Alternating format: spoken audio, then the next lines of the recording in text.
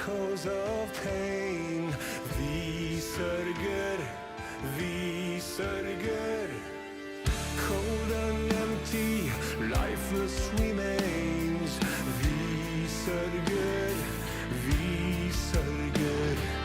Fields of the fallen, blood-washed in rain. This cannot be all that will be. So you have torn this world apart. You came for our suffering. So we'll bleed, cut us deep, find the death that you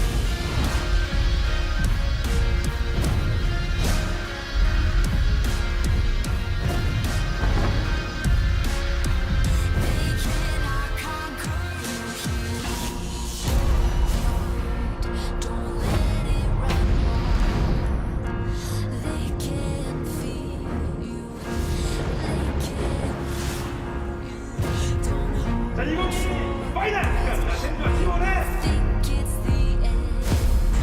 They cannot defeat you. They cannot conquer you here. They cannot conquer you here.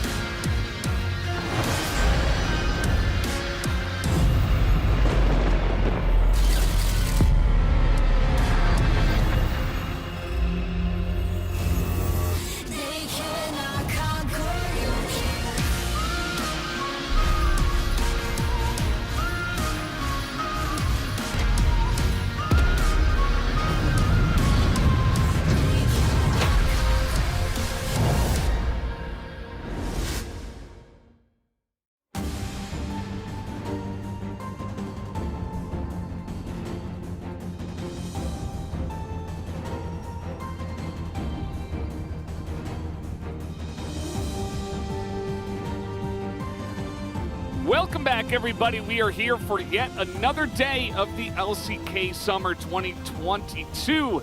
It's me, Valdez, with Wolf today, and we have Liv Sandbox up against Fred Brion to start the night. Yeah. What do you think about this one, Wolf? I think it's going to be, maybe it could be extremely slow based on Liv Sandbox's new playstyle, but it also could be extremely fast if we have a little bit more of that Fred Brion dive style, aggressive style, pick-based style. I do think we have to add one piece of additional news going into today's matches, though.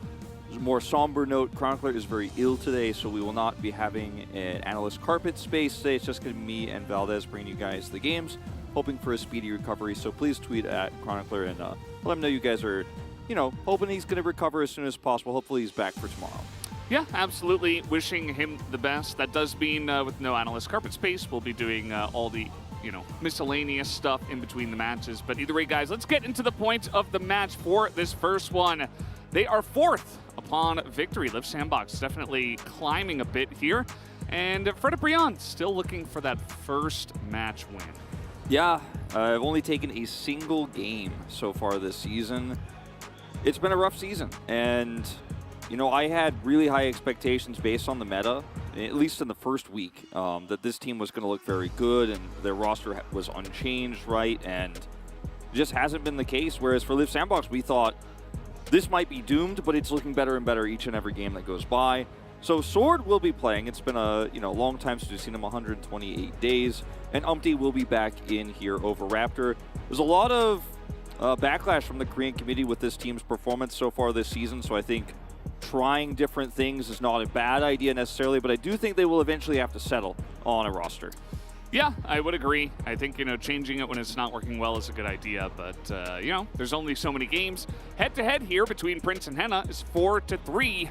We will analyze our opponent thoroughly. This is Prince high on momentum versus Henna, who is trying to get over the loss against Hamalife Esports. I think that Prince definitely feeling a little bit angry nowadays, he had some choice words, and now he's come back with the fire, and he looked fantastic in their last match, so perhaps he can be the carry going forward.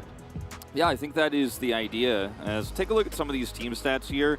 Liv Sandbox, actually top 4 in terms of late game goal difference. That's where they're getting a lot of their wins, is in those later parts of the games. They've turned a lot of lost games around with good team fighting. In terms of the leads here, not so great for either team in the early parts of things. Notice the goal difference at 8 minutes into the game when that first Herald spawns. Usually they've had some laning mishaps by then, so might be a bit of a slower start or a hyper-aggressive start to try to shore that up between these two teams when we talk about first Herald fights and trying to get early advantages. Yeah, it could also mean that both sides are just unwilling to take risks early on. And that could lead to some slow gameplay, so hopefully we can avoid that. As here is Liv Sandbox. The last time they were out, Dove actually picked up the Azir in the top lane, for which he is named. And actually did very well into the gangplank as expected. Yeah, and like you said, this team has really changed their playstyle significantly, and it has been mostly about playing a draft that empowers Prince and allows him to be a late game hyper carry. Whether it's on the Zeri or, some other carries we've seen, the Kai'Sa he's popped off on, and with Kai'Sa building Kraken Slayer and being more damage-focused in this patch, he definitely can carry that way with a more aggressive style. His Ezreal in the past has been a big favorite, so I think that's going to be the expectation here in draft is the Zeri priority will be very high. I think this team will prioritize blue side when given the opportunity to, as that's an old Sandbox jersey he has got on there. He's been a fan for a while. Yeah, they said that the LCK casters are perfect, definitely referring to the Korean casters. No, us too, though. But, yeah, shout out to all the talents here that works on the show. As, yeah, I mean, these guys have definitely been looking up and up. I've been impressed with, you know, Prince and even Kayle alongside of him kind of being picked up as well along the way. He's kind of picked up his play alongside of Prince, who is doing a lot of the heavy lifting. And on the other side, of course, Fredit Brion, a team that had that miraculous run to playoffs, defeating Damwon Kia in the match they needed to win to make it. Expectations were much higher for this squad, and you could see on the expressions here of the players as they walk out that this is a must-win match for them, as was their last that they failed to win. And we might be looking at a 0-9 Fredit Brion at the end of the first round robin if something doesn't change here. And they've been under fire from the Korean community. There's been a lot of scathing remarks. There's been a lot of, you know, in the past we likened this team to the generic Green Wings, similar colors, of course, etc. But usually it was kind of an acute and good way. They like the late game. They play slow. But now it's been kind of the results-based comparison. A lot of people have compared this team to APK Prince at times on the Korean side of things. And it's not the comparisons you want to be hearing, but they got a huge cheer from the crowd as they had a bit of a mishap there with the walkout. But it's a team that everybody wants to cheer for, wants to see do well, and taking one game out of the 10 they've played so far is not, well, 11, I suppose. It's not what people were looking forward to this season. Yeah, definitely is not. A very slow start for them. Hopefully with Sword coming into the top side, they can find some more luck. I think their bottom lane has been a little bit weaker than last season at least, and I think that has been plaguing them a little bit. As you see, the key player matchup will be, in fact, the AD carries. And, you know, I don't really want to talk about that last game for Henna, but he does have some stats that are decent. Whereas Prince, as we already talked about, definitely one of the shining lights here on Live Sandbox. Zeri priority for both of these players very high. And we will see in just a moment here whether Live Sandbox prioritizes blue side or not. That's my expectation, is they absolutely will, considering they want to give Prince the opportunity to get that first pick Zeri if he has the chance. And then, of course, if he doesn't get it, they could pick other priority picks for Closer and Krako, who's been the Trundle god, the only one who's really finding success. We said that about Vi at first, and then he lost quite a few games of the Vi after that. And now it's more about the Trundle for this team, of protecting Prince, empowering him, and giving him more setup. Yeah, I don't mind it at all. Just playing around who is in great form at the moment is always a great idea. And I think this meta certainly allows it. You know, there's a lot of strong picks that can be played down there on the bottom side, even if the meta is kind of all over the place in terms of what that is. But Zeri definitely one of them. Lucian, we've only seen, I believe, twice. And the one game that Ruler played it, I don't think we're going to see it again.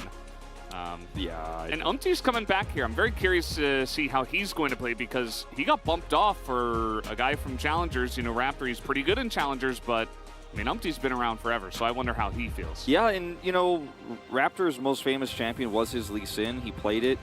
It looked mediocre at best, I would say, to be totally honest. And Lee Sin is rising in the meta right now, so maybe it was an experiment. Let's see how he performs. It didn't go as well as they wanted it to, so we're just putting Umti back in. But the real question mark is Sword, who has not been playing solo queue very actively recently compared to a lot of other top laners, but has played a lot of Yone top, has been playing a little bit of Zac top. So hell yeah. I wonder if he's got something up his sleeve here. Fredit Brion coaching staff has a specific pick prepared for him, because when he played last season, it was mostly on Gwen. It's like, oh, okay, Sword's in. We're going to see some Gwen priority here. We'll see what he ends up picking up as we head into this one. Ahead of their time, knowing that Gwen was, in fact, insanely OP, and then got nerfed a bunch. Live Sandbox will select blue side, as you did predict, and not a big surprise. I think that some teams have been trying out red to go for very specific strategies, but other than that, blue has still been the major preferred side. Yeah, there's a lot of potential counter picks on red side, but I think the strongest teams know how to wield it well, and middling teams haven't figured out it as much. It's a lot of Prince fans. Says, I'll become your prince, and then it says on the bottom, your princess. You know? First time coming Oh. after getting married. There you go. And it says Delight's very cute there at the top right as well. Can't deny that. Man has some cuteness factor. Let's get into the game, though, here as Liv Sandbox against Bro. And Liv Sandbox will start on blue. Corki will be denied from Lava. I'm taking that one away straight off the board. The Zeri is the first ban here from Frederick Brion. Going, okay, you're going to pick blue side, but I know you'd love to have this, but you will absolutely not. The Lucian will follow. This looks like a bait to try to pull out a priority pick, because Lissandra ban means they are likely to have to ban the Ahri. They will not, in fact, because now, you know, it's going to be open no matter what. You cannot give Lucian over. The Yeah. Azir is taken away. Lucian is not a thing. I feel like even regardless of what your bottom lane is, you do have to be a bit more proactive and aggressive, but I don't know. I think that the LCK teams just have not been able to figure out how to deal with it just yet, so I would not like to see it as what is going to be the final ban here for Liv Sandbox. It will be Swain. Ooh, this could be some Seraphine, you know, tech that they were expecting to see from Frederick Brion just now kind of off the table. The Swain Seraphine's so strong right now, and now it's just not. That's not a combo you can use anymore. If you were planning on going Senna Seraphine as a response on red side, as this is, I mean, the fact this is being considered worries me, and they're going to leave it open for Prince, the carry of this team right now, the key player, to try to trade it for Ahri, and Liv Sandbox will actually still prioritize the Ahri they prepared with the Lissandra ban. Now you've given over Lucian Nami guaranteed to Frederick Brion, and if both these teams just don't pick it, I think it says a lot about the faith they have in their bottom 2v2. Absolutely. And I do think that Liv Sandbox, if Frederick Brion don't go for the Lucian, I think they can pick it up themselves. I'm very sure that Prince and Kale could do it. And seeing the priority on Aphelios, it's just, I mean, I think it speaks for where this team is at right now. They're not even going to pick the Tahm Kench alongside of it. They go for the Viego priority here with the Wukong off the board.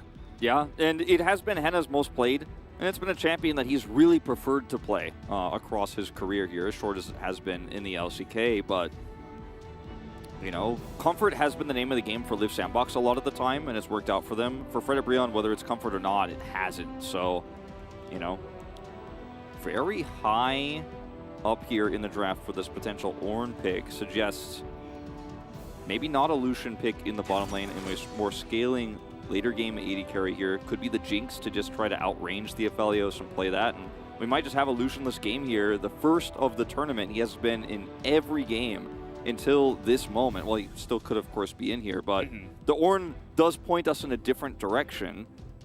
Yeah. The Jinx blind. Yeah. It could be a thing, you know, just back to Jinx Aphelios. It does mean that, you know, Frederick Brion can get first pick on support. Regardless of what they want to go for, because they will have first pick after the banning phase, the second one here. And yeah, I mean, no Lucian. That's just very interesting. Yeah. He's been 100%. Every game except this one. Oh no, actually 96.7% presence. So I guess there was one other game. Ah, yes. Every game on this patch, I should say, Yes. is the number I'm looking at. But yeah, there's a Trundle ban, which we've seen against Krotko so many times. He's been the most successful Trundle player in the LCK and pairs it up with late game scaling AD carries to protect them. As Gangplank here into the Ornn, going to be a pretty comfortable matchup here for Sword. And that does offer a lot of you know, late game scaling too, so it's going to be more of a slower game here. I like that they leave Lava's pick a little bit unknown right now because there's so many options. Like, we might even see, I would not be shocked with Frederick Brion's kind of dated style of drafting here, a Vex pick or something like that into the Ahri with how much, you know, low range but high damage they already have. The extra engage for the Vex would be quite nice. As Liv Sandbox are predicting the Camille Galio, or not Camille Galio, obviously Gangplank's already in, but the Galio dive style, rather. See if they do let that Vex pick through. Be the Twisted Fate they're more concerned about. That was hovered earlier. Yeah, can add to the range that you have with barrels and Aphelios and stuff like that. So pretty nice to take that off the board. Obviously, in lane, it would just push away. So now Lava is going to have to make a difficult decision. Doesn't have to make it yet because, of course, Tahm Kench is available. Not banned at all. And you knew that Fredabreon was going to have the option of picking that up. So now I'm very curious about what the support pick will be for Kayle, knowing that this should be coming in. I thought maybe Braum would be considered here because of the Ornn and it was left open, but they decided they just want to have extra safety. Thresh here will be the response. Can be quite strong into Tahm Kench defensively, even when Tahm Kench is trying to engage. What year is this? Yeah, we're back in time a little. Where are we? We're back in time. What season of the LCK am I watching? I like the Volibear a lot more than the Vi here. Will be difficult to get value out of the Vi because of the Tahm Kench. If it's, you know, if Aphelios is positioned well or Gangplank is far back, I don't like this pick as much in isolation. However, can be paired well. Okay, it's just going to be the LeBlanc. They're not going down the Vex path. You know, if there's a nice Ornhorn, the Ahri setup is there, like some of that CC baits out a cleanse early, or you get the Devour early. You know, the follow-up here for Vi can be quite nice against this, you know, really low-range composition. And the LeBlanc pick here into Ahri is something we've seen so much, especially when Ahri first burst into the scene after her slight rework. But I think it's going to be a pick that relies so much on vision control when you're already on red side. Aphelios into Jinx, the prio here is going to be so important. We'll have a little bit more top side control. Let's see. I mean, that's the expectation, but we don't know Sword's form right now. It's his first game of the season. We'll see if he'll be able to put some pressure on Dove on that Ornn pick.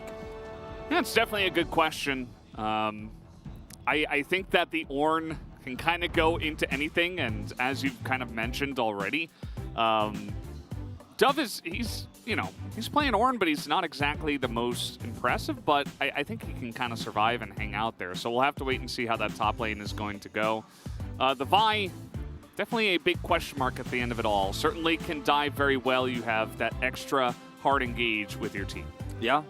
It's also going to be Dove's first game of Ornn of the season. So, you know, very unusual drafting from both these teams, I think we should say. And I don't want to set expectations until we get on the Rift. Yeah, well, let's jump onto the Rift for game number 1.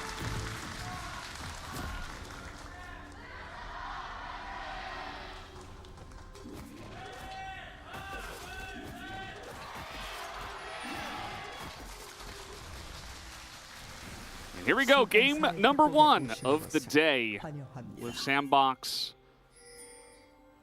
I feel like definitely the favorite coming into this one just because of Fredabreon's performances so far. That's kind of a cheeky thing you can do with LeBlanc, by the way. Yep, we can do it on blue side as well to the Raptor camp. We'll have red side if you are the blue side LeBlanc. Really common. But yeah, I do favor Live Sandbox here because of recent form. And also, frankly, just because I think their comp is easier to execute. They have an Ornn, they have a Jinx versus an Aphelios. The onus is really on Fredabreon to make the plays and be more coordinated than they've been able to prove to us so far that they're able to do. Yeah, I think that's a really good point that you made because, you know, if they sit back and they try to outscale, you know, they have a GP, they have an Aphelios, they have some pieces, but you know, going up against Ornn and Jinx itself is it's going to be rough as the game does come along. I think Lava's LeBlanc has been impressive in the past, but the form is really going to come into effect here. You know, how effective can he be on this pick nowadays when certainly he has lost a bit of confidence with the way the team has been going recently? He did go for the pretty standard, like, zombie ward. He has the early sweeper now that he's placed that first scouting ward. And he is going to have Treasure Hunter as well for if he could snowball the game and get ahead and have that oppressive vision. Just talking about runes, everything else, you know, as you would expect. But I think those are the most important ones to point out because they will be useful for him. And he used LeBlanc back, you know, when he first came back onto the scene with Fredabreon, after being like a support sub and all that stuff, very well, like you said, and has really become one of the more successful LeBlanc players in the LCK. Last season, I mean, I really had Lava personally in like top 4 mids. I thought he had great performances despite Frederick Brion's results. As we're watching some laning here. Some barrel action. Yeah. Korean commentators are very impressed with Dove's timing. Although he did miss the first one, but avoided it. But yeah, I actually even forgot that Lava was a support sub.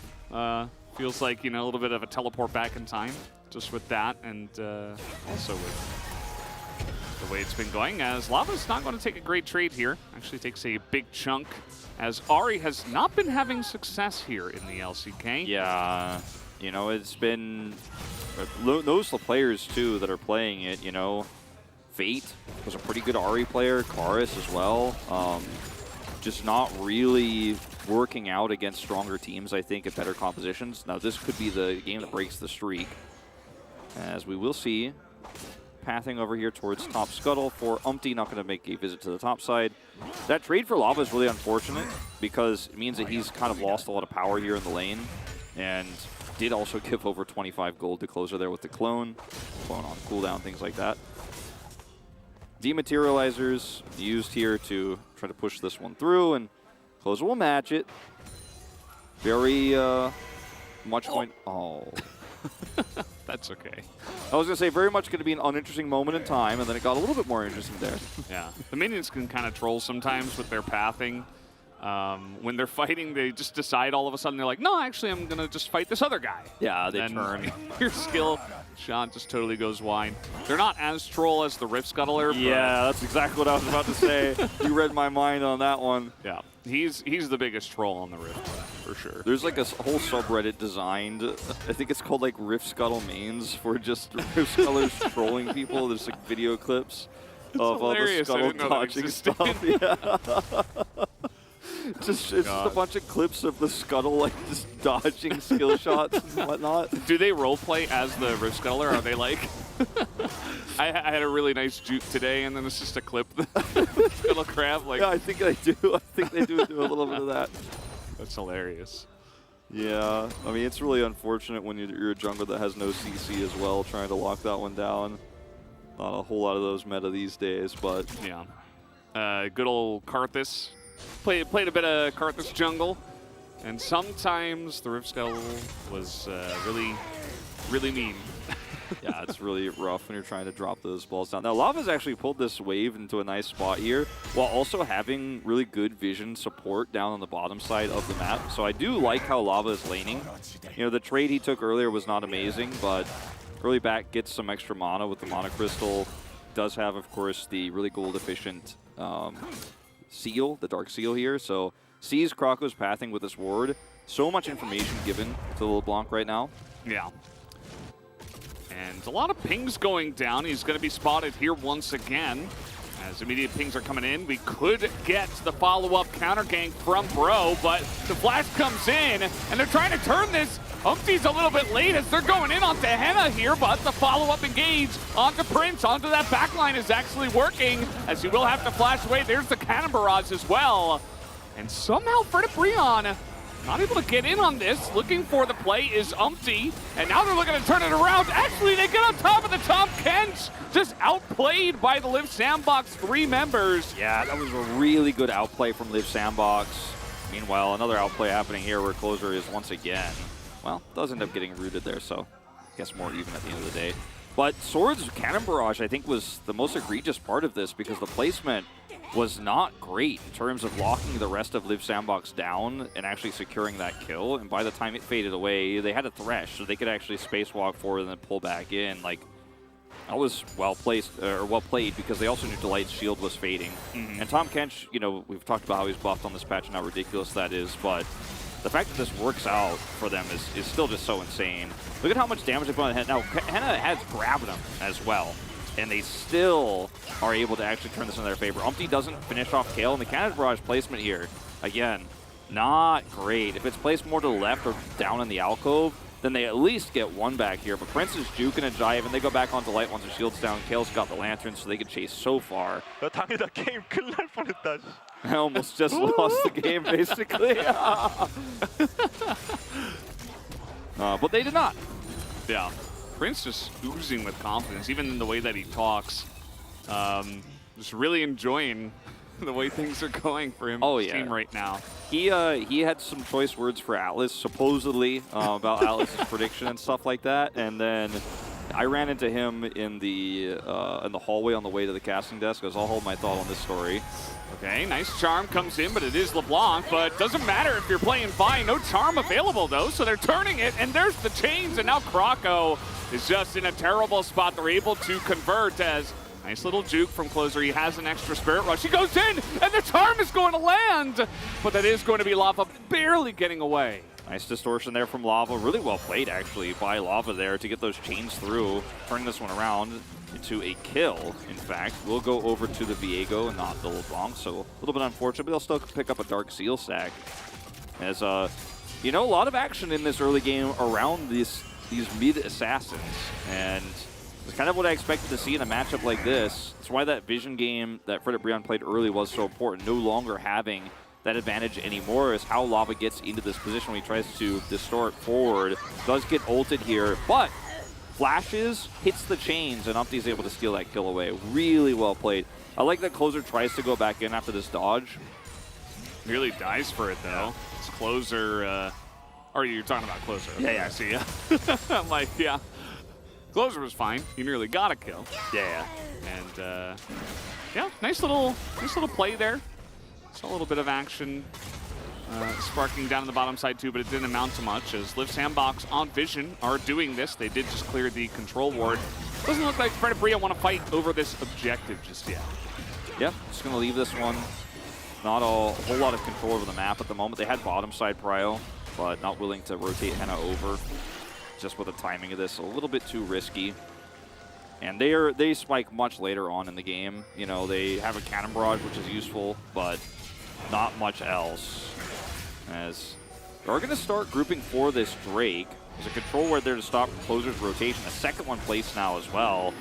Now they're trying to get on in here. The damage not quite there for Frederick Brion, but they're trying to follow up engage as this time the Cannon Barrage pretty good, and the Thresh is left all alone. As the charm will come in, just trying to save Krako. Here's the turn, though, as he's only going to zone everybody, essentially. Gets the one knock up, and the Tahm Kench goes down, as now they're following up here onto Henna, who does not have the flash.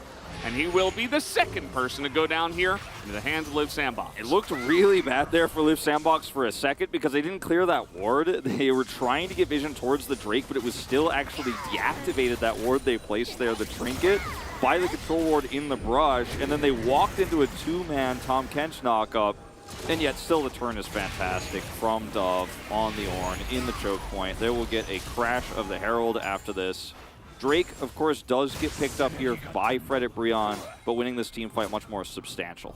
Yeah, absolutely. You'll note that the gold is still even. I would love to see the gold numbers because Sword went first strike, and he was just given his own lane as, okay, Wow. have to flash that double distort. But still, that was, like, the fact that he Was lives clean. there is pretty insane. He played it so well and was so careful with that flash.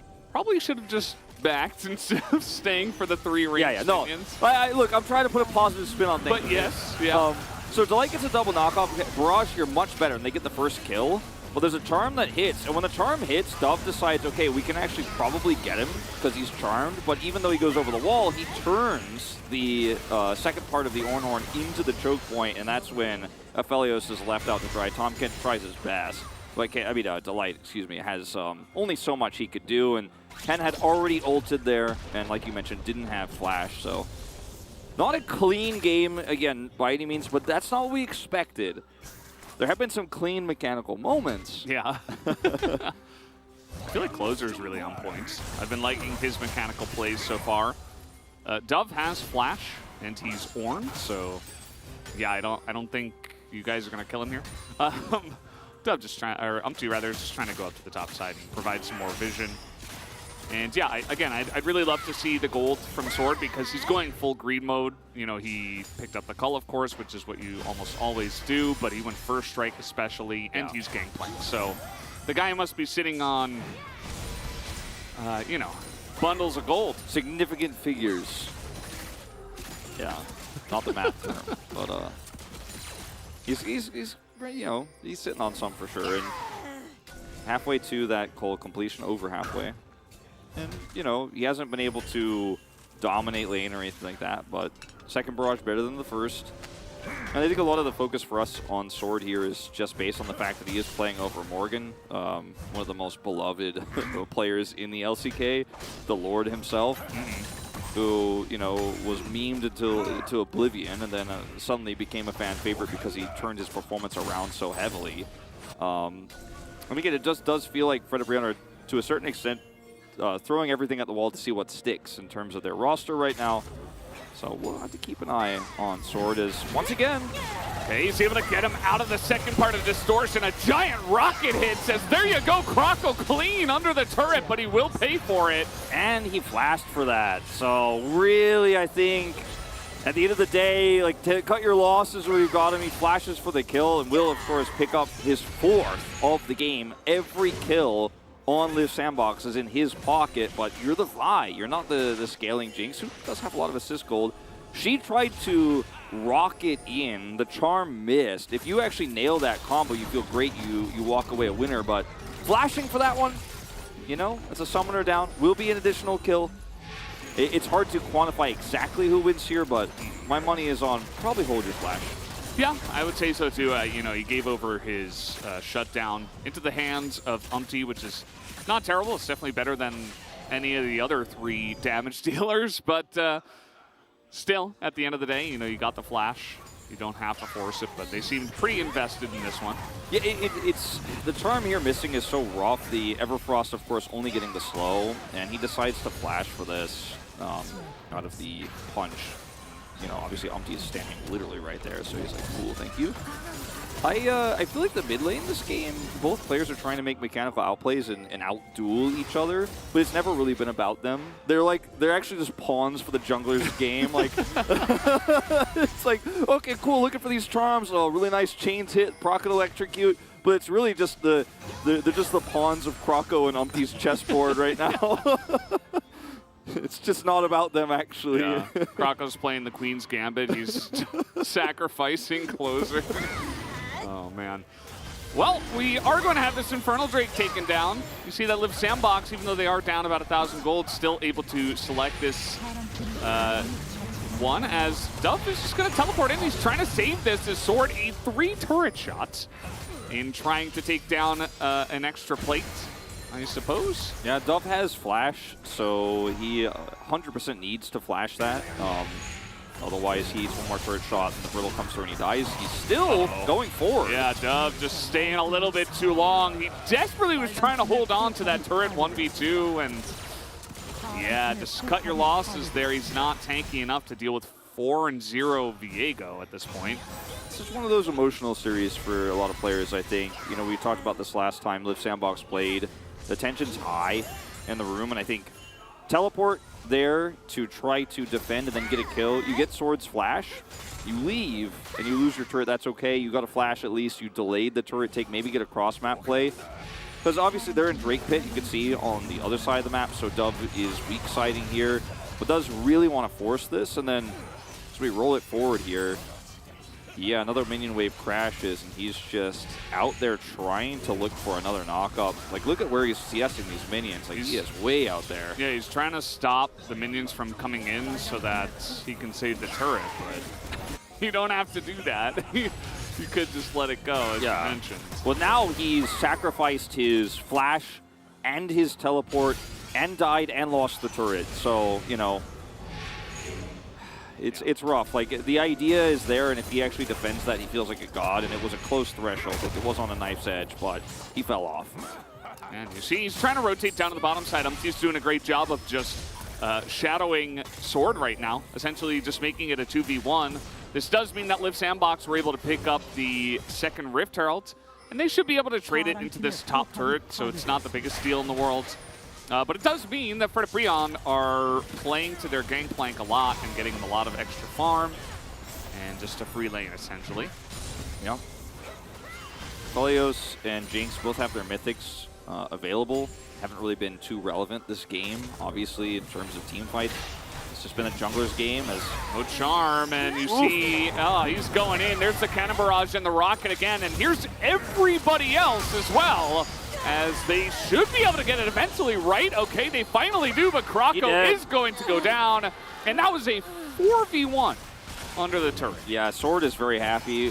Henna is very happy with the amount of commitment there, and like we could talk about the romance. We can all talk about how we love Krako's Vi. I feel like it's just a thing we say, even if we don't love it. Like we've been like, yes, Vi, he's playing Vi. I like that. It's my favorite bat chess. Well, like it's great, and he was winning. And now it's like, Playing well. he had 4 kills and 1 death, then he had 4 and 2, and now he's 4 and 3. He is, of course, building some magic resistance here so he could better deal with this LeBlanc later on in fights. The dives are just They're not clean. They're not clean. Yeah. They're just really messy. Like, Watch how he ults. the charm is going out first. Yeah. Just wait until the Vi hits his ultimate. Yeah. Let him take. It's like actually half Closer's fault. Like he took half damage. He couldn't get in there. He didn't let Krako take the aggro. It's like just the messiest dive I've ever seen. Yeah, like Lava's sitting there going like, wow, thank you very much. Like, because yeah, like you said, if like, the charm also just is not even well placed. Like they want to use the charm to get the. Oh, we're gonna have to hold that thought as they decide. Okay, we really dislike frogs. We really hate frogs. They're gonna kill that one guy. And this is with the Rift Herald, so they're actually getting a lot of damage done as he was not able to hit the eye. Actually cast an ability as it was open, and then it got the charge off. Bit unfortunate there. Oh man, if he snipes that, it feels so good. But he does not, however, so that's inner gold going over. Sandbox still with a deficit on gold, and that may continue. Those are in the shop as these charms, man, they've not been great. The Barrage? Who is here? Is anybody here? Diego, yeah. Okay, there's Lava. He's over the wall, coming on in. As that hook is insane! What? What? Wow. All right, we are seeing a lot of really cool mechanical plays this game, some less cool mechanical plays, some errors, but I mean, you know, the graph goes up, it goes down, like we're on a high point. We're going to end this highlight on a high point here. Can't explain that. Graph goes up, graph goes down. Yeah.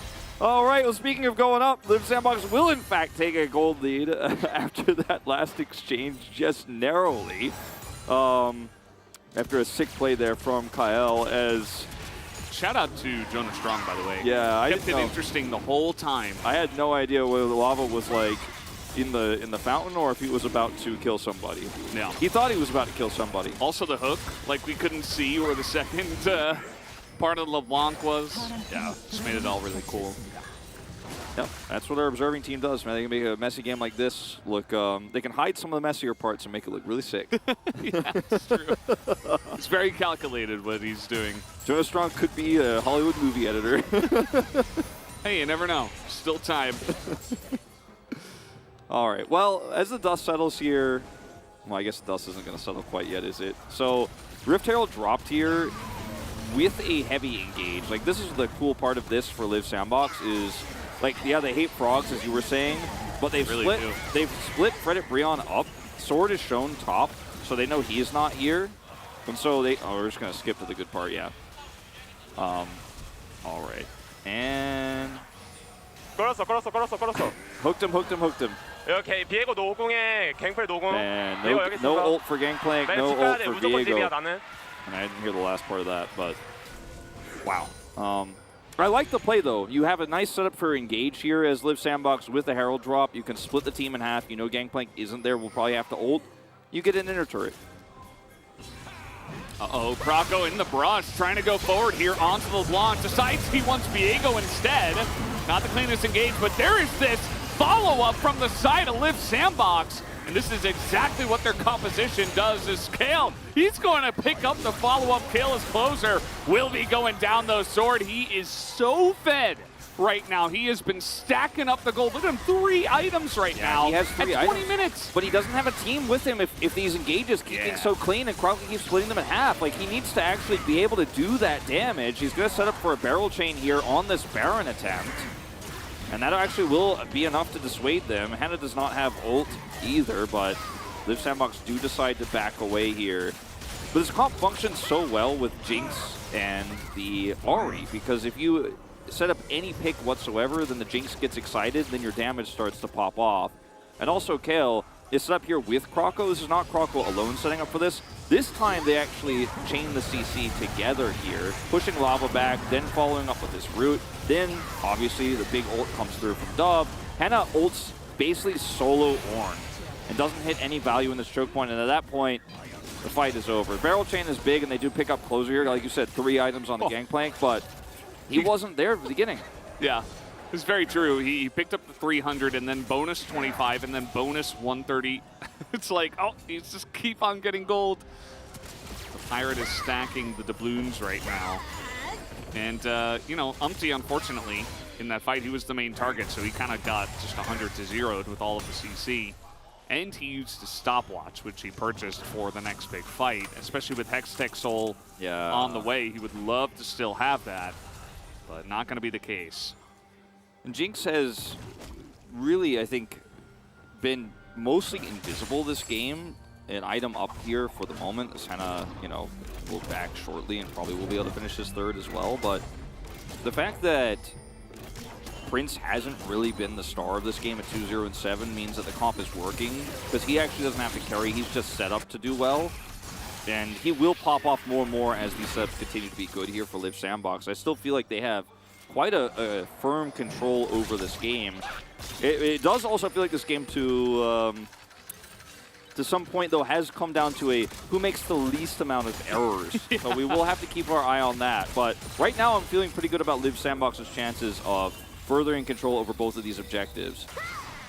Yeah, I think especially, you know, when you don't get the top of the table, it definitely can sometimes come down to, you know, who threw the least in league terms.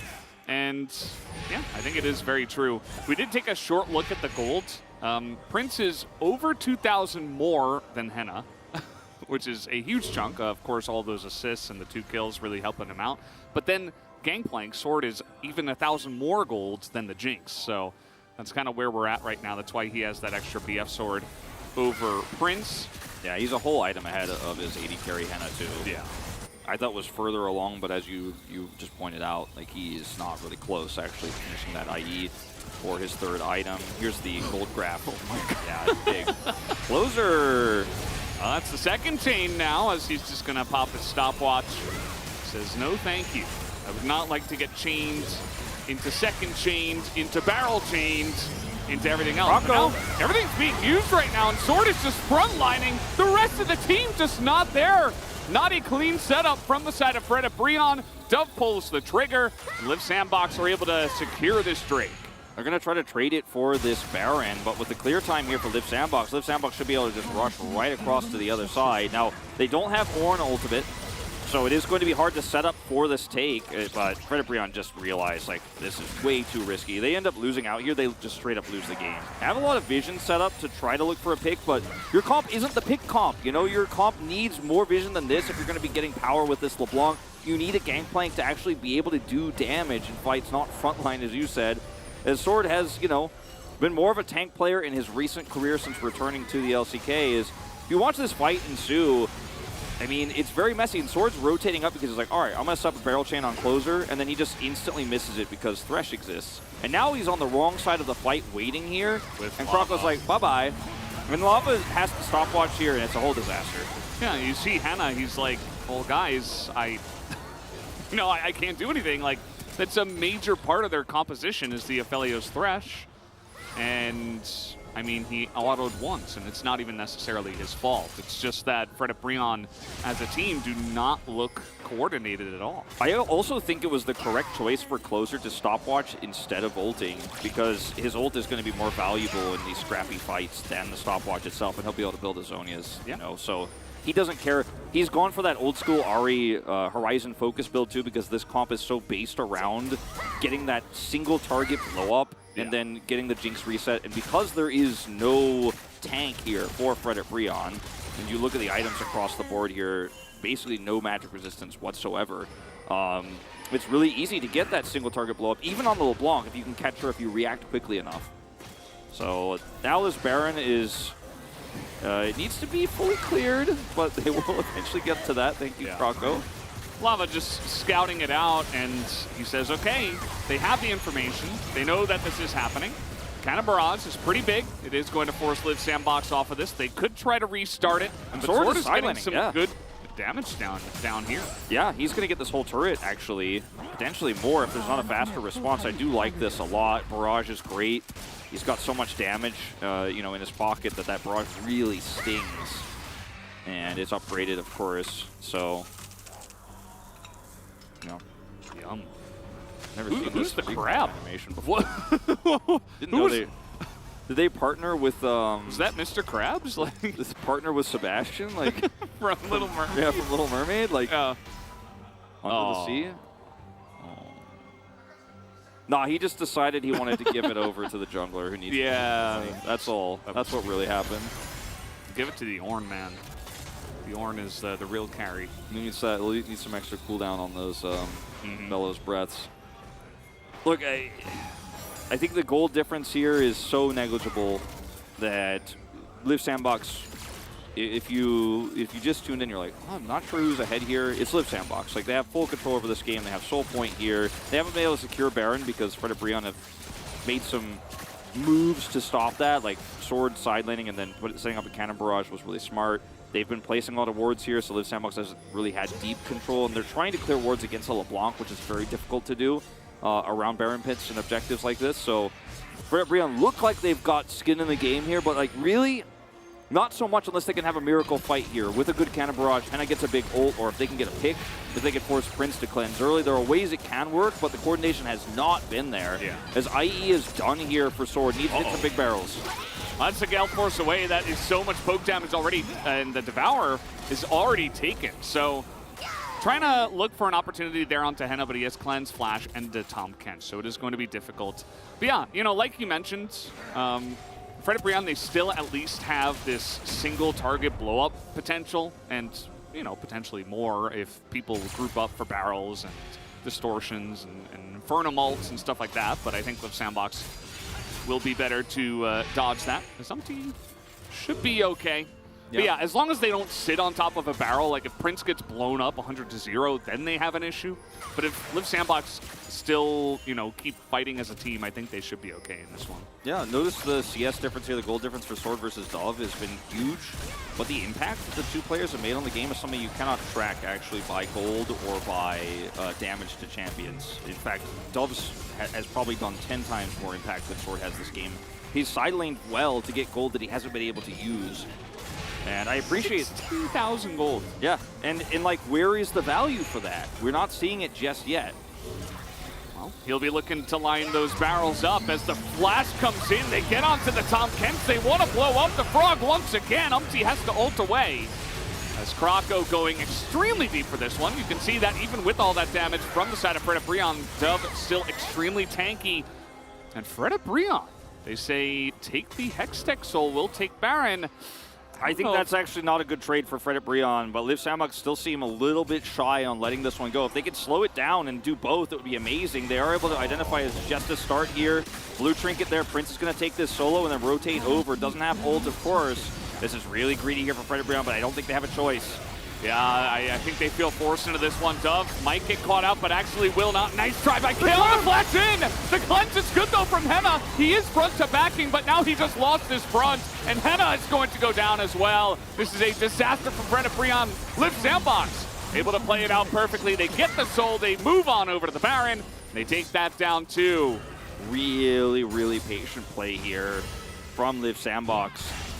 To be honest, like, it is a hard POG vote, but I think my money so far is still on Kyle on the Thresh because he's been so impactful, but Dove has also been so good here.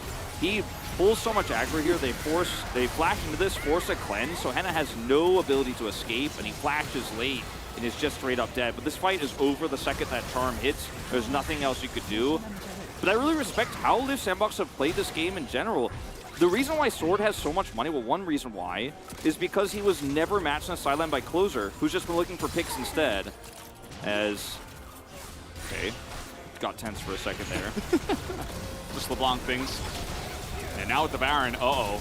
Lava, you know, this is what happens You're supposed to be looking for picks and poke. He has 2.5 items. I mean, he doesn't even have a third item complete here at 32 minutes. That is a problem, and every time he goes over the wall, he's just going to eat 2 rockets from the Jinx at least.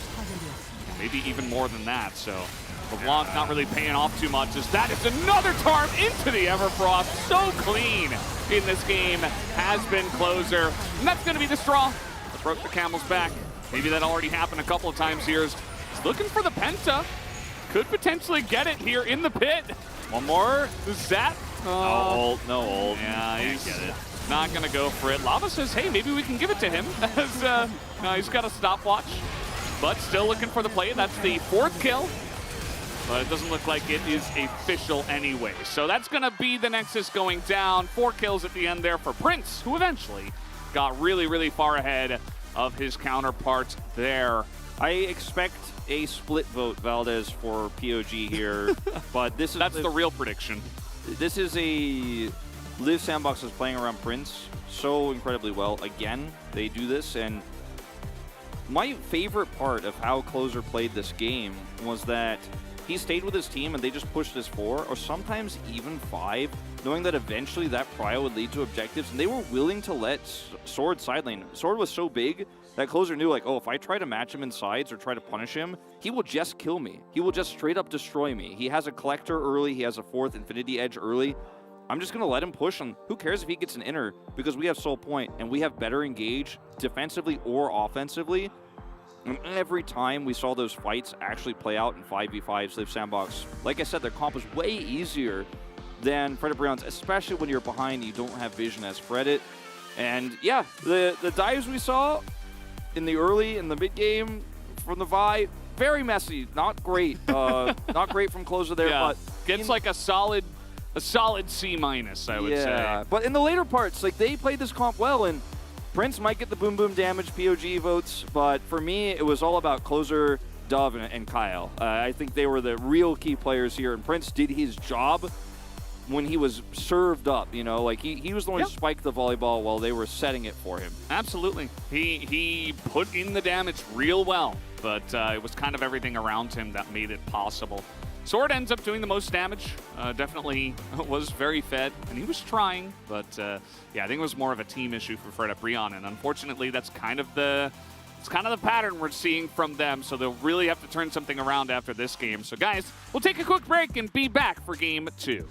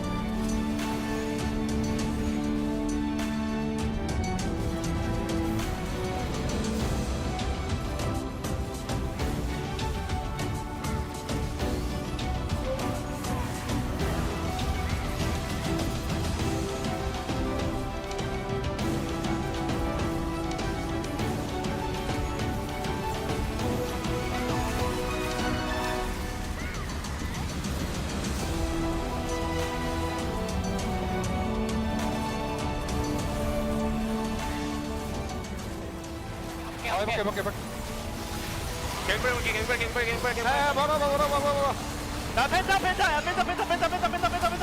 펜타 죽은 거 어떻게 안 되나? 오케이 해줘. 오케이 해줘. 끝내자. 게임 끝내자. 아 미안 아리바이 너무 오랜만이다 이거 소리. 아 괜찮아. 근데 나 마우스 정안 돼서 소리 내가 못했다 야.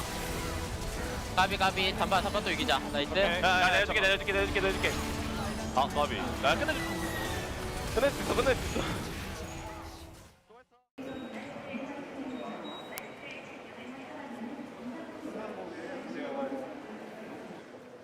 아 이게 진짜 처음 해보거든요 삭발.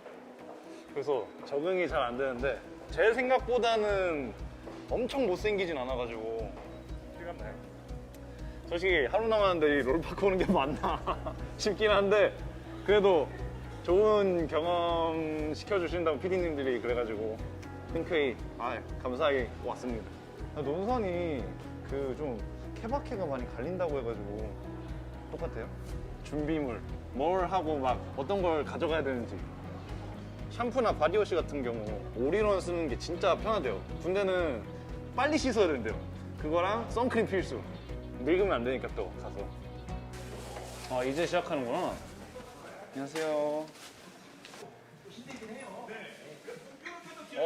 군대 대기실 가볼까요? 안녕. 왔다. 어머. 안녕하세요. 뭐야, 선물한 모자다. 의상이 예쁘다. 없었으면은 좀 진짜. 너무 이상했을 것 같아. 이거 없었으면. 제 건 어디 있어요? 뭐요?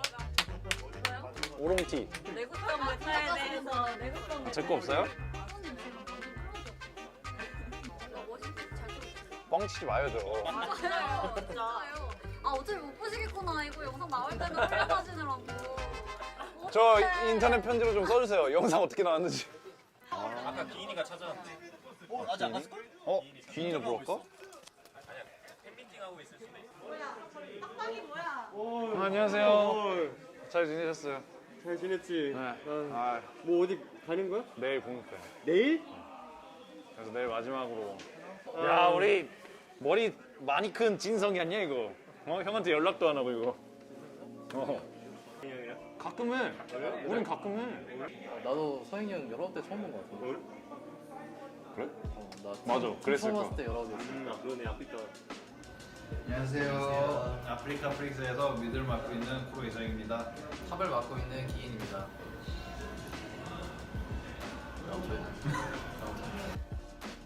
수고하셨습니다. 가. 네 미래 임마. 열심히 해.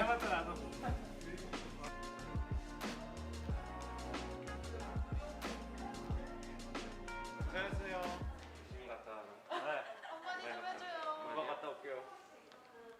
건강한 게 최고야. 그만하더라고요. 잘할 필요 없고. 근데 또 패급일 필요도 없어. 딱 중간. 롤로 치면 한 골드. 딱 골드 플레이. 중간 제일 잘해요. 롤로 그래. 너 뭐 그렇게 잘할 것 같진 않아. 고생하세요. 아 진짜 화이팅. 네. 잘 갔다 올게요. 야 머리 밀었어? 야 두상이 되게 이쁜데? 다 그만하더라고요. 주성이 보다고. 너 약간 칭찬인지 모르겠는데 잘 어울린다. 감사합니다. 왜 그래? 고생하셨습니다. 프로야! 네가 가면 분석됐을 거 누구 아냐? 아이고 프로야. 잘 다녀오겠습니다. 잘 다녀와라. 예. 너 충성도 배. 너 차렷! 전방에 대하여 경례! 이렇게 전방에 대하여 경례! 충성! 다시 옆으로 전방에 대하여 경례! 충성! 그렇지. 잘 다녀와. 프로야! 분석됐을 거 어떡하냐 너 없으면. 잘 다녀오겠습니다. 잘 다녀와.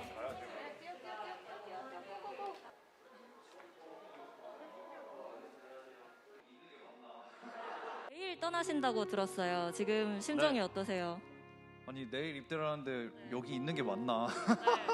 저 처음에 연락받고 조금 당황했어요. 아니 내일 입대인데 오늘 오라고? 그 머리를 오늘 시원하게 깎으신 걸로 알고 있습니다. 네, 맞습니다. 팬분들 궁금해하실 것 같아요. 공개?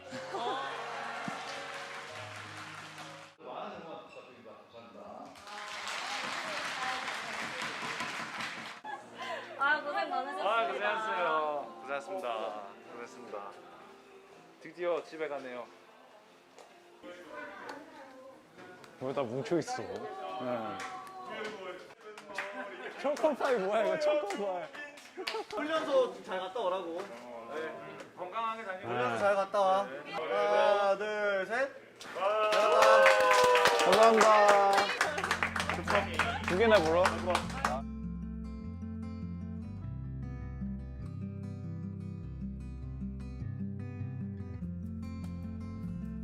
그래도 롤판에서 거의 약 10년 정도 있었는데 뭔가 롤을 안 하고 이제 이렇게 군대 가려고 하니까 좀 이상한 느낌이거든요. 팬분들 진짜 좀 많이 이렇게 축하라 해야 되나? 이거 축하라 해야 되나? 아무튼 많이 반겨주셔서 너무 감사드리고 건강 챙기면서 잘 갔다 오겠습니다. 감사합니다. 뭐 또 충성해야 되네. 충성.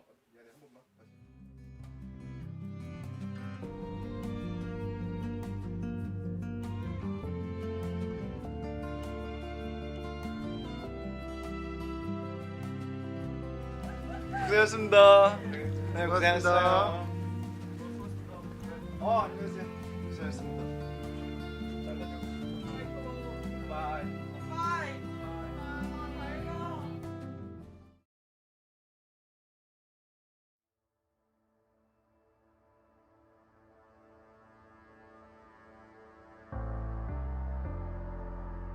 The night beckons while you dream.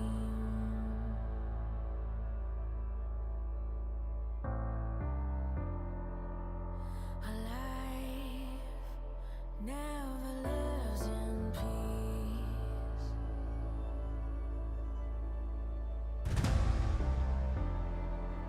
As you stand upon the edge, woven by a single thread, and fate may fall down upon you, while the devil is knocking right at your door.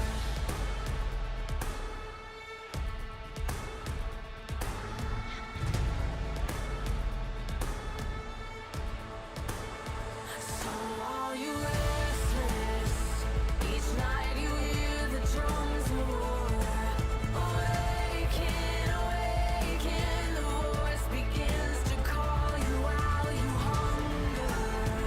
A taste of destiny you're searching for. Awaken, awaken, the fight is at your door. Take up the cause.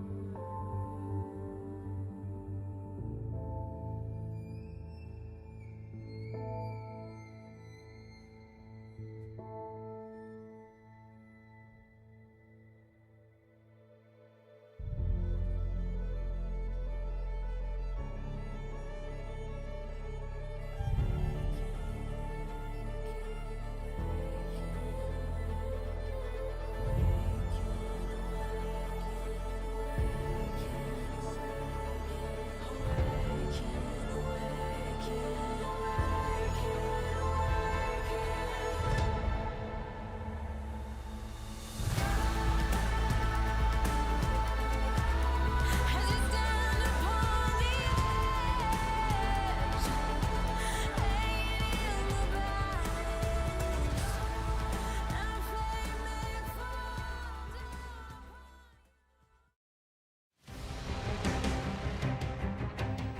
Welcome back, guys. We are here after game number 1. And of course, as we already did mention, unfortunately, poor Kraniwani did get a little bit sick today. So no analyst chairs and carpet space, but we're going to be revealing the POG to you guys eventually once that does come up on the Korean desk.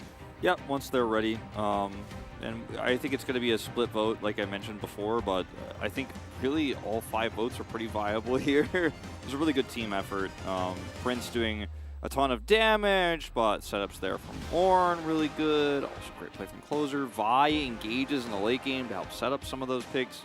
It all just comes together. Obviously, Thresh was sick as well, so tough one.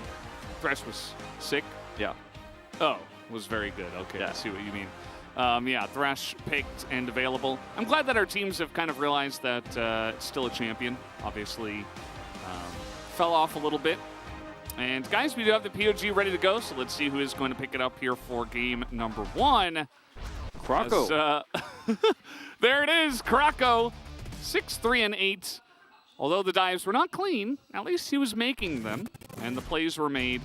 Yeah, I mean, Yes. I feel like he played very well in the early parts of the game. I think if it were a little bit cleaner, it would have looked god tier.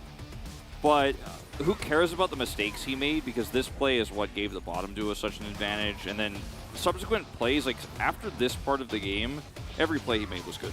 Like he was knocking people up, he was preventing this to lead to the hook. Like he also set up several Ornn engages this play as well, where he's here with Kyle, and like Umpty is just doomed, man. He doesn't get hit by the second Ornn Horn, it doesn't matter. Oh, he had some really good engages. But this is, again, when you watch these highlights, you see it's actually a 5-man play every single time, pretty much. This was Sword's positional error that Kroko punishes very quickly. Yeah. See where the votes go. 6 and 13, you know, pretty split. You were the only one that gave the shout out to Kyle, which I think was pretty nice. A lot of votes for Closer as well. I think his mechanics were really on point, so I understand those as well. Atlas, a couple of votes for the boom boom damage too. Yeah, Atlas will be doing the voting for the deaths today, so he actually finally gets his vote. So he voted for Kroko. That makes one of us. Hey, could be you tomorrow. You never know. Yeah, I hope that's not the case. I'd rather have Chronicler here than have a vote. But, yeah, that does mean game number 1 is complete. We have our POG, and Fredit Brion with the loss. They will select blue side, so we will have a swappage of the sides. Yeah, and as you guys can plainly see, we'll not be having Morgan subbed in. We'll still be Sword, we'll still be Umpty. So no substitutions here for Fredit Brion after that loss. And we head into this draft. We saw Lucian went through completely, so I think we actually have to change our expectations. Like we said in the draft, both these two teams not really feeling confident in playing a Lucian 2v2. And for Prince, that makes a ton of sense to me because he's not that type of player so far in the LCK. He's been more a late-game focused player, not a tempo-based player in terms of getting leads. That's why he hasn't played the Kalista more than once. That was a loss that he played that once. Hannah, on the other hand, is an aggressive 2v2 player, so a little bit less... You know, for me, I feel like it's a little bit weirder that he didn't pick it up when had the opportunity to. But we'll see if now on blue side that changes. But our expectations is probably not. We might not. We're not even talking about Lucian this time. I mean, the fact that both Lucian and Senna were just entirely ignored in favor of the old duo of Aphelios and Jinx was very, very strange to me. As now, on the blue side, Fredit Brion going to be targeting the mid lane. They were not happy with Closer and his Ahri. They thought it was too good. I wonder when we start banning Viego instead of Wukong here on red side. Ooh, the Tahm Kench ban as well. Good ban. Really good ban. Bench the Kench. Well, it hurts some of the Senna lanes. The Seraphine's still a thing, of course. That is spreading around the world, even on 12.12. So, see if that continues to be a thing here in the LCK. Gen G playing later on tonight. I think we'll definitely get some Seraphine involvement in our drafts. Yeah, it's against Kwangdong as well, so. Yeah, we'll ban the Lucian, though, this time around, Live Sandbox. Wukong first. And, you know, the Wukong win rate is not as good as the Viego's, but it's the same reason why the red side win rate is often higher than the blue side so far this season, is because the team that loses picks blue side, picks Wukong, and then loses 2-0, and the stats do kind of reflect it. But I'm leaning towards Viego in this meta myself, as we'll see high priority on the Ornn for Dove this time. Deserved. Yeah, I mean, he basically set up every single mid-game fight for them, and again, easy to execute compositions. That's what Live Sandbox is good at right now. It's why they've stolen away so many wins. How about this and then Seraphine mid? It's like you do not get to walk in a line. You're just not allowed. Yeah, that sounds really oppressive. You cannot approach the enemy team. Swain, though. Yeah, now Swain Gangplank. Really have to ban the Senna here as Live Sandbox if you're not going to pick it. There's no Tahm Kench. I think that's definitely on the cards here. A Senna Seraphine lane with this draft seems pretty strong. Obviously, we don't know what Live Sandbox is planning on picking up themselves here into the Swain. Yeah, I mean, Kalista Renata could have been their idea, but now when you see Gangplank Swain, you're like, you know what, never mind. So Sylas is going to be the pick instead. Not a huge fan of this into the Swain, because the Swain will be able to farm you pretty hard in the laning phase in terms of getting stacks and setting up roots, and It's being very annoying with a never move. We'll see how it's played, because Closer really likes Sylas. It's one of his favorite champions to play. The Sandbox have a completely different idea about where Frederick Brion are going with this draft, though. We'll be banning the Kalista away from Henna. Again, one of his favorite picks across the years. No Trundle here for Croco. It's tough to make a prediction about what is going to happen next in this draft, because I think Liv Sandbox and Frederick Brion have different ideas about the meta than our top teams here in the LCK. So I kind of just want to like react and give our thoughts instead of trying to predict, because this is it's a tough one. I would fear the Seraphine and the Senna here as Liv Sandbox. They ban Rakan instead. That's all I'm going to say. Like, I would agree with you. The Aphelios are not a Glask. Definitely could have gotten some work done. And so they are going to take that off the board here now. Question is, will we see the Jinx come in instead? Liv Sandbox are going to hold their AD carry pick here for the end and instead pick up Lee Sin. Just want to know what lane they're going into before they make that choice, because it might be a lane they want to push a little bit harder, or it might be a lane they want to sit back in, depending on what's the matchup going to be. But based on what carries are left and that you have a Renata, you're probably trying to push hard here as Liv Sandbox. Is it just going to be a Senna lane, or are we going, okay, so we're just, nope. I like the Braum. We did not see that last time when it was available against the Ornn. Can really shut down some of those engages. Now you have long range. And when it's a Jinx lane, you definitely go into something like the Ezreal, right, as Prince here. Kog'Maw would be even more all-in, but I don't like it as much. Kog'Maw, definitely you match in the amount of late game damage and the chunking that you can do, especially to some of the health, aka Swain, that is flying around. But yeah, the Ezreal does feel very nice. I like the Ezreal in a conceptual way of like, oh, okay, in terms of the 2v2, like, oh, okay, it's Jinx, she's got a range, but we can kind of chip away too on our own way. But my fear here is that Frederick Brion have hard engaged with Wukong. They have set up for slows with Gangplank and Sword. Had a great game in terms of side laning and getting a gold advantage in this matchup already. So as long as he is involved in team fights and setting up barrel chains better, like that part we already trust. We already know is good. Braum great into the Ornn. And Ezreal, his Mystic shots won't really hit hard this game against anybody. And they don't, I mean, even if he, this is not the Jinx comp with the Ornn where you engage hard, you have an Ahri flying in, a Vi flying in, the Jinx gets excited. It's like, okay, Ornn ults and Ezreal's like, yeah, I'm still queuing him. And we'll see how it goes. If that's going back to the original point, like that's why I don't like the Ezreal as much in this as some of the other picks they could have gone with. Plus, there's a Braum to help out against that too. Yeah, the Braum is going to get tons of value, absolutely. As much as I would have loved to see Senna Seraphine once again, you're at potential risk of Renata Glass kind of ruining your laning phase. You know, we saw yesterday teams were able to handle it, but different teams indeed. As, yeah, another look here at the side of Liv Sandbox. Ezreal's going to do the majority of the scaling on this side. We'll see how that works out for them on the other side of the Rift as we jump onto the Rift for game number 2.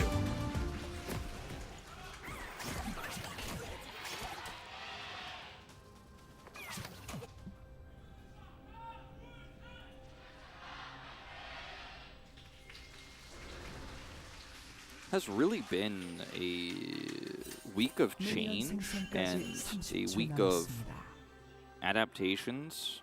I think there's a lot of ways to look at this series, Valdez, and the games we've seen this week. Because on one hand, I think a lot of people, even us included yesterday, are kind of rolling our eyes at the Victor pick that we saw at the end.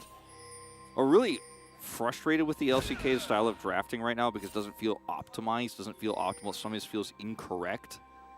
But I think another way to look at it in a more positive light, which is how I'm trying to change my thoughts a little bit here this week, is that we're learning and adapting and changing, and we're trying different things that aren't just the tier list meta or the straight up, I know the counter to this, like, you know, B follows A, which then leads into C. Like, you know, some letters are being skipped, some ideas are being thrown around, and even though it seemed like a Seraphine Senna draft, like maybe that doesn't suit Bro's playstyle, so they should do something else. I like the ideas, and again, I don't think either of these drafts are perfect by any means, and this is going to be another scrappy, messy game. So they are setting a trap here. I like how Prince shows. And, yeah. A little bit obvious when you're on vision. But Kyle's going to be able to get some damage in and some stacks going. But those concussive blows, level 1, got to be careful. It's really the one thing that Braum can do. It's quite annoying. But in the whole, in terms of this game, that door from him is going to get tons of value. Yeah, absolutely. What's that gangplank? He was speaking up. He had something to say, you know? I'm glad you were listening, Wolf. Yeah. Well, I mean, in the Silas department, in terms of ults to steal, pretty high value this game. Even the Swain ultimate is going to be quite nice for you because you're going to be able to hard engage with it. If you steal it and then are able to get a stun, then you're already in the backline. You're already be doing a ton of damage with that. And Closer will not be building the utility Imperial Mandate, so earlier on in the game will actually do a lot of damage. So that's very scary. That can be quite strong. There's a lot of CC with that, the kick, the Ornhorn. You know, Prince's follow-up barrages with Ornhorns might just wipe out a third of the health bars of the enemy team. This is, of course, all theoretical, Of course. Yeah. I'm just saying, I like Fredit Brion's draft more here, but we'll see how the execution goes. Yeah, I think that certainly for Fredit Brion, it will require some teamwork. But the one good thing that I like about Swain especially, it's part of the reason why I like it in solo queue too, it's just when you use your ultimate, it's very obvious. And if there's no follow-up, you know, you do some damage, but mostly you're just kind of a zoning guy who's slowly ticking away at them. You need follow-up, so you need your team there, and it's very obvious. So it's like, okay, if Lava goes in, everybody's going in. Otherwise, you're probably going to lose the fight. So you really only have one option. You know, it's very different from like a LeBlanc, let's say, who can go in, can go out. You know, she can be anywhere, essentially. And it's much harder to follow up on that. So yeah, it's one good thing I like about the Swain. Everybody has to be on the same page, though, and that's part of why Seraphine, who could speed people up to follow in and also set up for charms and also shield the Swain and others around, is so good with this champion. Also why Ashe has been picked up a lot more recently with supports like this. You know, she could be very sticky, she can get on top of you, there's no escape, etc. Lock people into the Swain ultimate if the Swain is the, you know, utility mid you're going for in this case. So with the Jinx, you're like, I hope somebody died real quick when Swain went in there. So I get that ult reset, or the passive reset, get excited, start popping off. A little bit of anti-synergy in that regard, but Wukong's ultimate is going to lock people in very nicely. And we'll see what build Lava goes for. Like, maybe he has a different idea with how this game is going than just going for the standard Riley's after Mandate. Just, you know, setting those up for Jinx. She has long range, can be quite nice, as Sword is once again having a good time in the lane. Yeah, it's what he does. First strike against Ornn. Sit there, stack gold doubloons, and then move on to the later stages of the game. It's going to be very difficult to actually get a kill onto Dove. Skrocko's going to start up this dragon pretty early on. There was a ward placed, which I think Liv Sandbox saw him move through their own ward in the Tri-Brush. They should know that this is kind of on vision.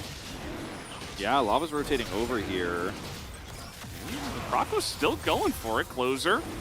Kingslayer comes in. Prince essentially zoning two people at once. A bit low on mana, but they are going to chip away at this, and the call from Fredit Brion is to just let it go. I really like the angle that Closer has and Prince together. Both from two fronts are able to prevent Fredit Brion from coming in and contesting. The power of Prio really shown here. If you get to the Drake first and you can defend the take, it's so much easier than actually trying to wrestle control away with a comp like this. Especially pre-6 for Lava. If he had 6, I think this is exactly what the observers are showing. He just hit it now. Closer didn't have 6 either. But if he has 6 there, then I think you can actually hard commit to that fight and feel pretty good about it. But the timing was so crisp for Liv Sandbox. As now, Sword is going to be catching a lot of minions. See how many. Let's see how many. Yeah, already the cannon. Ooh, so satisfying. But minus the cannon. Yeah, minus cannon for top and mid for Fredit Brion. It's okay. As a little bit of an engage, maybe. No. Kyle is going to be spotted. Yeah. Closer's doing just fine for now. Stealing the Swain ultimate for the level 4 Renata gang, just not going to be that effective. You know, not the best ultimate to steal for gank assist. Yeah. Aha, I'll do a little bit more damage on top of you right now. What are you going to do about it? Except just walk away quietly. I mean, he is always in their face, but yeah, it's not going to be too much. I see you have a turret over there. I will rethink my options. I don't believe that ultimate has a huge AP ratio, although I will admit I have not looked at the exact number recently. Yeah, it's not massive, which is part of the, I don't know the exact numbers, but that's part of why he doesn't build. He builds more utility with the Rylai's and the Imperial Mandate. Yeah, makes sense. But, you know, Swain with later items will still do a lot. I mean, in terms of what that ultimate can do, like, it will do more. Especially when you've got an Ignite on top of it. Yeah. As he has picked that up here. It's one of the fun parts about Unsealed Spellbook. You can just, you know, take teleport for map control and getting back to lane, but then also you can, even if it's not for a kill, you can just drop an Ignite on someone and just say, haha, I've got a little bit more control in the lane now. Yeah, if there's a handshake on top of Lava and Closer hits the follow-up stun and does his combo there, and then King slays and gets some health back, the Ignite actually becomes quite significant under turret. That extra damage might be the reason why Closer can't actually secure the kill. So, going to be a Herald start here for Fred at Brion. And Kroko hits 6. Kyle does not have that, unfortunately, but will be coming over here to help out in the potential assist here. Lava obviously has ultimate. Uh-oh.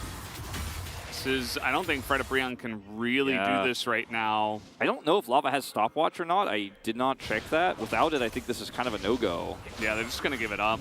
Live Sandbox, they pull up their support first, and I mean, the Sylas and the Lee Sin are going to survive pretty well against the Wukong and Swain at this point in time. And if you can just handshake and try to turn the fight, you're going to have an excellent time. Also, the angle from Dove, once again, you know, can be really nice with that Ornhorn, but they will return to it. Yeah, and Swain does have, of course, the perfectly timed stopwatch, just hasn't timed in just yet with no assist or anything like that, so.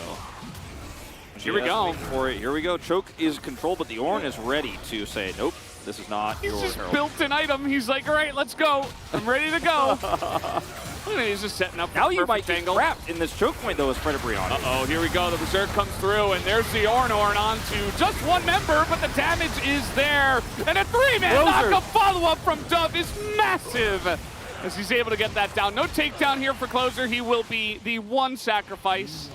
As Krako's like, you don't do any damage. But yeah, that was a massive follow-up there from Dove. And they will get Ornhorn their wasn't out. huge, but yeah, the follow-up knock-up was big. The Ornhorn doesn't have to be huge if it's enough to help zone. And Fred at Brion, where they really priced themselves into this choke point where they're like, oh, there's no way out here, really. And Closer was extremely decisive, steals Swain ultimate, and actually has a ton of value with it. And this could have been, like, make no mistake, this could have been even worse for Fred at Brion here. As look at the Berserk Kyle as he goes in. Perfect timing. And then Closer is just ready to do the damages. Knock up here is massive from Dove. And that's the end of it. And like, if they actually secure another kill here, then he lives too, Closer, and we'll get that bailout. So they still get Herald, they still win the fight. Really good start here for Live Sandbox. I think Fred at Brion were just not quite in the position to actually contest. They were slow to be grouped. And in that choke point, you're going to have big problems. Yeah, Fred at Brion struggling with that one. And yeah, the most fun part for me in that fight was the fact that Kale actually perfectly timed his ultimate Berserk for right when the Wukong was trying to Cyclone right on the engage. And that just ruined Fred at Brion's entire play. Because if you don't have the Wukong to engage, you know, Swain can maybe lock someone down, but you don't really have anything else, you know? Braum, what is he going to do? What is the Gangplank really going to do? Exactly. So Umti was just useless 100-0, and it wasn't even really his fault. It was just a great counterplay from Kale, and that's where the value of all these line ultimates come in. You know, the Ornn, the Renata. Especially on early objectives. Yeah. Yeah, this is... Oh, wow. Don't know about this. He hits it. Yeah, harass ultimate. No teleport for a sword, you know, so really trying to put pressure in that lane. Yeah, it's really awkward here now for Sword as the Rift Herald is being dropped on the opposite side of the map, so he's not going to have any help up there either. In the bottom lane, it's just been Jinx and Braum bleeding out. Like, the 3 plates were already gone. Not really sure how that happened, but you can imagine it with the Renata Glass. Yeah, she's just pushing super hard nonstop, and Prince stayed so long down there too, and ends up getting some extra damage to the turret. And he's Ezreal, right? If he hits his W on that thing, he's gonna, you know, start taking pieces away, and eventually War of Attrition goes in your favor.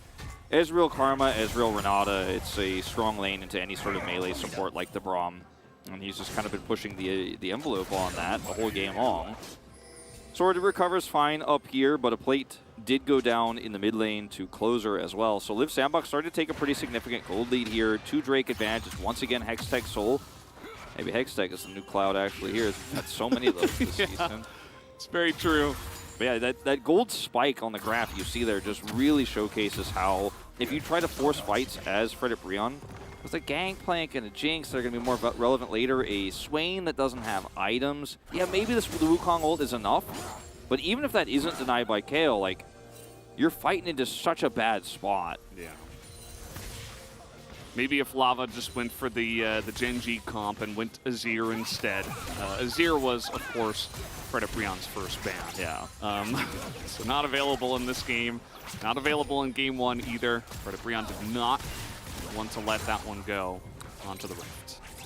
AD carry is just going to go mid early here because of the early turret destruction for Henna, which allows Closer to actually put some more pressure topside here. And notice that with the True Sharp Barrage, they're kind of always going to have Cryo here, and this means that Dove is going to comfortably side lane bottom side. Look how much time is wasted for Umpty, or excuse me, for Sword. Like he's like, oh, I'm not going top side, and I went mid for a second for some reason, and now I'm going to go hit this bit wave bottom. So now, like, where is Ornn? They don't know. Control wards are set up in this brush. He could be coming into mid lane to try to set up for a really aggressive play. So a lot of respect has to be shown in these small moments. Or how Liv Sandbox gets deeper vision on the map for the next objective fight. Now we're still a long way away from that, but it is significant.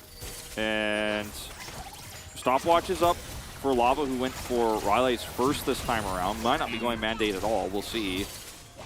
I think if you're going Rylai's here, probably should still do it, but again, it's not the greatest swing comp like we've been talking about this whole time. Yeah, definitely a little bit of an issue there. And we have kind of hit a small lull state after that, but the fact that Liv Sandbox got everything up until this moment, every single objective, the extra kills, really going to be favoring them here in this one, as it looks like Prince might be looking to pick up his next item already. See, 1,600 gold ahead of Henna already. It's only 15 minutes into the game. I mean, this is just a massive Ezreal at this point in time. He already finished 2 items. Yeah, and he had a bounty until just a moment ago as well from all the extra farming and plates and all that gold he picked up because of that advantage that you just, mentioned. And the Gangplank this time around with less map control and no LeBlanc to play around is actually just playing weak side and sitting back and isn't getting that farm lead. Notice the item difference this game compared to last time. He's just now about to finish his Cole. And oh man, Prince is just 80 carry gapping. Henna rubs his chin there on the player cam like, yeah. Oof, I'm shoved out of lane in a 1v1 here. I am just getting destroyed.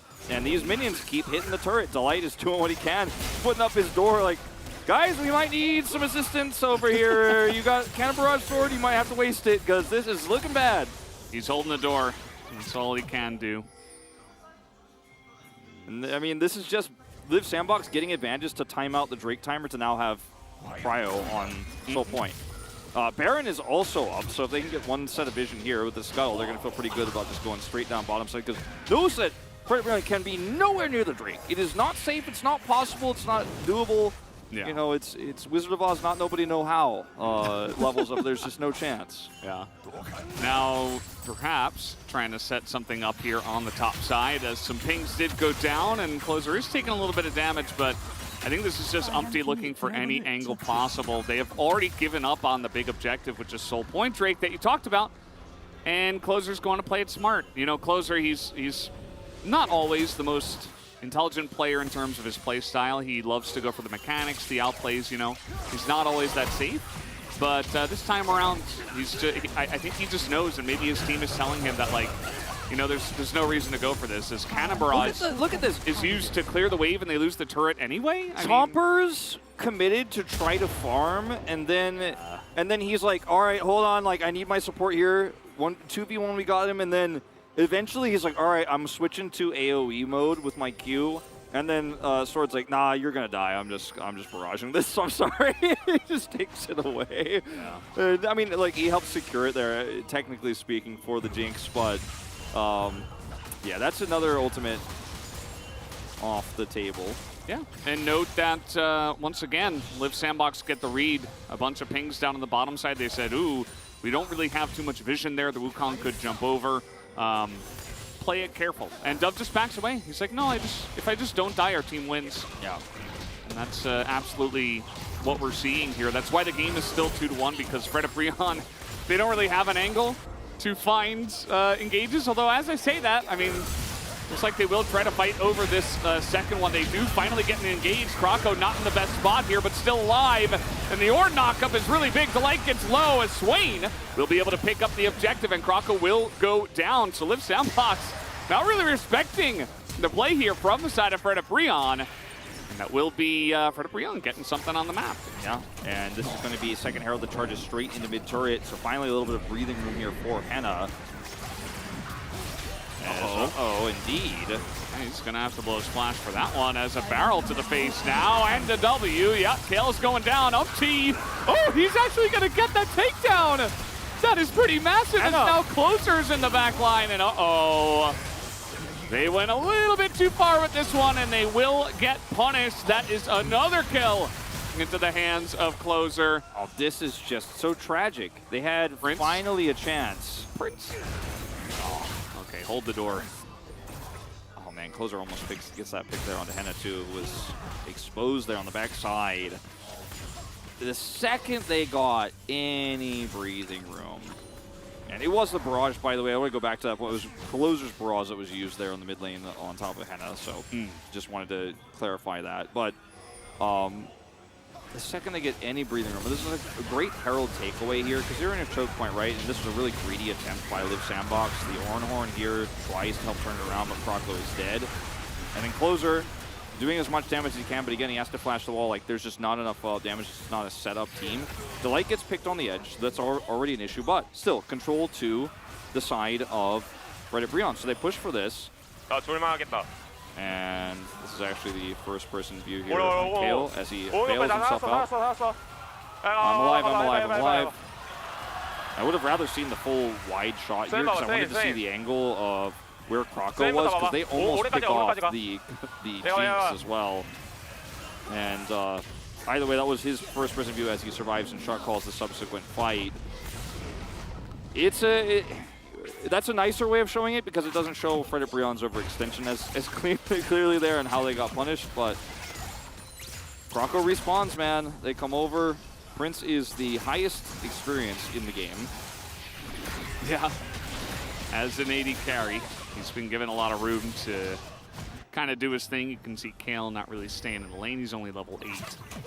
And that's going to be a situation. But now, you know, there's more pressing matters. Fred and Brion, if they pushed in with the Rift Herald, or maybe even if they just saved it and then you used it when the Drake was spawned, which is something we've seen so many times. You could use that pressure to attempt to pull Liv Sandbox out of position. But instead, this is what's going to happen as Prince is going to hop forward. He gets not only one, 2 ults, but 2 ultimates. And then barrages them. They're down at half health. He's like, all right, well, that's actually soul. And Thank the you. door. Yeah, I mean, this is... Thanks for the soul. Appreciate it.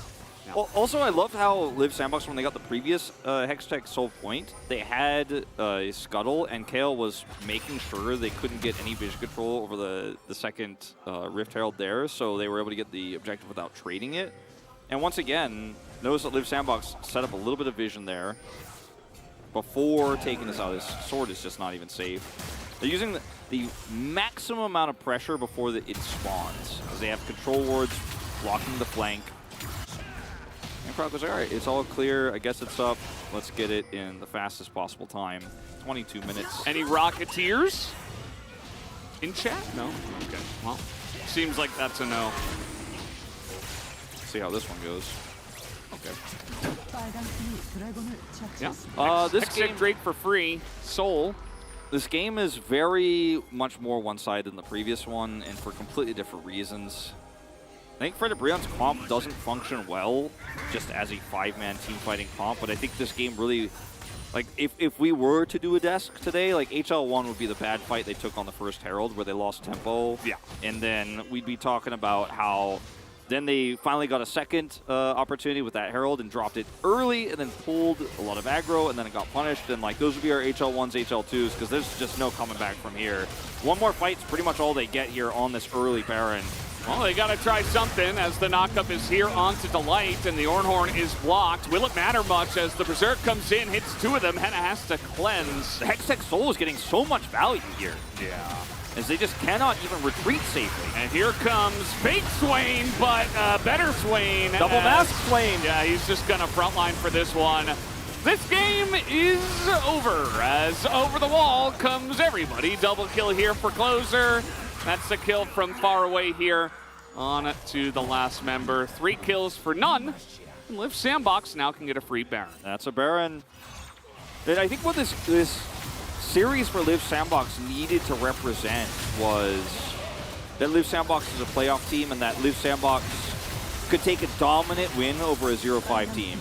If this series was messy, if it was not tight, if it was not like a really clean performance, people will be like, well, I mean, Liv Sandbox took some wins, stole some wins away from some tougher teams, but they haven't really faced the top teams yet. Yeah. We wouldn't be that confident.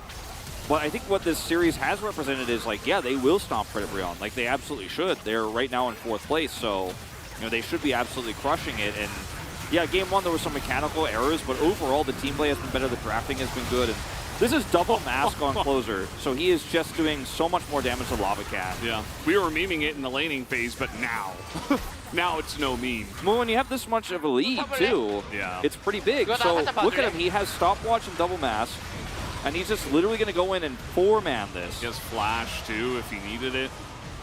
Doesn't even bother using it until the end, I believe. Yep, just to guarantee the kill. Yeah, he does. 이거 바론 가자 바론. Let's go to Baron. 스웨인공 단데? all of it was the Swain ult. Yeah. And yeah, that's all it was. But like, you're this far ahead, you're actually the Swain ult works better for your comp than it does for the enemy comp. It's just straight up the way it is, and you're doing more damage. Like the Imperial Mandate isn't doing a whole lot here for Lava. He's behind. His team is behind. We called out in the draft, it could have been a lot of better bottom lanes, I think, to set this one up for success. They didn't go down that path. They fell behind early. And this is a dominant 2-0 for Liv Sandbox. Now, they haven't killed the Nexus yet, but that's the expectation considering the massive lead. I think the Hextech Soul is about to come back from the dead and kill the Nexus because that's the way it feels right now with the amount of value it's getting. As they do not have a front line, the Ornhorn is going to essentially single-handedly help pick up that kill. One of the first games I've ever seen an Ornament go to the jungler second and not the damage dealers. But frankly, there's no Mythic for Prince, and Silas just doesn't need it. So it's Gore Drinker second. That's where we're at in this game. It's one thing I did not want to see, but I suppose it's a fun time to go for it because you can. As the engage will come in, the Braum ult gets blocked by the door. Yep, that's going to do it. The Nexus will fall as that is yet another kill here for Prince. They get the shutdown onto Closer, but everybody else is just being chunked as, okay, I mean, you actually have to hit the Nexus, right, guys? Please? Okay, that's going to be fight. Henna. Yeah. They're really having fun with this one. As they should. It's been a tough season for Liv Sandbox, Like, Rocco with the Omega Gore Drinker. Does a lot there at the end, and yeah, the Nexus will fall. I think Liv Sandbox have really just been, like, they've lived so much up to Valdez, the romance meme, and they changed their playstyle completely on a 180s. Umpty is very upset, and it was a complete 180, though, from a team that went extremely aggressive, almost to a fault, but then a team that can use Vi as more utility picks up POG in game 1, Croco does, and then this Sandbox just so much cleaner the more and more they play around their new AD carry they invested in here for the summer season. It's just one of those stories you love to hear, because the more wins they get, the more you have to believe. Like, this team probably is going to playoffs. You know, we're getting closer and closer every time. If they can keep riding this momentum. On the other side, though, you know, Umpty subbed back in. They brought Sword in tonight. They tried something different. Game 1 was closer, but still a dominant game. Game 2, they never for 1 second had really any advantages, minus that second Herald. Then they tossed in the bin. And we might be looking at, and I've said it before, and I have to say it again, because when we get to this point, like, it has to be said, we might be looking at an 0-9 Fred Brion going into the first round robin, because they've got some tough opponents left, and something is going to have to change. That said, it seems like Liv Sandbox forgot how to lose. And, yeah, I mean, yeah. It's actually so true, though. So they defeated Fred Brion. They defeated DRX. That was definitely the big win. They also took down KT recently. Their last loss was T1, but who can blame them for that? And it was a 0-2. Maybe that's what sparked it all along. Really just, I mean, it's a team that has so many glaring problems in terms of how the solo lanes work, because Dove is still figuring out top lane, has been given some weird champions. Croco, pretty one-dimensional playstyle. But once they figured out, like, you know what, if we just put Prince on these carries and just let him pop off, like, we can actually play aggressively around getting him advantages, or just putting him off on an island while we're trying to make plays elsewhere. And it's just working out so well for them. I just love to see a team figure that out this early on in the season, and then suddenly, like, go on the up and up and up. Because I was worried about Liv Sandbox. I think we were all worried about Liv Sandbox. Even Chronicler was worried about Liv Sandbox, and that's when you know. That says a lot. As, there were 2 Swains in this game, and one of them, which was not the real Swain, was actually the better Swain in terms of impact, unfortunately. Yeah. Seems like, especially when you get ahead, the Sylas can be really deadly against the Swain. So certainly something to remember, and especially if we see more Swain, Seraphine, Senna comps, because then Sylas is going to get even more value. So I'm excited for the next one. Yeah, in this highlight, just since we didn't really get to see it a second time properly, the True Shot Barrage was the biggest part of this. Obviously, the overextension was an issue too, but that True Shot Barrage layered on top of everybody is why Closer was able to then flank after Kyle survived. As yeah, we talked about the double mask. True shots are big for Prince all game long. I don't know who's going to get the POG this time around either, but this time I actually voted for Prince because I thought he just never missed a beat, was constantly doing damage. His laning was incredible. Push the turret, push the turret. We'll see what happens when they don't kill the Nexus in a moment. W, okay. Just kill him, kill him, kill him. We should hit the Nexus. Prince a little bit quiet at this moment in time. We have a lot of minions. We got it. We got it. Nice job. Kill Swain. It's like, why is Swain here? Kill him. That's pretty funny. I love the energy from this squad. I ran into Prince earlier. I was going to tell his story. He spoke English to me. He said hello to me. Man, if Liv Sandbox doesn't pop off, like, I think this guy's got a career on another team for sure. Like, he is just too good to pass up right now. I think Liv Sandbox will be absolutely trying to hold on to him and make him their franchise player going forward, because he's just so incredibly talented. He speaks English as well as he can, you know, and he's just such a charismatic character.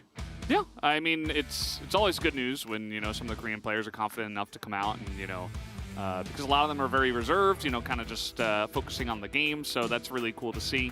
And yeah, I mean, let's take a look at the standings first after this win, as we will see that Liv Sandbox moved to 4-2. They're only 1 game behind DRX, whereas, of course, Fred Brion, they have only won 1 game so far. So still looking to change something. You guys saw the emotions from Umpty. It's it's not good feels over there right now, and it is the exact opposite of what we saw at the end of spring. To be honest, I don't think we've seen a team look this defeated in a very long time since some of the old Jin Airs and the APK Princes I was talking about. DRX. DRX, yeah.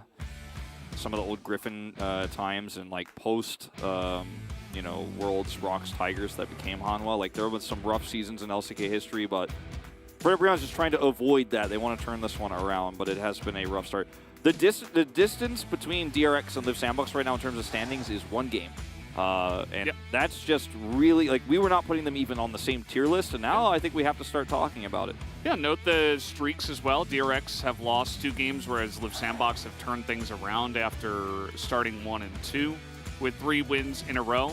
And we'll soon, in a moment, get to take a look at the Live Sandbox schedule as well. And I want to point out how easy it is starting here. They have Fredip Brion, Hanwha Life Esports, then Nongshim Red Force. So those should be wins based on their current form. And it all leads up into Genji, Hanwha, Genji. Yeah, they kind of U-turn on Hanwha there. So they get a week to, or the end of that week to kind of reformat and get ready.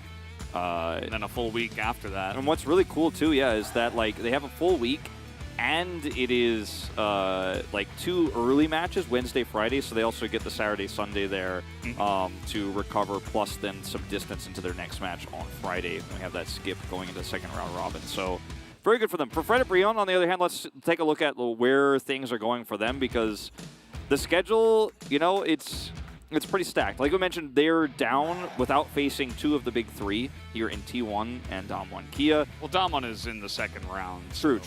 That's true. They did face Damwon earlier on. But yeah, they need to start round 2 with Damwon Kia. Yeah. And then DRX, like it doesn't really get better for them. Maybe they can catch some wins against Kwangdong or Nongshim. I think to expect them to have anything against T1 is obviously untrue at this point. Well, the other thing is that Kwangdong Freaks, their next opponent, you might have been like, well, realistic, like if you asked a week ago, but Kwangdong have also kind of tuned it up this week, so we'll see how they do in their next matchup, of course, later on tonight, but... Yeah. Maybe they can catch some wins at the end of round 2. Unfortunately, starting 0-6 and looking like this means that we're almost definitely not going to see Reddit in playoffs, We did have KT starting 0-5 and then go 5-5 in seasons past, but they weren't looking as defeated as Fredip Brion are at this moment in time, unfortunately. Yeah, so. And only 1 game win means that these are not close losses, so their score when they go into tiebreakers, potentially if they get close to playoffs, is looking really rough. Head-to-heads as well, not in their favor. Yeah, so just waiting on the POG vote. If you guys did miss it, unfortunately, Chronicler is sick today, so I had to scrap the desk for today, the carpet space, and all that good stuff. So we're just here doing it old-fashioned style LCK. Yeah, Atlas voting from home, so he's still technically part of the show. We'll highlight his vote when that POG does come up. Speaking of which, oh no, we're just doing highlights behind us, might be. But yeah, it's our last highlight. I really think that my take on Fredip Brion is that there is some issues going on in the coaching staff in terms of going in one direction, because we saw at the beginning they were super slow, then suddenly they were like hyper fast, like they were extremely aggressive, and now they're like, let's go a little bit of comfort, but we keep switching players. We'll put Raptor in to play Lee Sin, now Swords in, and Swords' performance in Game 1 was pretty decent in terms of Silent. Game 2 not as great.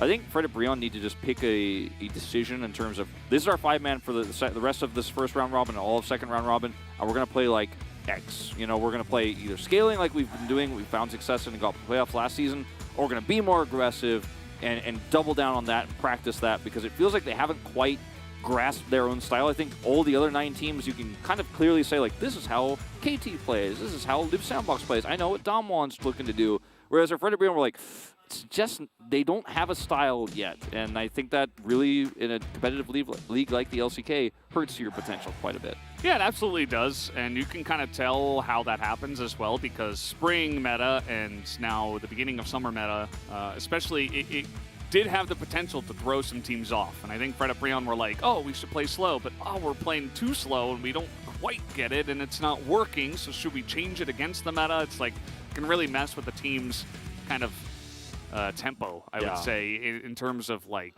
going month by month, season by season. So every loss you have to go back and review the tape. You have to think about what went wrong and you want to change, but if you keep changing too much, it gets messy. Definitely does, but guys, we do have the POG ready to go. Let's see who does pick it up for game number 2. Will be Closer on that Silas, just making it look really strong into the Swain. He's just like, no, man, it's only the Swain ult. Like, how many of these highlights are him not with a Swain ult? I think the answer is 0, because I think he's only got these 2. Maybe the Nexus falling as well. But yeah, I mean, he played very well. I voted for Prince, like I said, because I thought he had a more consistent performance overall. Yeah, and he gets 3 votes. You can see the observers always leaning towards the 80 carry side. I always love to poke fun at them for that. And we did have a Kale vote and also, well, just, yeah, the Kale vote. For Prince. He saved himself and stopped that second Rift Herald push, and then also stopped the first Rift Herald from being taken with a good ult. So, I mean, 2 major moments for him, to be honest. Yeah, I think, that's fine. I'm definitely happy with the Kale votes. I was very happy with his ultimate on the first Rift Herald, so that was very nice to see. But we should have the POG interview here in just a moment, and curious to hear what those guys have to say about their recent success, mostly, and their reads on the meta. So let's hand it over to Ji-sun for the translation. Thank you very much, guys. This is Ji-sun for the POC interview translation, joined by Kuroko and Closer from Leaf Sandbox. You guys are on a huge momentum, guys. And now you guys are on a 3-match winning streak, jumping up onto the 4th place in the LCK. How do you feel? In game number 1, I actually found out that I left my USB for my gear, so I had to use a different mouse, so I think I kind of played so bad today, but my teammates played so well for me, so I want to say thank you to all of my teammates for kind of stepping up to secure this win. Same, I'm so happy that our teammates did a great job today. I'm happy that we were able to extend our winning streak. And Leaf Sandbox has solidified their spot on the west side of the bracket. So what did you guys say with the coaching staff after seeing the final standings? We were just like so happy and grateful about the result. We said thank you to each other. Everyone played so well, so I got carried, obviously. What about you, Closer? Yeah, I thought it was pretty much of a clean victory, so I was pretty happy. But me too, I got carried too, so I just want to say thank you for my team. And Leaf Sandbox, the romantic play never stops. You guys had a lot of fun on the Rift. How were you guys able to be so aggressive and proactive? I think I am the one who always kind of go for some plays, but at the same time, my teammates they're with me, kind of following up, so we were able to make a great play together. And Closer, yeah, we can tell that Leaf Sandbox is showing a great teamwork these days. Tell me about it. I think we are having a lot of conversation together these days, and we are all just so hungry for victory, and we are so invested to picking up wins. So I guess this is a good result. In game number 1, we had Ari Vi comp for the mid jungle duo. You guys are 2-1 with that comp. So tell me about that Ari Vi comp. And these days, Ari has not been doing a great job, other than Leaf Sandbox. Well, first off, Closer is really good at Ari, and secondly, I'm good at Vi. What about you, Closer? What is so good about that comp? Same, he's good at Vi, I'm good at Ari.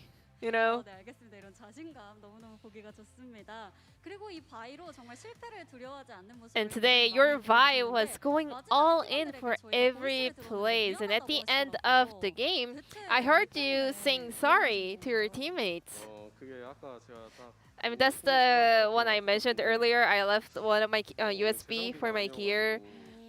So I had to use a different mouse today, so I was not able to show 100% of my performance. So I was really sorry, you know. 그럼 같이 합을 맞추셨던 클로저 선수는 Closer, what about you? 바이 플레이에 대해서 How was his Vi performance? 뭐가 미안할지 모르는 완벽한 I don't know why he's feeling sorry. It was perfect.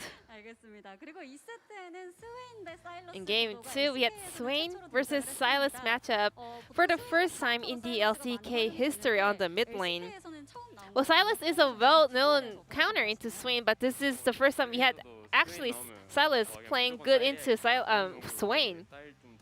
Yeah, I was like, once we saw the opponent locking in Swain, it's gonna be 100% Silas for me. LCK에서는 유독 이 구도가 잘 여태까지 I 안 want 나왔거든요. to ask you why LCK is not favoring Silas or picking Silas, just like LPL does. 제가 그냥 I'm not really sure, but 근데 사일 그냥 LCK는 잘 LCK just doesn't prefer Silas, I guess. But LPL likes to fight a lot, so they kind of like Silas, I guess. 선수는 좀이 스웨인이 등장을 하면 사일러스를 카운터로 사용할 수 I guess you're gonna keep playing Silas into Swain, right? Yes, whenever. 자, 이 It's 세트에는 open. 21분대 사용을 가져가셨어요. 오늘 Game 2, we had 경기장 Dragon 때 Soul 이렇게까지 taken at 잘하겠다 about 예상하셨나요? 21 minutes into the game. 오늘 Did you expect this much of a dominance walking to the Low Park venue? I don't know what happened today. I don't know why we're able to play so well, but I guess our bottom duo won lane so hard. So we're able to kind of transition that into Drake takes. And also, 아무것도 없이 잘 our players also didn't make any errors or mistakes, so we are able to have a very clean and fast win. 주요한 역할을 했던 바텀이었습니다. Speaking of bottom lane, yeah, what do you feel about your bot duo's performance today? Well, 오늘 저희 팀 멤버가 솔직히 I think 한 명도 빠짐없이 다 like 잘했던 all 그래서 5 players on Live Sandbox did a great job. 네, 잘했네요. So well done, guys. I'm 알겠습니다. happy. 아니 그리고 크로코 선수 아까 And 화면에 Croco. 잠깐 잡혔는데 오늘 부모님 오셨잖아요. I saw your parents here at 부모님 Low 어디 Park 계세요? today. 네. 네. 부모님께 Would you like to say hi over to them? 네, 한마디 해주세요. They seem pretty happy. 제가 I 성공해서 wanna 캐리해드릴게요. carry you guys after I have find a huge success in my life. 좋으실 I 것 promise. 같습니다. 알겠습니다. 이렇게 반전의 승리를 하기도 하고 연승을 이어나가고 있는 Live Sandbox is now on a unstoppable momentum, and your next opponent is Hana Life Esports. 크로코 선수 먼저. What is your mindset for that matchup? 거기에 전 동료인 My ex 몬플릭 선수가 teammate 있어가지고 Onflake is on Hana Life, 이번에 so I'm gonna just stomp on him. 알겠습니다. 클로저 선수도 각오 한마디 부탁드립니다. 네, 저도 상대 아카데미 때부터 라이벌 Me too. 카리스 선수가 있어요. Karis, my rival since the Academy League, so 누군지 보여줘야 I'm gonna see who's the best mid laner born in 2003. 알겠습니다. 이 빅매치 저도 기대해 This will 보도록 be the 하겠고요. end of the 오늘 interview 시청해 from 주셔서 Croco Closer and back to the casters. Thank you. Thank you, G-Sun, as always, for that wonderful translation. And yeah, we already got a look at the standings, so don't need to go over that again. But yeah, Live Sandbox in a great spot. You can see that emotions are in a good spot as well for them. They seem very happy they're on stage.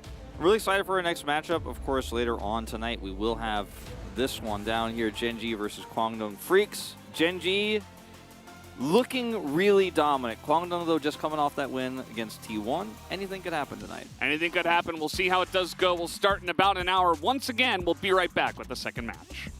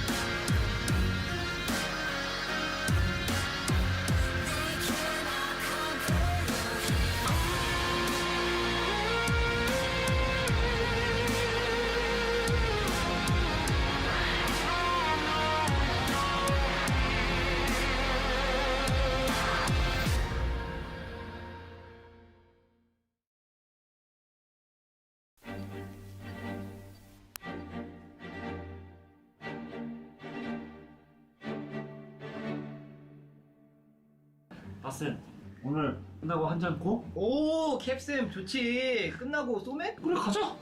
야 잠깐. 야 해링턴. 네? 뭐 하냐? 저 아무것도 안 하고 있었습니다. 뭐가 아니야. 야 줘봐. 줘보라고. 야, 얘 여자랑 연락하고 있어. 와 나 진짜 미치겠네. 연애를 한다고? 나 때는 여자친구가 리비아였어. 맨날 프렐류드로 배웅해줬다고. 너 데이트는 어디서 하냐? 카페에서 커피 먹습니다. 나 때는 팝복에서 미니언 먹는 거밖에 없었어. 맞아. 머리에 피가나게도 안 마른 놈이 뭘 알겠냐. 너 연애 열심히 한다니까 선물 하나 줄게. 이거 받고 이쁜 연애해. 아 감사합니다. 역시. 아이 그래. 한번 열어봐. 이거 좋은 선물이야. 도란. 그거 받고 도란도란 잘 사귀면 되겠네. 해링턴 예쁜 연애 하라고.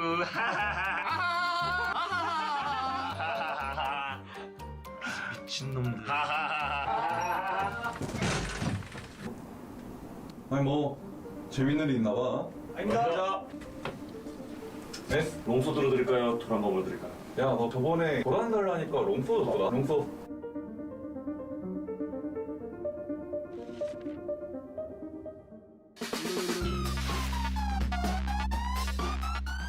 오늘 집도할 주제가 선수의 연애인데 연애가 도움이 된다 생각해? 안 된다 생각해? 근데 형 그거 지금 가기 전에 짚고 넘어가야 될 게 있어. 지난번에 우리가 이제 1화 영상이 올라왔는데 영상 길이가 논란이 조금 있더라고. 왜 이렇게 된 건지. 그게 어떻게 된 거예요? 저희 당구를 하신 건 아니죠? 아니 근데 진짜로 증거가 있어요. 증거요? 네. 무슨 증거요? 파일 출력할 때 분명히 1556이었거든요. 네. 그게 유튜브로 넘어가니까 뭐가 바뀌나 봐요. 근데 왜 하필 56초예요? 56이든 57이든 58이든 오해 생길만 한데요? 원래는 이게 길이가 15분 정도밖에 안 됐었어요. 근데 사실 PD 입장에서는 헬리오스 뭐 생일이 그렇게 중요한 건 아니잖아요. 네, 진짜 넣을 생각이 없었어요. 그게 넣을 생각 없었는데 작가님이 갑자기 그걸 넣자는 거야. 굳이.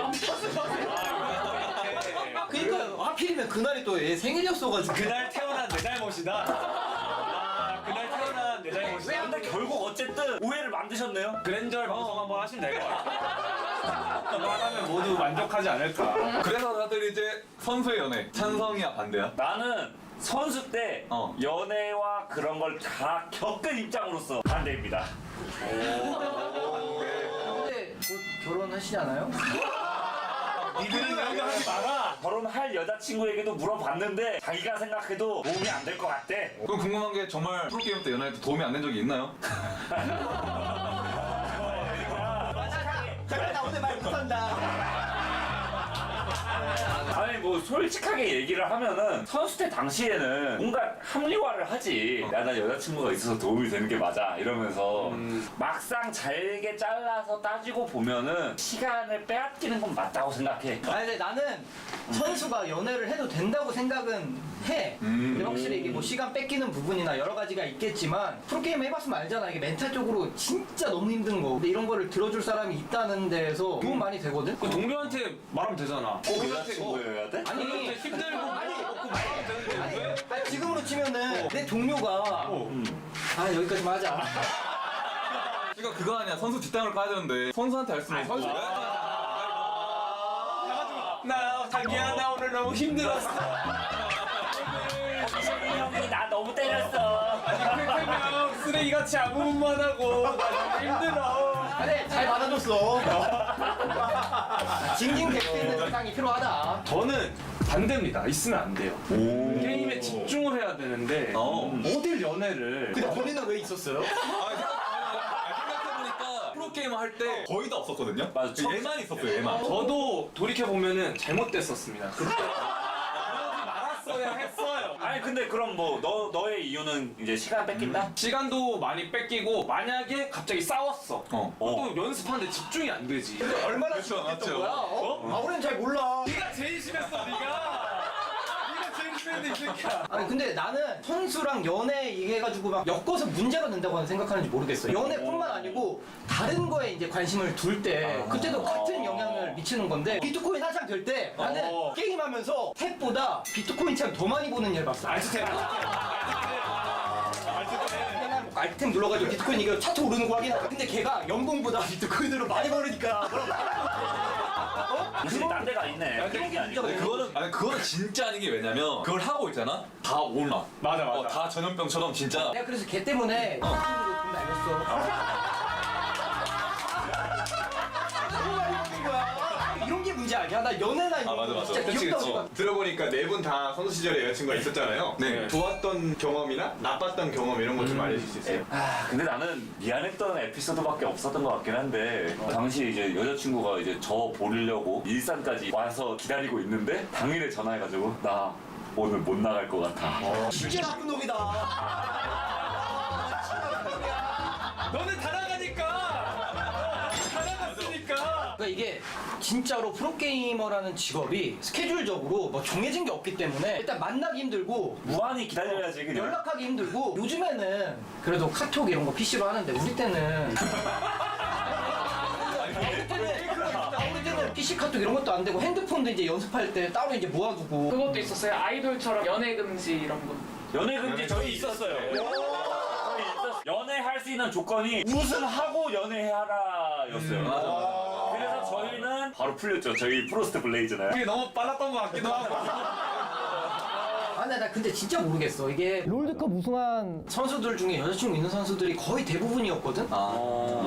그렇기 때문에 프로게이머면 연애를 하면 안 된다 이런 거보다는 그냥 사람에 따라서 연애를 했을 경우에 뭐 본인 컨트롤이 안 되는 사람이 있을 수도 있는 거고. 뭐 난 그래서 좀 더 좀 반대를 하는 것 같아. 내가 이 사람한테 뭐 잘해줘야 되겠다, 뭐 못했다 이런 거를 계속 계산을 해야 된다는 것 자체가 방해가 되는 거야. 그럼 얘는 지금도 그러겠네. 뭐 핸드폰 걷고. 근데 실제로 내가 학원에서 가르치잖아. 학생이 물어봤어. 코치님 점수 많이 올리고 싶고 뭐 하고 싶은데 제가 여자친구를 사귀는 게 맞을까요? 라는 말을 진짜 맞아. 나는 너 미쳤어? 너 왜 그거 물어봐? 당연히 안 되는 거 아니야? 나 이런 선생님 만나기 싫다. 근데 걔 그러고 챌린저 찍었어. 아니 진짜 찍었어. 약간 생각이 바뀌는데. 근데 대신에 그 스트레스를 내가 좀 다른 쪽으로 풀어줬어. 그런 거를 너가 풀어줬어. 위험해. 지금 얘기 들어보면 게임 하는 것과 연애와 부딪히는 경우가 많잖아요. 연애하면서 일어날 수 있는 갈등을 사례로 가져와 봤거든요.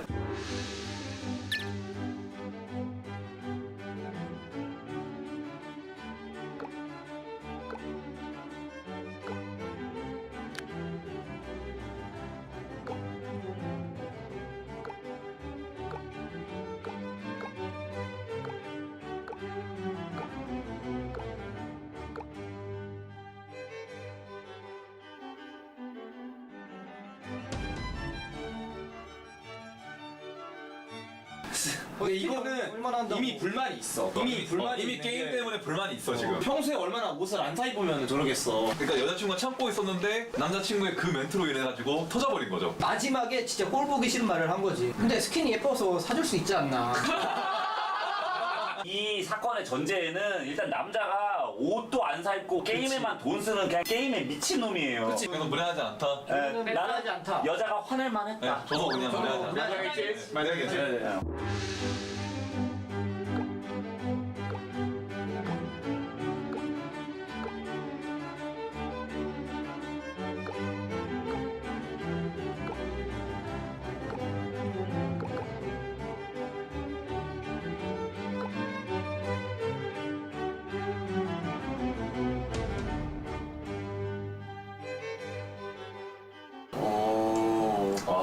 근데 게임은 다 해야 되는 거 아닌가? 아니 저게 이거 이기면 드디어 골드 탈출임. 얼마나 중요해? 나 이거 한다. 나는 나 이거 약간 막 진짜 지인나도 할 것 같아. 저는 좀 이제 남자 쪽을 되게 높게 평가하는 게 롤을 중인데 바로 답장이 왔어요. 그 미니맵 볼 시간에 카톡을 본 거예요. 얼마나 여자친구를 생각합니까? 근데 100일이잖아요. 남자친구는 승급전인데? 근데 여자친구가 20분 안에 안 오면 헤어지자 그래. 근데 20분 안에 끝내봐야죠. 난 진짜 정말 궁금한 게 진짜 그 나이에 너 그럴 수 있어? 지금 과몰입해봐. 진짜 과몰입해봐. 전화 안 가죠. 네, 전화. 여보세요? 여보세요? 자기야 뭐 하고 있어? 나 지금 옷 입고 갈 준비하고 있어. 근데 키보드 소리 뭐야? 아, 이거 바람 소리야. 나 지금 옷 입고 지금 나갈 준비하고 있거든. 문 열고 나가면 될 것 같아. 택시도 불렀어. 아 그래? 그럼 뭐 20분 만에 오는 거야? 근데 지금 오늘 교통이 좀 막힌다고 하네. 조금 내가 다시 연락 줄게. 미안해. 아니 근데 이 얼굴을 보고 가시고 가발을 썼는데도 남잔데? 그럼 만약 저라면은 하나라도 일단 지켜야 되지 않을까요? 승급전? 저 상황에 어차피 늦었으면 마무리 짓고 간다. 승급전 하나라도.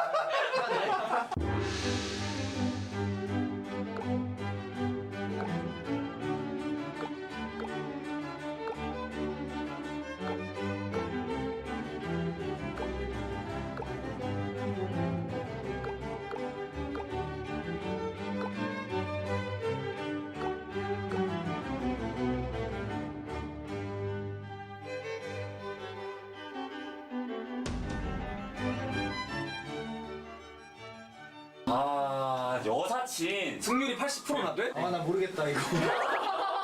나는 당당하게 말할 수 있어. 심사하는 게 맞아 이건. 심사하는 게 맞죠. 왜냐면 친구잖아요. 다른 듀오를 찾던가 남사친으로. 승률이 80인데? 그러니까 남자랑 하면 승률 40이야. 아니 그거는 그냥 그냥 유미 잡았는데 2대1을 해. 뭐 네가 개똥 싸는데 뭐라고 안 해.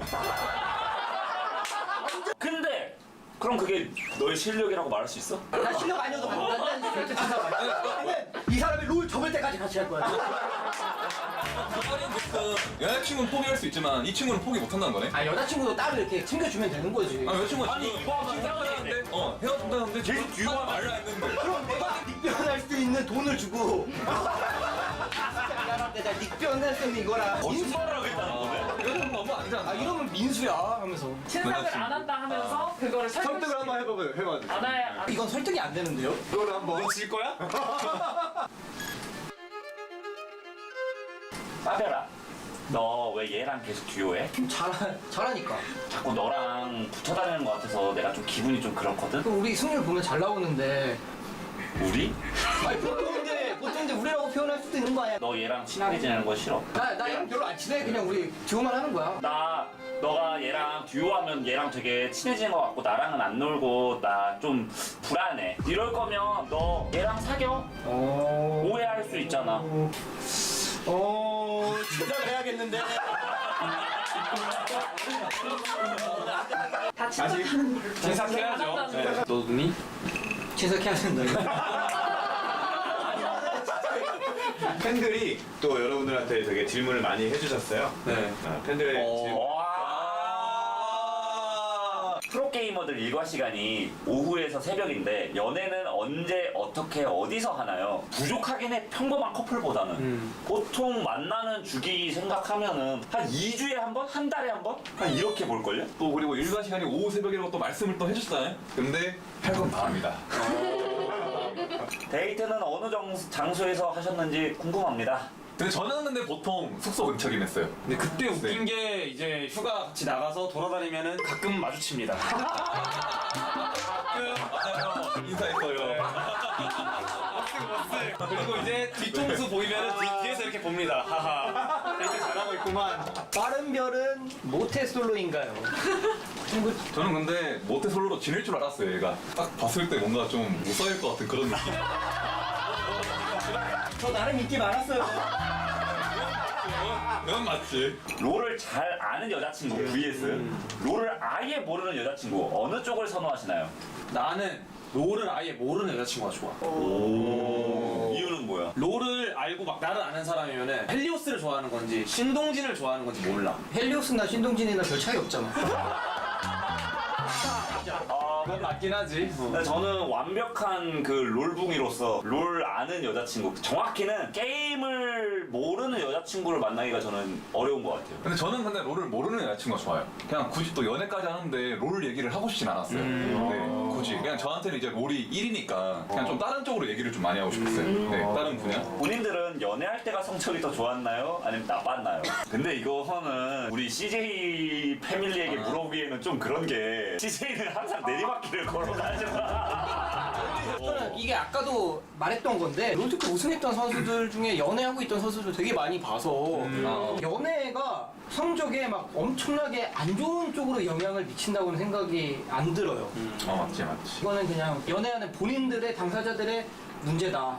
자, 오늘 이제 선수의 연애로 한번 주제를 다뤄봤는데 여러분들 궁금증이 좀 해결되셨나요? 다음에도 좀 이제 궁금한 것들이 있으면 댓글을 써주시면 야심차게 한번 토론해보도록 하겠습니다. 평빠 따컷! 안녕!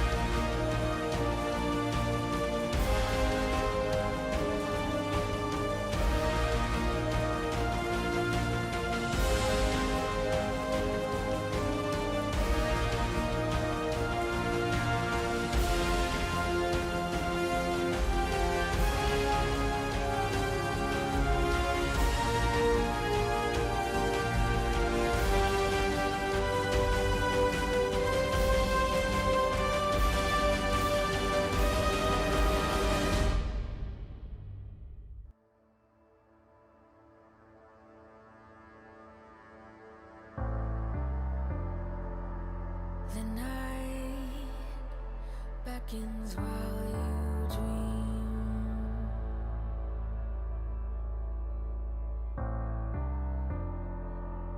A life never lives in peace.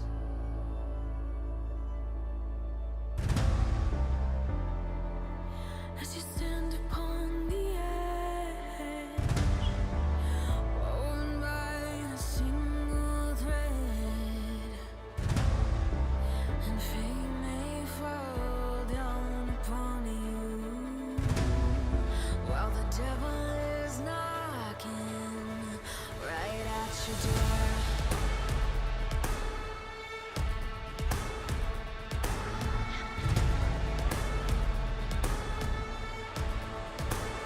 So are you restless? Each night you hear the drums roar. Awaken, awaken, the voice begins to call you while you hunger. A taste of destiny you're searching for. Awaken.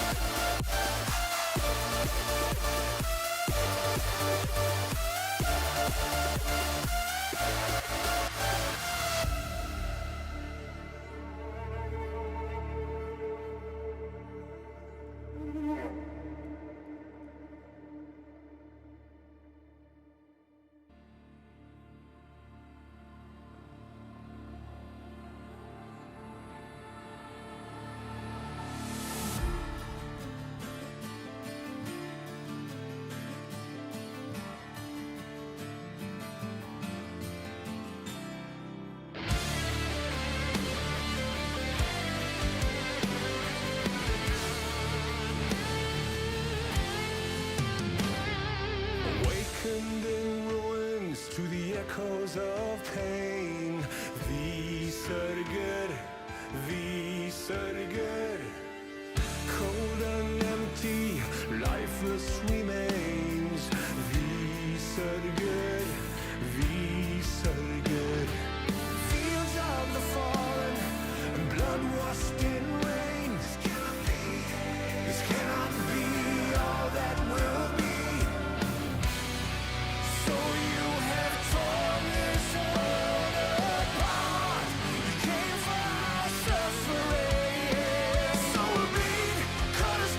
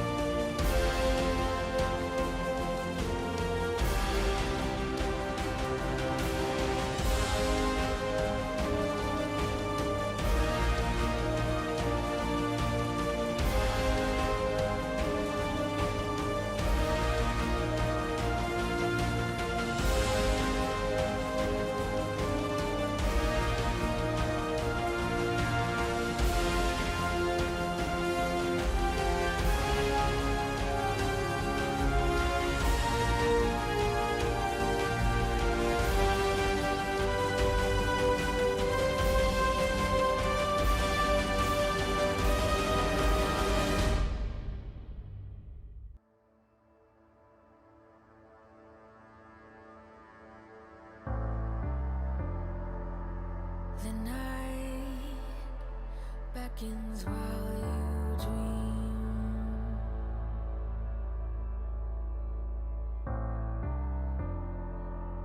A life never lives in peace.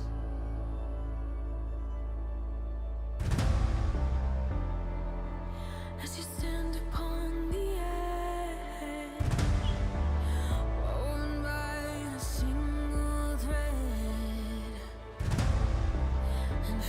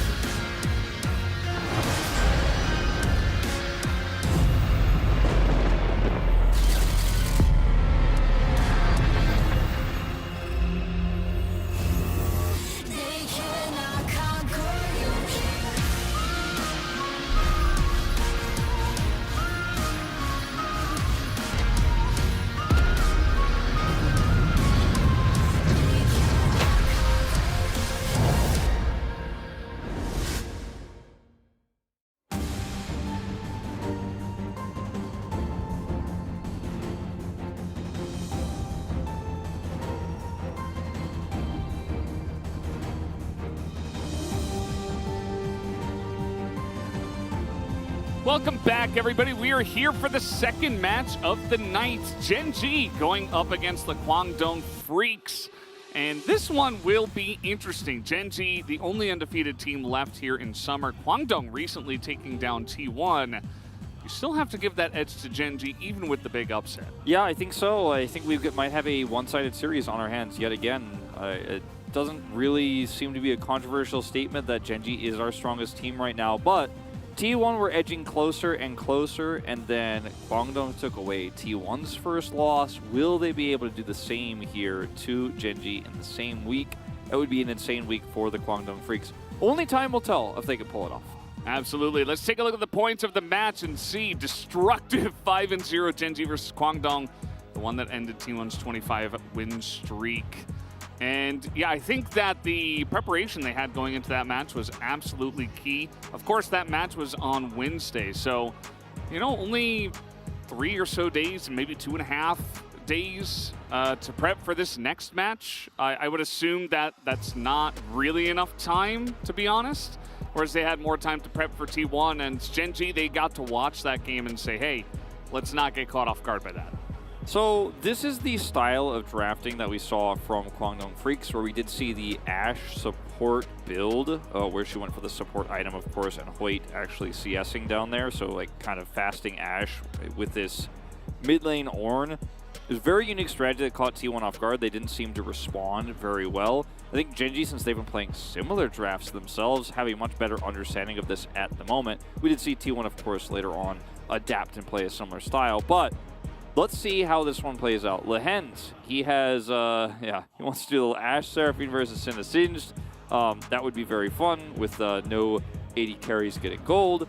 It was a meme at first, the Singed pick. Now it's his most played this season. So we will see. Yeah. We will see. As wow, Teddy, if this goes to game 3, will crack 500 games. Will tie Gorilla, who's actually working on the analyst desk today, at worst case.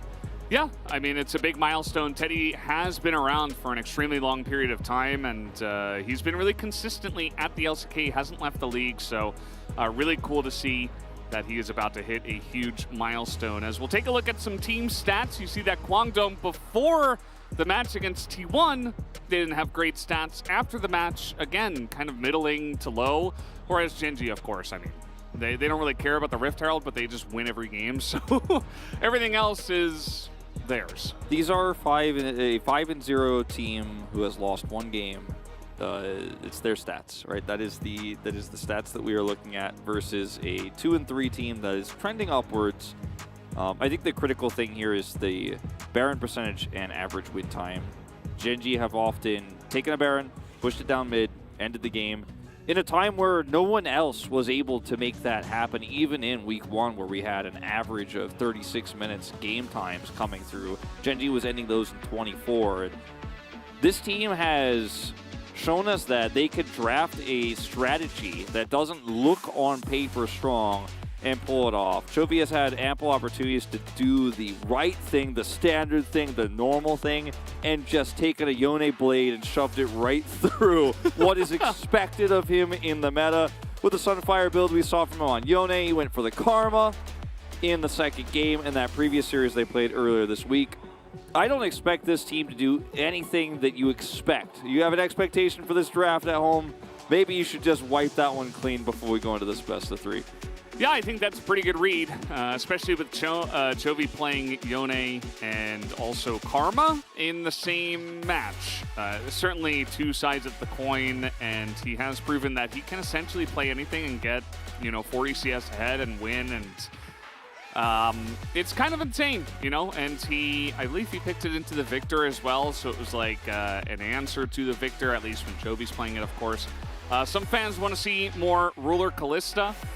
I feel like that seems a little bit almost too expected, Wolf, so maybe not. On the other side here, Kwangdong Freaks ready to abuse the Seraphine strategy that, was very strong, and obviously they only did it with the Ashe lane once. That was a really unique strategy they used to upset T1.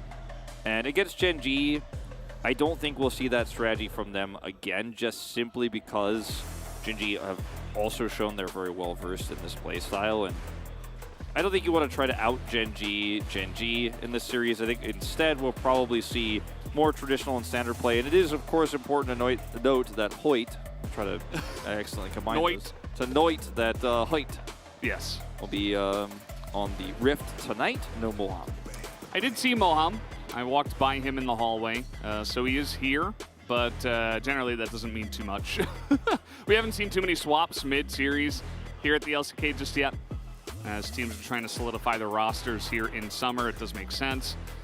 And yeah, I think, you know, abusing the Seraphine is a good way to put it. You know, the strategy is definitely something that basically nobody else is doing here at the LCK, and they had it work for them against one of the best teams in the LCK. So go for that again.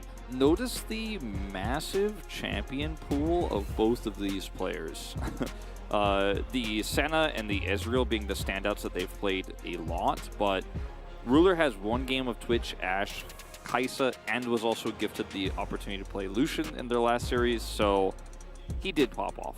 Yeah. His KDA, yeah. Yeah. As an 80 carry, it seems to be a problem. Seems to be an issue. Can they shut this guy down? Yeah, I mean, from the get-go in summer, Ruler was definitely the first guy we began talking about, because in spring he was good, but he wasn't standout. He was actually, I feel like he had better seasons in the past. But come around this time, he is actually hard carrying a lot of their games, and he's not the only one that can on this team. You know, we said maybe Doran's the one weakness. Well, he kind of shored up his play as well. I think he's slowly doing better and better. He's getting at least looking more comfortable. It is easier when your entire team is just dunking on everyone, of course, but that's just another weakness that you're losing.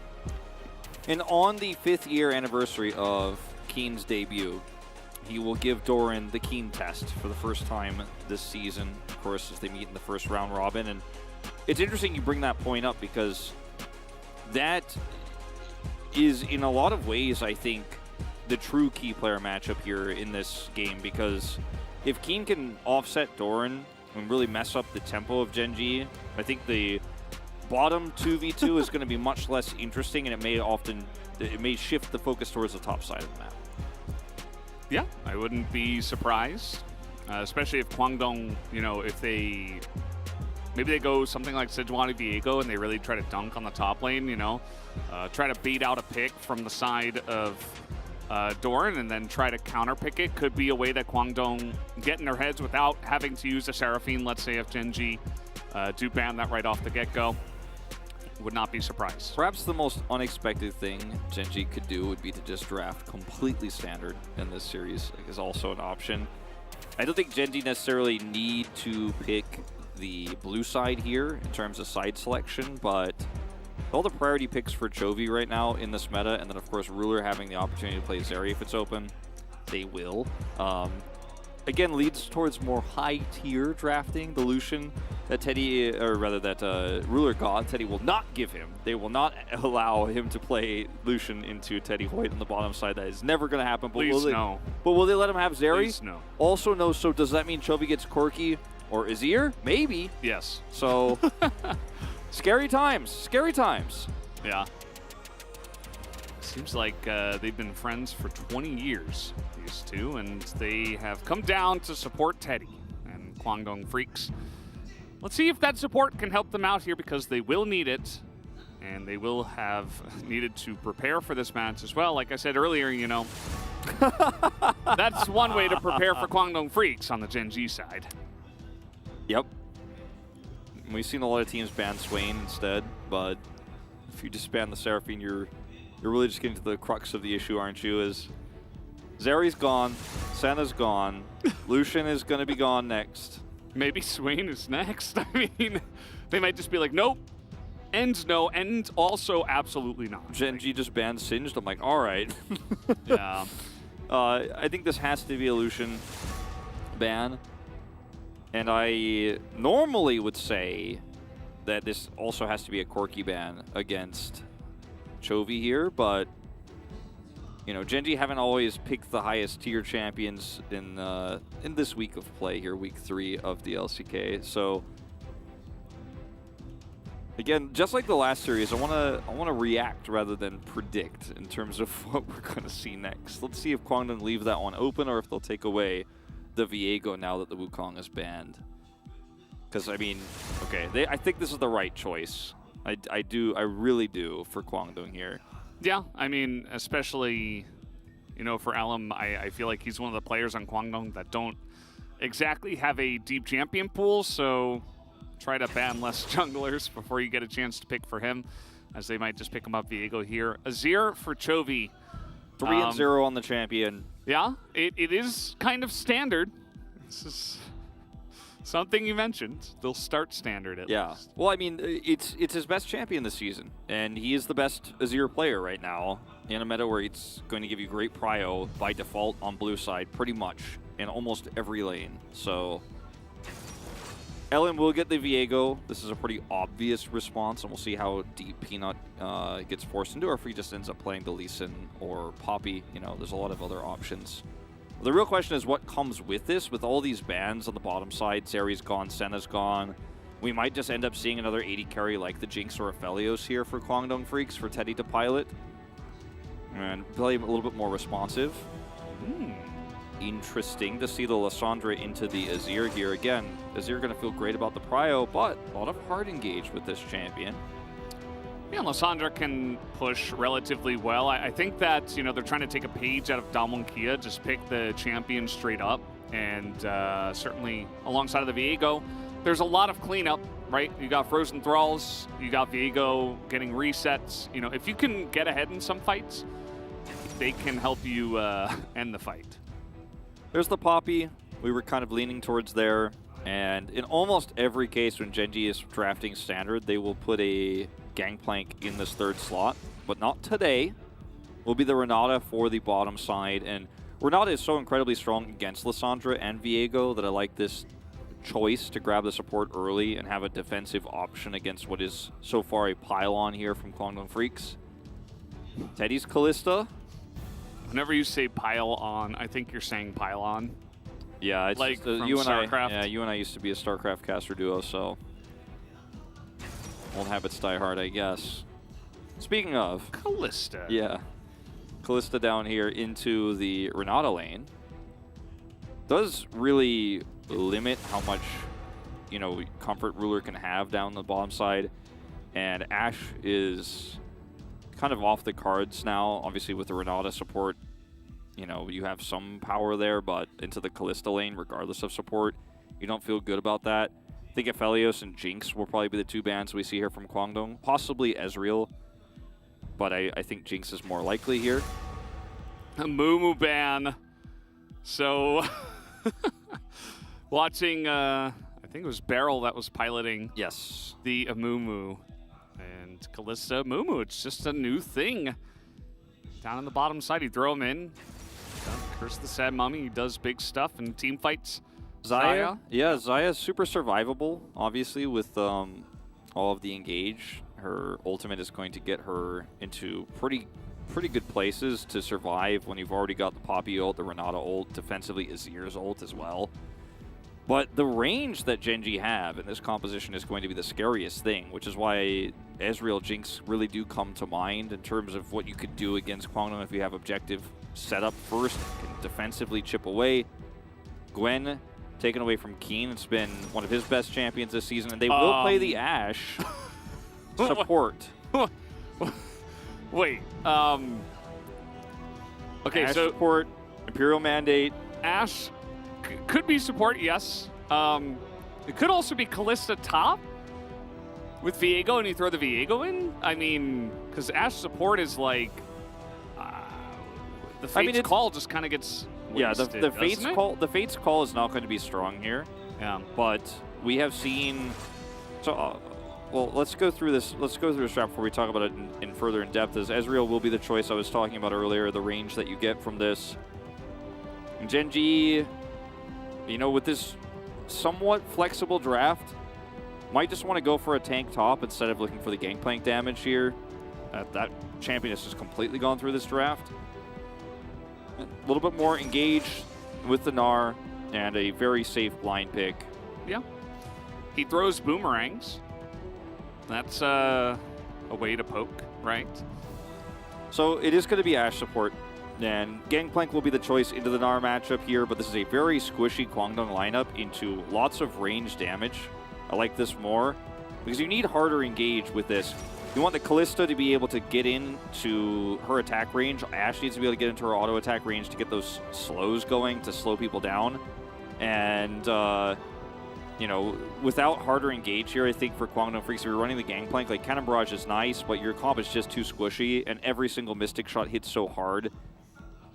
So Ashe, support, can be very oppressive in lane, and when you have Kalista Ashe, it sticks to this squishy bottom lane super hard. You could push very aggressively, and if you hit your W, it's slow. You actually have kill pressure in the lane. Again, Fate's Call, not amazing in team fights because Ashe does not want to be going in there. But you could just use Fate's Call defensively on the Ashe to keep her a little bit more safe, especially when she's out there clearing wards. You can also sacrifice her if you're willing to all in on the comp, while you're also using Call of the Forge God and you've already Ashe arrowed. Like, there's a lot of ways this works, but you do need to keep her alive so she gets Imperial Mandate value. You just she arrows and then you just throw her in. Well, she would throw herself in, of course, but like. But you can use her as the disengage, idea, right? Like, you could save the Ashe, then you could, as you're trying to kite back as the Kalista, toss the Ashe in. Yeah, but I think, you know, especially switching over to the Ornn, which you very nicely noticed, like, the comp is just, okay, we're all in, you know? Like, we're going forward. We're diving in. Everybody's getting in there into the thick of things. And that might include support Ashe as well. So we'll have to wait and see, guys. Let's jump onto the Rift for Game 1.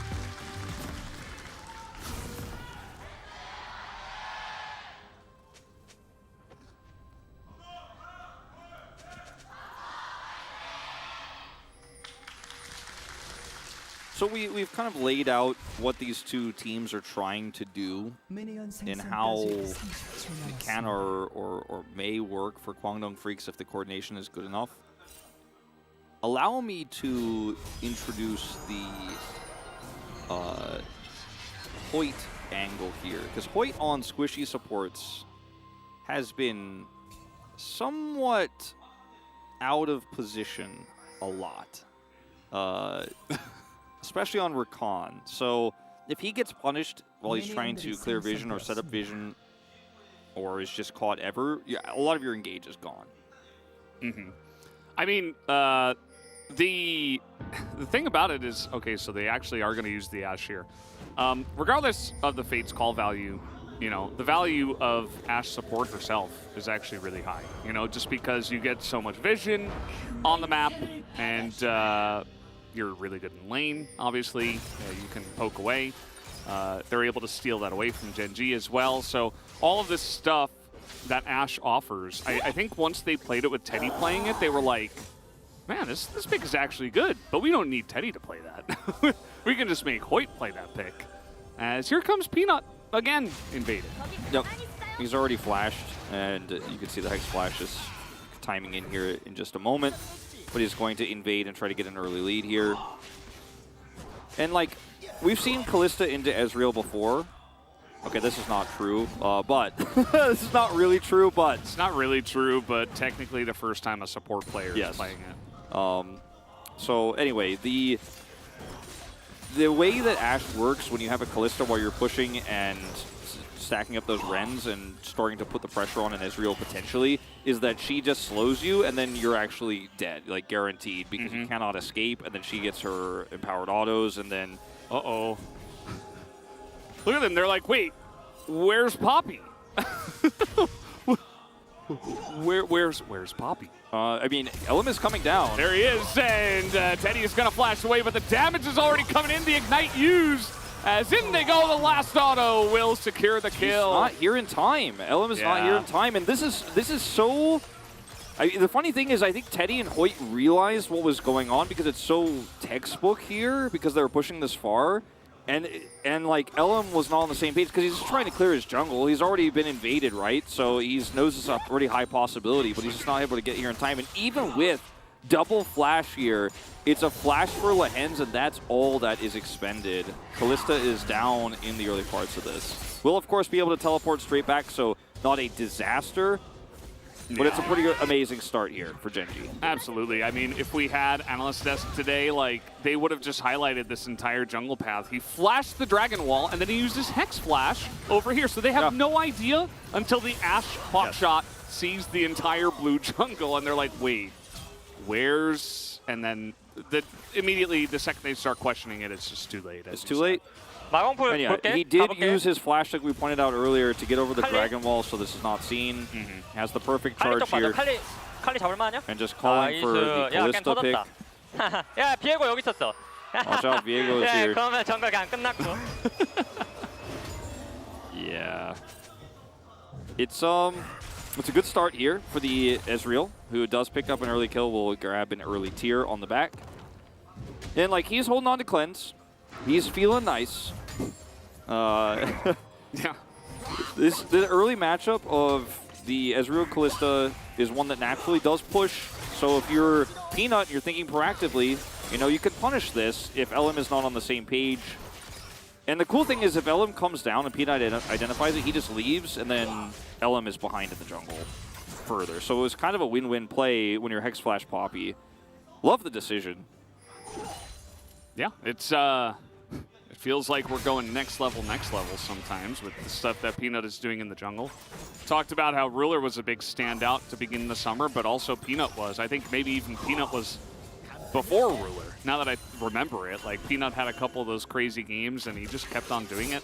Has consistently begun to put on the pressure, you know, just pretty much in every matchup, even flashing Dragon Walls. Doing stuff we would never expect. Yeah. Blue side Peanut power. Just every time, man. Every time he's on blue side, he's doing something crazy in the jungle. He's just not going to let it go for free. He's going to make a play. And now this lane is really comfortable. Okay. Skirting all the way down here. They have that control ward, so he can get through that brush safely there on the bottom side without being seen. And so this is trying to bait a gank from LM as they push really hard, and then Peanut's here for the counter gank. Completely unseen. Remember, they set up this control ward vision here in the river too, so LM has no idea. It's like he's got map hacks. Like, how does he know exactly where their vision is? It's insane. Then he's just going to put the two of them in together. Do they have the damage, though, is the question. Teddy gets low. Peanut will take him down. Teleport is forced, and at the end of the day, Ruler and Peanut will go down for this dive. Okay, well, this was not as great of a play here, unfortunately, for Gen.G and Peanut. Kill going over to the Viego in this case, though. Not going to be going over to the Kalista, who still does go down. So 0-2 start for Teddy. But I really thought Peanut's plan here is to try to shove the lane insanely hard with the Ezreal Renata so that LM just has to respond, and then he's there waiting for him. But no, he was going to Hex Flash the wall and completely gank. So this time around, he Hex Flashes the wall. He set up vision twice with his control ward and the control ward that I believe Lehen set up in the bottom brush. So he can come over here for the charge, but doesn't have a second Hex Flash, and they stay way too long. Ruler eats so many turret shots here. It just takes a completely unnecessary one there, and then Peanut is caught, of course, by LM. So not the cleanest, will be a 1 for 2. Yeah, I mean, this time Kwangdong were ready, right? They used the teleport. They had their Viego in position, so at least they're able to do that. We did see Doran pick up a plate in the top side, so that's kind of the trade. You know, Keem did miss some farm. Also, as we come back to live, we see that Peanut's just in LM's jungle again. And this time it's on the red buff side. He takes the red buff, has the timing of that because he saw that LM started the red, of course, with the ward. And they also put on some deep vision in that red buff jungle, so they know everything. Below the red buff as well as next to the Krugs. So if LM is ever going to make a topside play, they're aware of it, which this gives an insane amount of freedom to the Gnar, Doran in this case, on the top side, to be aggressive and try to trade and pressure the Ornn with Hyperprocs and the Gnar bar that he now has. Scuttle control top side here too, and Gen.G have a pretty nice Drake percentage. We've talked about how they don't really care about Heralds at all. They'll give this one up, but it's a solo Cloud. And they have an Azir and an Ezreal. They have a superior range. They don't need to have objective tempo advantage here. So this game state really does favor them. If that dive doesn't happen bottom side, I think they're even further ahead than they are. But still, they forced a Kalista out. Ezreal has been under very little pressure this game for the first time ever. Ruler is sitting down there. Meanwhile, Chovy getting a little bit close to the sun there. He does have to use that cleanse. I like that. I like that. Yeah. And at the end of the day, it looks like Keen is just going to start the Rift Herald himself. Interesting. They get the cleanse out of Chovy and they say, hey, we knew that Peanut was doing his own red buff, so we have a little window here with the mid-prio to just take this down. Yeah. And there's not going to be a contest here whatsoever. Chovy, looks like he's just helping to clear up some vision there on the bottom side, and we'll rotate back in. So giving up this Herald again. Nice try. Meanwhile, Chovy's just going to get a solo kill, question mark? Yeah, he almost got a solo kill, and now Doran comes down with Mega Gnar. I mean, this is perfectly timed. And Guangdong are just going to... They're going to deny this. Yeah, they're going to pick it up here. Chovy does pick this one up, and a double kill on everything else. Oh, man. Guangdong, they had a window. And unfortunately, half a second over that window. Should have timed it better. Yeah, I mean, this is... What we just witnessed was almost miraculous. Like how unlikely and unfeasible and how difficult it was to pull off all at the same time. We basically just saw like lead turn into gold, okay? This is what alchemists have been dreaming of. Is he flashes to steal the Herald, is knocked up, but then collapses in so that Doran can, then he baits them into Doran's double Gnar into the wall perfectly, while Chovy simultaneously kills the Lissandra, basically, forces her away, and then comes over here to do the remainder of the damage. Yeah, it's crazy. I'm so glad he caught the thing in mid because if Chovy doesn't win that trade that hard as well, like maybe the Lissandra is in this fight and... Yeah, notice on the side, Lissandra is dead, basically, because of Chovy. And he was like, I missed my ult. Oops. Oh no. Anyway. Call an ambulance, but not for me.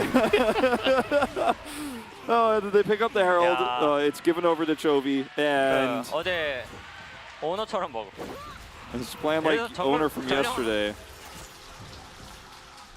Because everyone remembers all these steals that Owner had yesterday. Peanut's very obviously having a very fun time. Yep. He's really enjoying himself on the Rift. Gen.G have just taken an approach to this season after they've been on this win streak of just like, well, how flashy can we do it? Like, how much can we prove that we're the best team? You know, the standings, until T1 lost, it was like, well, I mean, yeah, they're same standings as us, but I think we're better. Like, it just almost feels silly. Is Doran going to come over here with Peanut, does not have the CC? Yeah, nice denial from Keen. With the Bella's breath, but yeah, just a little visit to the top side. He's like, yeah, this is the first and last time I'm going to gank Ornn. Those two wards on the near the red buff and the Krugs were there for so long. Now they have the ward in the river next to the pit, so Doran is just constantly putting pressure on and starting to set up kill pressure for Peanut. Excuse me. While he takes a 30 CS lead against this Ornn. All right, Chovy might be in some trouble. He misses his ult entirely, but he has cleanse again as Peanut is right there. Fate has no follow-up and a solo kill on the top side. You gotta be kidding me. It's like Guangdong Freaks are falling through the ice right now. Yeah, I mean, this is like, I don't know. You ever watch a TAS like speed run, like the tool assist? Yeah, that's what I'm watching right now. Like, are these humans on the Rift right now? Oh, the arrow misses as well. Now Hoyt's trying to make it happen, and there you go. There's the Fate's Call value. Ladies and gentlemen. Saved him. Nice. Doran gets a solo kill and will get the entirety of this turret. Does he cancel the teleport? No, not quite. Doesn't have that big of a minion wave here. And Peanut's like taking red buff again. It's like, oh man. Everything is just melting. Gen.G is like, Gen.G are lapping it up. He's like, so people are still saying T1 might be #1, but I don't know, this team beat T1 and look at what's happening right now. It's just, again, statement games from Gen.G, where it's just like not about whether the Nexus dies or not. It's like, about whether someone's crying on the other side when it happens. Like, yeah. Oh man, like taking candy from a baby is how this is looking with how aggressively and successfully. There it is. Oh, buying an item over there? Can't catch your minions? Oh, sorry, my Narbar's up. You want to keep your turret? He's a bully. He's just straight up a bully. He's got the vision to back it up. He knows Elim is nowhere near. Meanwhile, Chovy, yeah, I missed my ult on purpose, by the way, because I'm going to dash over here. Peanut, send you to Timbuktu. We turn this one around. Oh, no. Teddy doesn't get the back. Peanut was there again, by the way. I don't know how it seems like he's just everywhere, especially when he plays Poppy. He's just so fast. It's like he's in every lane at the same time. Yeah, he has this extra movement ability called Hex Flash. It's just getting him around the rift. It's not fair. He actually has regular Flash up now, so he'll probably flash a wall soon because he doesn't like that one. Yeah, he wants Hex Flash. It's better. The icon is way cooler. He wanted to, you could tell. Yeah. Infernal Soul, by the way, to make matters worse, at least Kwangdong did pick up that free cloud in the beginning of the game. Otherwise, I mean, we might not even get to that Drake, so to be totally honest. Right now, Chovy went for Crown of the Shattered Queen, which is not standard, especially against Ornn. But I think the idea is they will never kill me with their engage comp ever. And I wonder if Ruler will also just follow suit, just simply because he can, and it was very strong on Ezreal. He has Cleanse. Ruler has Cleanse. How does anyone ever kill this Azir? Like, they had the perfect chance earlier, and they still couldn't do it because Peanut was his bodyguard personally. I just don't know if Chovy dies this game. Elim is in Timbuktu, as you said. Trying to actually start a fight here, though, but Lahen's surprisingly tanky, and he is not going to die somehow, some way. And that was Hoyt as well being sent in, and now they are just desperately fighting. I mean, they have to know that this is not a fight you can take, but with Doran flanking, they say, well, we have nothing to do. King can't get there. He doesn't have teleport. This game is done and dusted, guys. I mean, it might have been gone maybe 10 minutes ago. This is not pretty. This feels like bullying. FF15 question mark. Pretty sure somebody wrote that in the chat. No, this is like the desperation here. The arrow, Berserk, Hoyt, Berserk in the choke, and I mean, I think it saves him technically, but also I think that he was aware the entire time. Like if they actually chase to this choke, we slam this team fight. Yeah. We slam the door on that choke point and win the team fight. Like, how silly of them to chase us here. They thought they could get a kill. No. Uh-oh, Doran. He has Flash. Dodges all the CC. Thanks for the ult cooldowns. Yeah. Just the two. And it is Ashe, but at the same time, you can tell that Kwangdong, they're reaching. They're looking for some stuff. At least, I suppose, they get the flash away. Yeah, no, it's certainly a win for them, but how big of a win is it? Now, Fate also goes for Crown of the Shattered Queen here so that he can live through when he engages, I suppose, on the follow-up and the aftermath of the severity of the item lead that Genji has at this point. I guess he's like, well, they all have way more items, so if I live for that, like, 1.5 extra seconds, maybe I do something here, but like, Everfrost certainly isn't going to be doing him any favors, I don't think, in this game. So, yeah, it's just, you know, if they were ahead and they were consistently engaging on their terms, I would agree that it is a good item choice, but because you're so far behind and they have full vision of you at all times, and Ruler's just going to hop walls like this and proc it, Azir can proc it easily, even the Nara can proc it if he's around you. You're not really going to get too much value out of this item. I cannot remember the last time we cast a game like this. I mean, this is just... We haven't really had too many of these in summer, especially. Yeah. This is just a tier diff. We're on a different class here. And I hate to say it for the Kwangdong fans, especially after they just had that intelligent drafting series against T1 where they upset. And then we jump into this, and it just feels like it's not fair. Yeah, it almost feels like 6v5. Yeah. It's one of those games. And Genji, they're just trying to find the quickest way to end it. You can tell, like, they're not wasting any time. They got the Drake. They're trying to push as the arrow will come in. That's onto Renata. And you can see they're like, well, we can't engage onto that. Like, it's just going to berserk us all, and then we all die. Yeah. That's the name of the game. That's why Renata is so strong. Hex Yep. Flash. Oh, no. That's, okay. He might be able to flash away. Oh, Fate's call. Good enough. Baits out the Ornhorn, I suppose. And that's another tool lost from Kwangdong. Genji are going to reset. See what ends up going into the pockets of these players. Chovy is 4-0-2, has 10 stacks on his completed Magi Soul Stealer at 18.5 minutes. He had that like 4 minutes ago, yeah. too. And you know what? Notice what Genji buys. They want to be oppressive. They want to win. They will buy 8 control wards. And Chovy gets a stopwatch. I think he's had that one for a while, actually, but he's still holding on to it. And he also has Cleanse and Crown of the Shattered Queen. And, you know, I don't think he dies. I said it before. Like, I really just don't know if he's going to die. Now I'm like, I am pretty confident. Look at the damage, too. Like, Teddy did the most on his team. It's 4,200. I mean, it's nobody on Kwangdong can do anything. Yeah, these stats are just going to look scary. Yeah. Everybody's had this league game where you actually do surrender at 15 and you look at the stats and you're like, yeah, well, I'm glad we made that choice. But this is a pro game, so that's not an option. And, I mean, Ornn has his Gauntlet. Gnar has Cleaver. And Peanut is sitting here, like, he's got his moon plate done.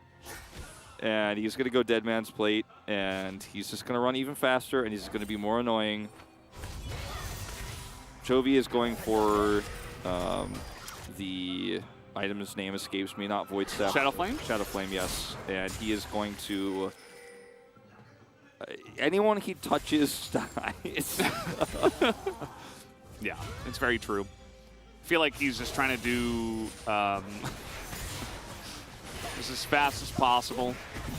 Trying to kill as many members as possible, trying to stack that Magi's. It's just any percent. Yeah, it's really just like for Chovy, he already knows that like he can't win POG. Like it's peanuts. Like it's over. It doesn't matter. Yeah. It's like just not fair. Like, he's like, well, maybe if I build like something where I could get a lot of stacks, and then maybe like maybe I'll get the media vote. That's the angle. Oh no! I get 3 media votes. The media shade out of nowhere. Okay, Keen's hiding. Yeah, he is spotted now, and Doran doesn't. Okay. Doran's like, I can 1v2 this. I got Narbar. Yeah, he's actually kiting him down. He's like, yeah, you want to go? My team is pushing your inhibitor, by the way. There is a Baron, and it looks like with the 1 ping I did see on it, they might consider this option. 10,000 gold to lead.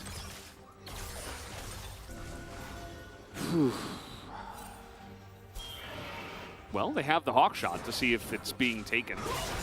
Yeah, the good news is the Baron isn't taken yet. The bad news is Hawk Shot's on cooldown now, and they will be taking it soon.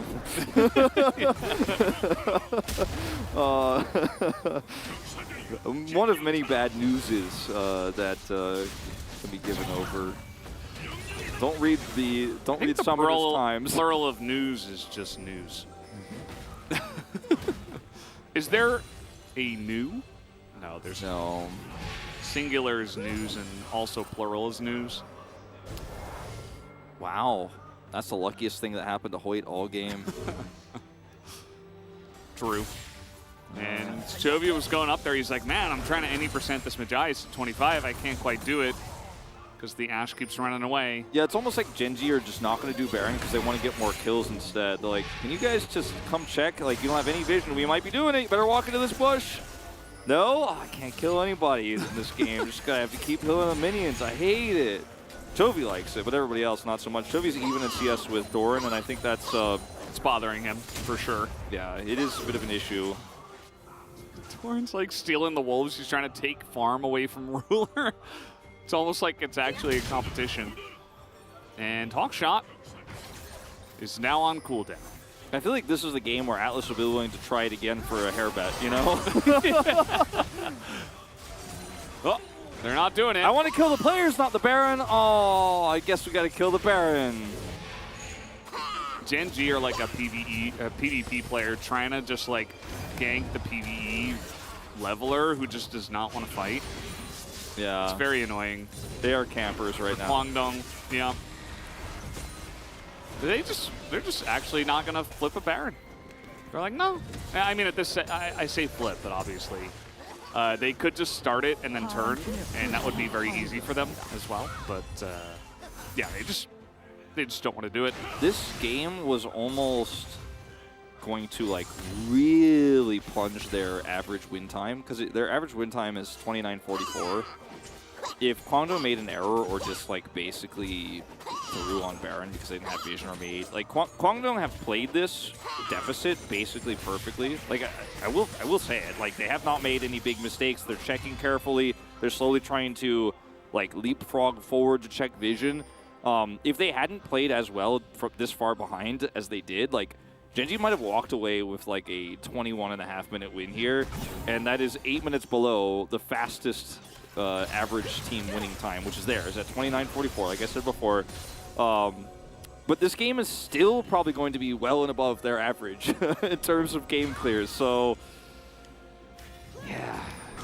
It's just, it's one of those games where you look around and you look at the numbers, you look at the items, you look at the Rift, and you're like, there is no correct choice for Kwangdong Freaks to win this game except to delay it as best as possible and for as long as possible and hope for mistakes only. Yeah. It's kind of funny because, you know, a lot of teams in the LCK, even from this big of a lead, especially in Meta's past, they would just... Okay, we're seeing Doran try for something, but not actually going to work. They would actually just play it as safely as possible. As, okay, Keen actually in a little bit of trouble as the Ornhorn does come out. Gonna knock up two of them. In comes Baden's thinking about it. Nice little knock-up follow-up from Keen, but again, those are really heavy wallets that you are trying to rob at this moment in time. If only Chovy had gone Leandrius, you know, Keen would be dead now. Yeah. But he just played it safe, okay. He lost his crown, it was shattered. He is at 95% health with Flash and Cleanse available and a stopwatch. Why would he ever build Zonias before that's broken?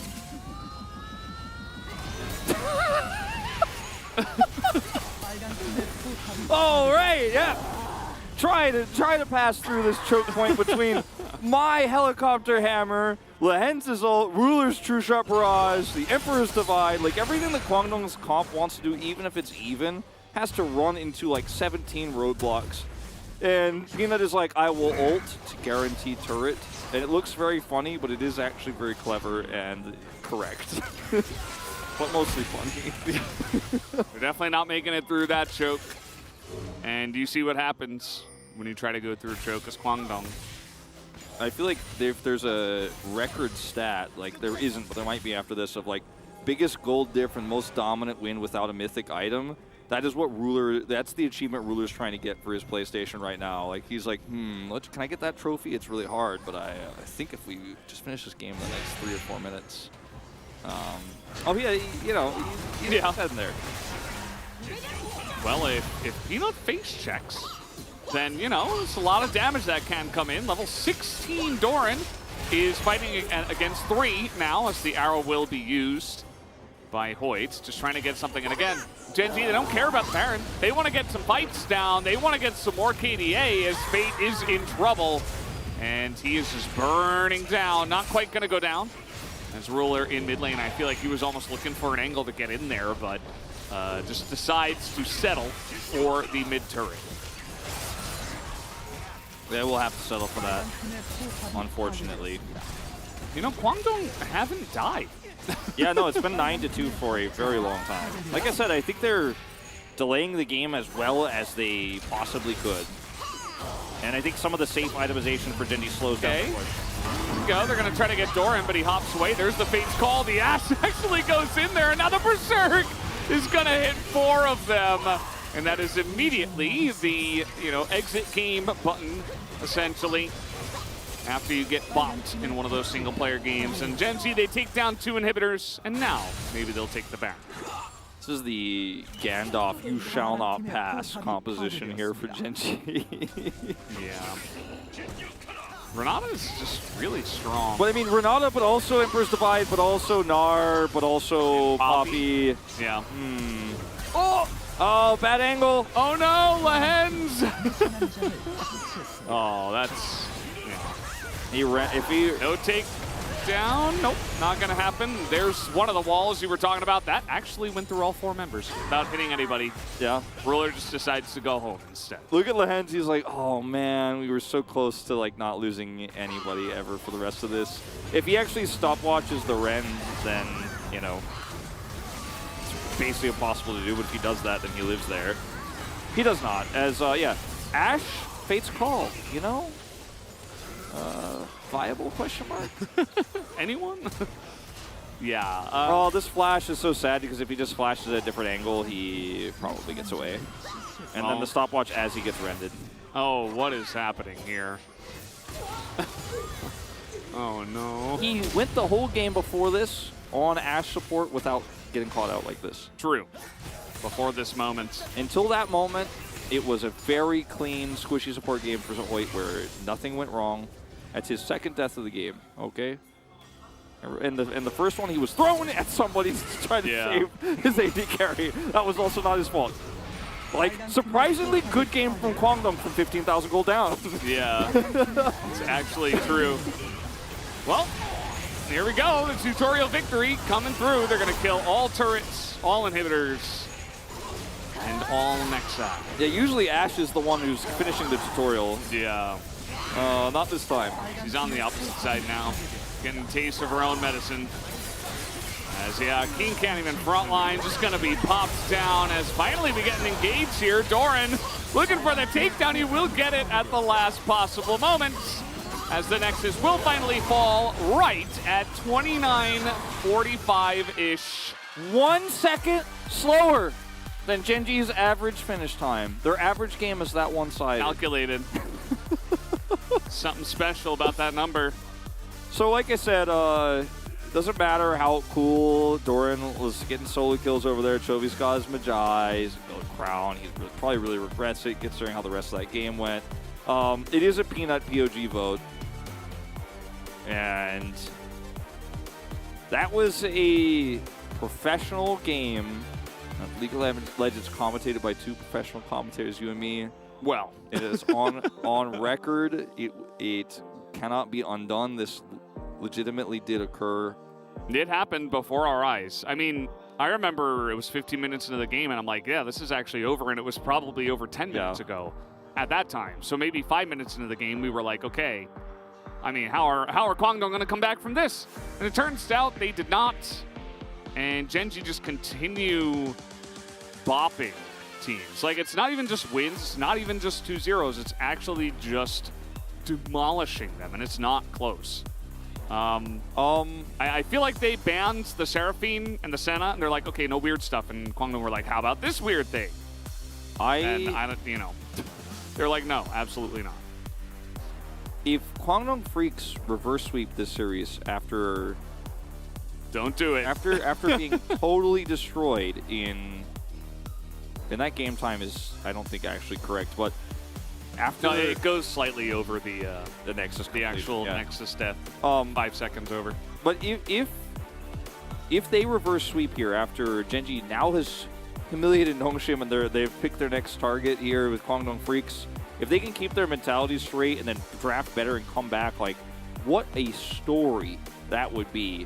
But I don't know if we're going to see a fairy tale ending tonight. I think we might just be looking at Genji taking a 6-0 lead. Yeah. Incredibly dominant team. Would not be surprised. And guys, we're going to take a quick break and be back with game number 2.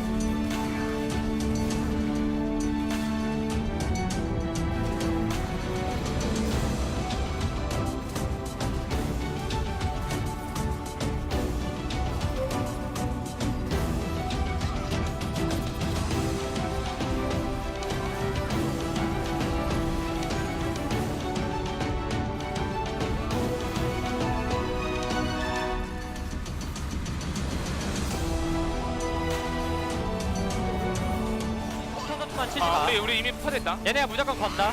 받아치기만 하자. 한 번 들어갔고. 오른 나이스. 위에 타워. 여기 쌈 봐야 돼. 죽었다. 살린 나비. 알았어, 내가 살렸어. 야, 서. 나비.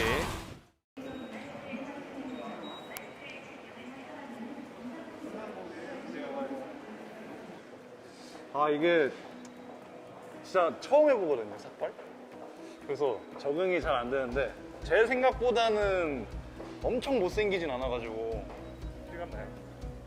솔직히 하루 남았는데 이 롤파크 오는 게 맞나 싶긴 한데 그래도 좋은 경험 시켜주신다고 PD님들이 그래가지고 흔쾌히 감사하게 왔습니다.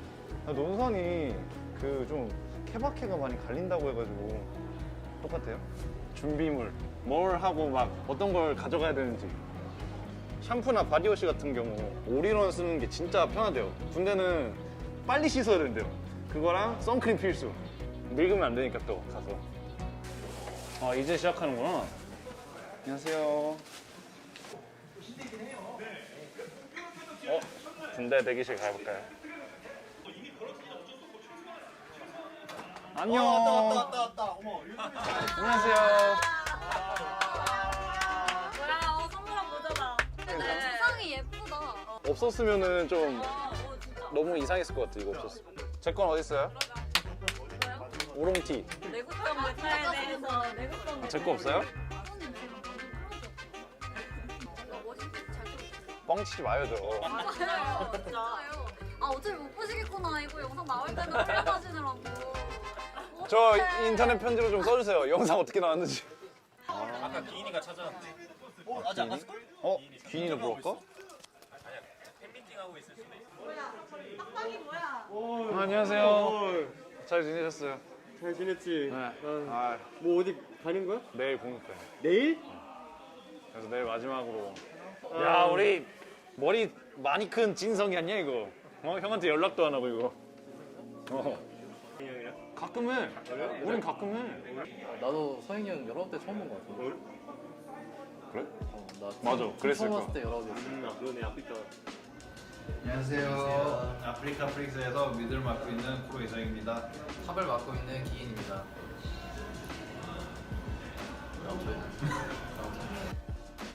수고하셨습니다.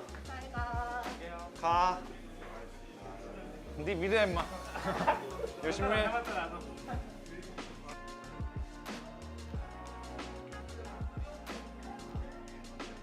안녕하세요. 한마디 좀 해줘요. 금방 갔다 올게요. 건강한 게 최고야. 그만하더라고요. 잘할 필요 없고.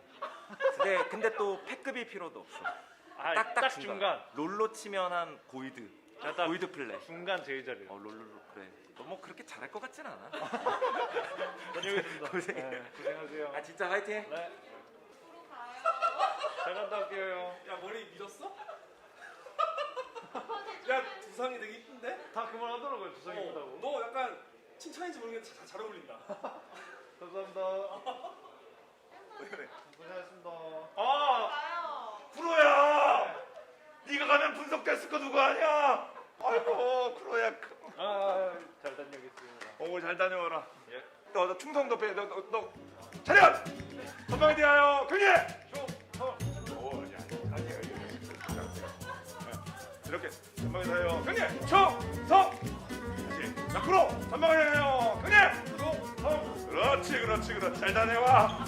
프로야! 분석됐을 거 어떡하냐 너 없으면. 잘 다녀오겠습니다. 잘 다녀와.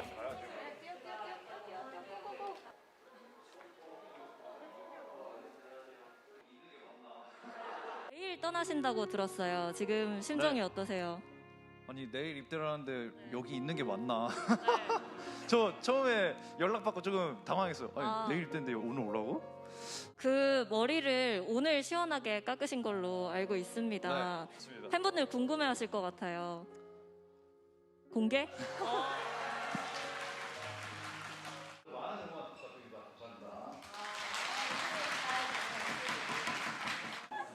아 고생 많으셨어요. 고생하셨어요. 고생하셨습니다. 드디어 집에 가네요. 왜 다 뭉쳐 있어? 초코파이 뭐야 이거 초코파이. 훈련소 잘 갔다 오라고. 건강하게 다니고. 훈련소 잘 갔다 와. 하나, 둘, 셋. 감사합니다. 두 개나 불어?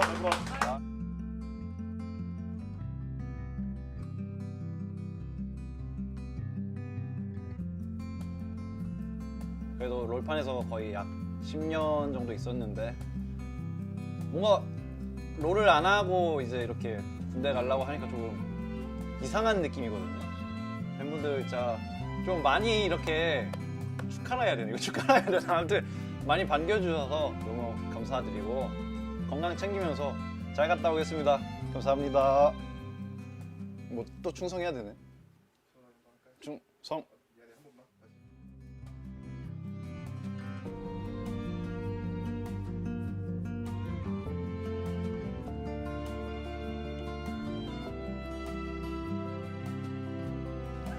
고생하셨습니다. 네, 고생하셨어요. 안녕하세요. 고생하셨습니다. 잘 다녀. 바이.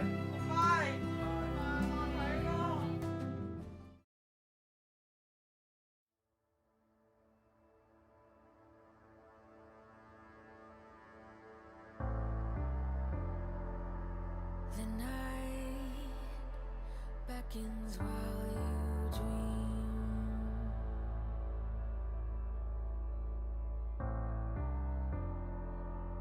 A life never lives in peace.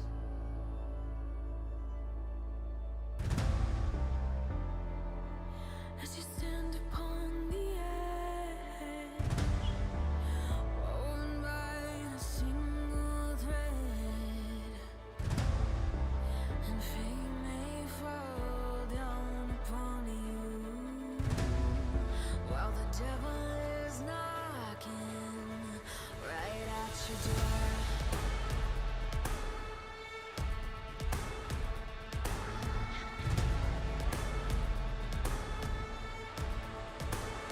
So are you restless?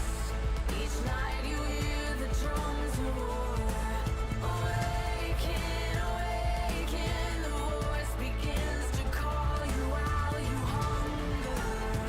A taste of destiny you're searching for. Awaken, awaken, the fight is at your door. Take up the cause.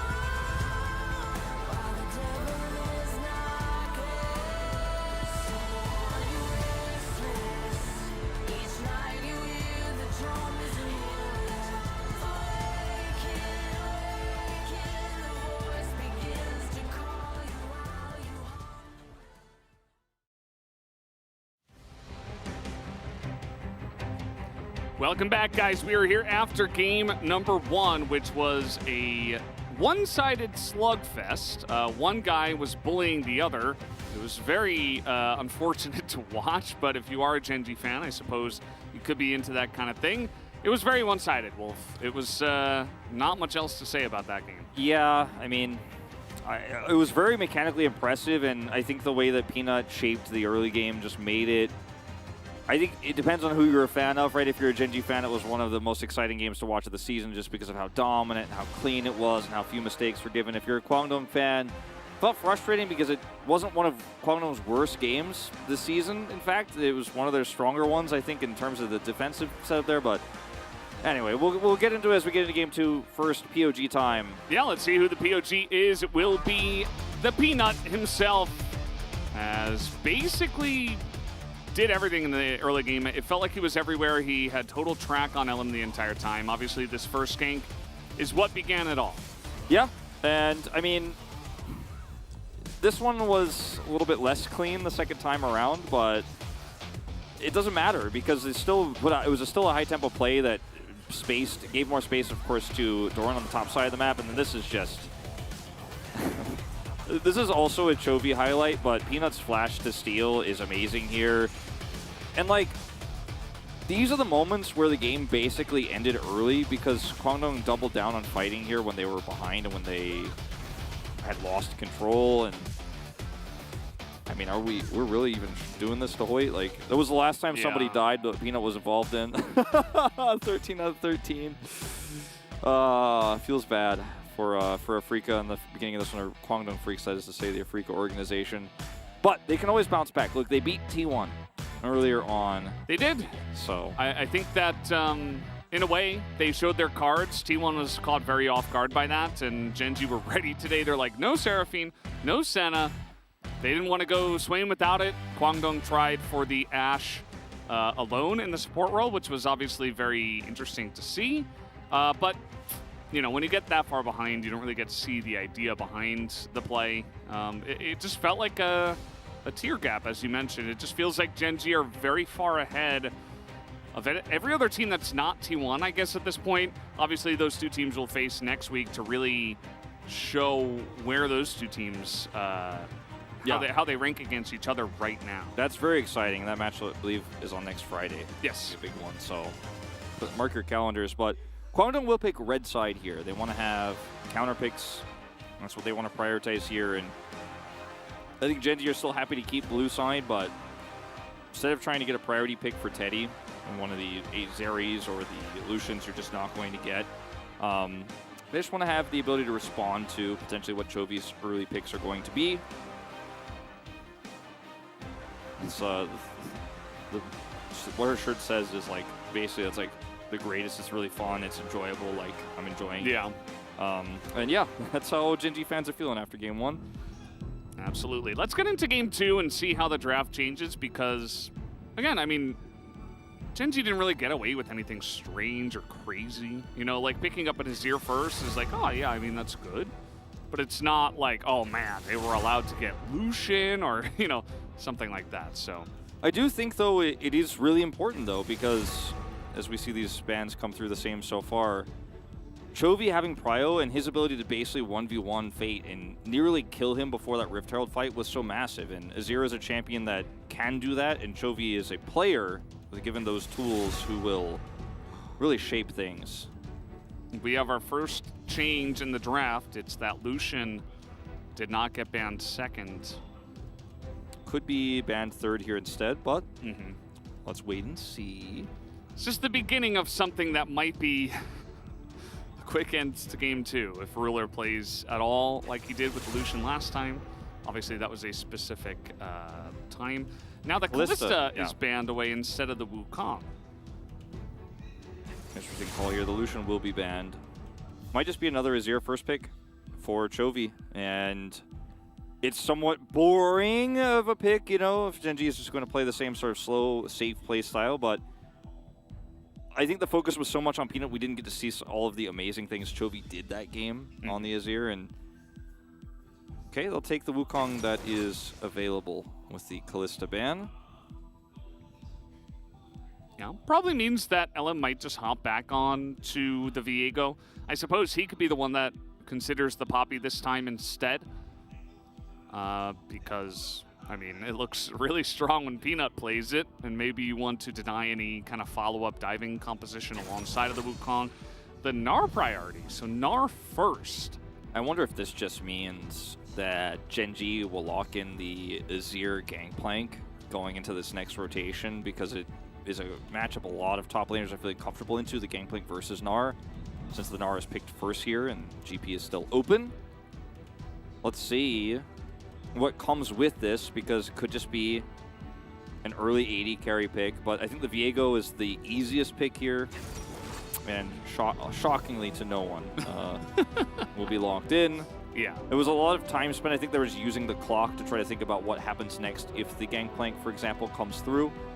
Because most teams would love to take GP Azir here. You have the scaling, the damage, the laning, the prio. On blue side, nonetheless.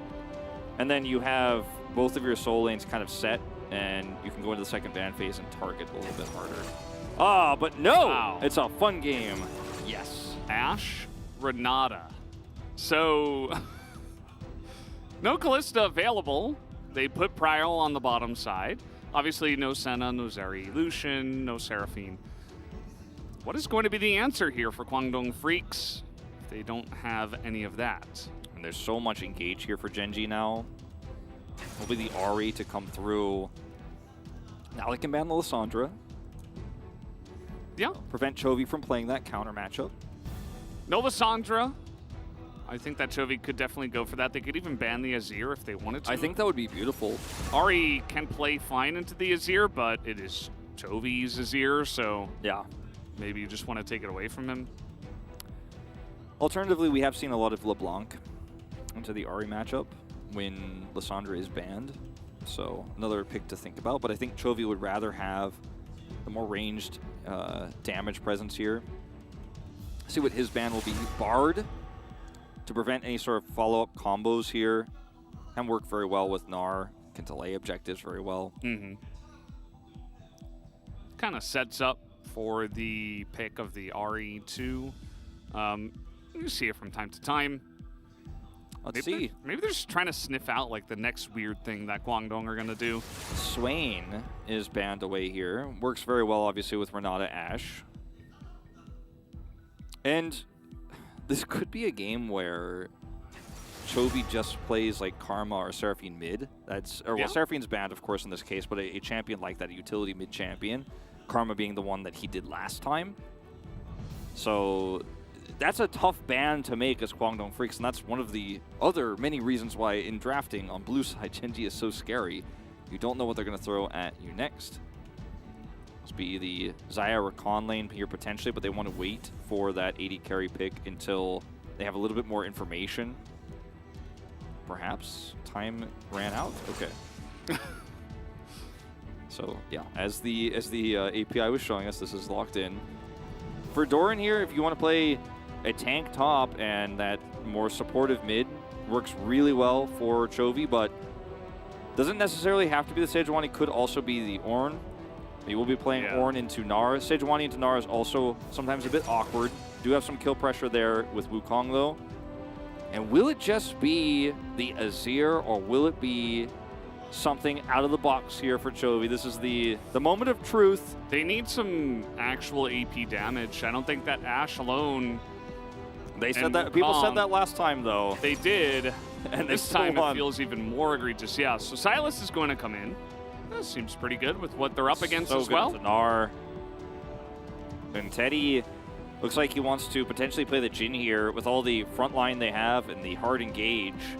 Jhin can line up well with that, but breaking through what is going to be a very strong front line here for Gen.G is going to be challenging, I think, at best for Kwangdong, because you have a Sejuani, you have a Wukong who's going to have all those additional resistances. Sylas, of course, will be able to steal the Gnar away and become somewhat of a frontliner himself in these fights. It's rough. I don't think it's the best call here necessarily. Personally, would have liked I think it would have been very face up, but I would have liked something like a Tahm Kench, which is banned, but Thresh into Jinx. Something protecting a Jinx that can then line up with Ahri Viego, which is already strong. You have a aggressive setup here with Gnar, so you end up getting that reset for Jinx. She pops off. She's got a lot of range, can outrange the poke from Ashe, like her slows. The Jhin here is very strong if the setups are right. But the fact of the matter is there's a Wukong to disrupt the Gnar. There's a Sylas who's a better version of Gnar, a more guaranteed version of Gnar, who will preemptively have Ashe, Sejuani, and Renata ultimates together. Gen G are basically just going full wombo. Like, we have all the circles, we have all the lines. I feel like I've seen this one before. Yeah, on the Jhin nowadays, you just don't really see it. I think especially with the durability patch, like, you could say, oh, he got a little bit more safety, but he also doesn't really do much. He's purely like a setup man, and I don't know. I don't know if that's going to be enough against what they're up against with a brick wall in front of them with that Sejuani. We'll have to wait and see as we jump onto the Rift for Game 2.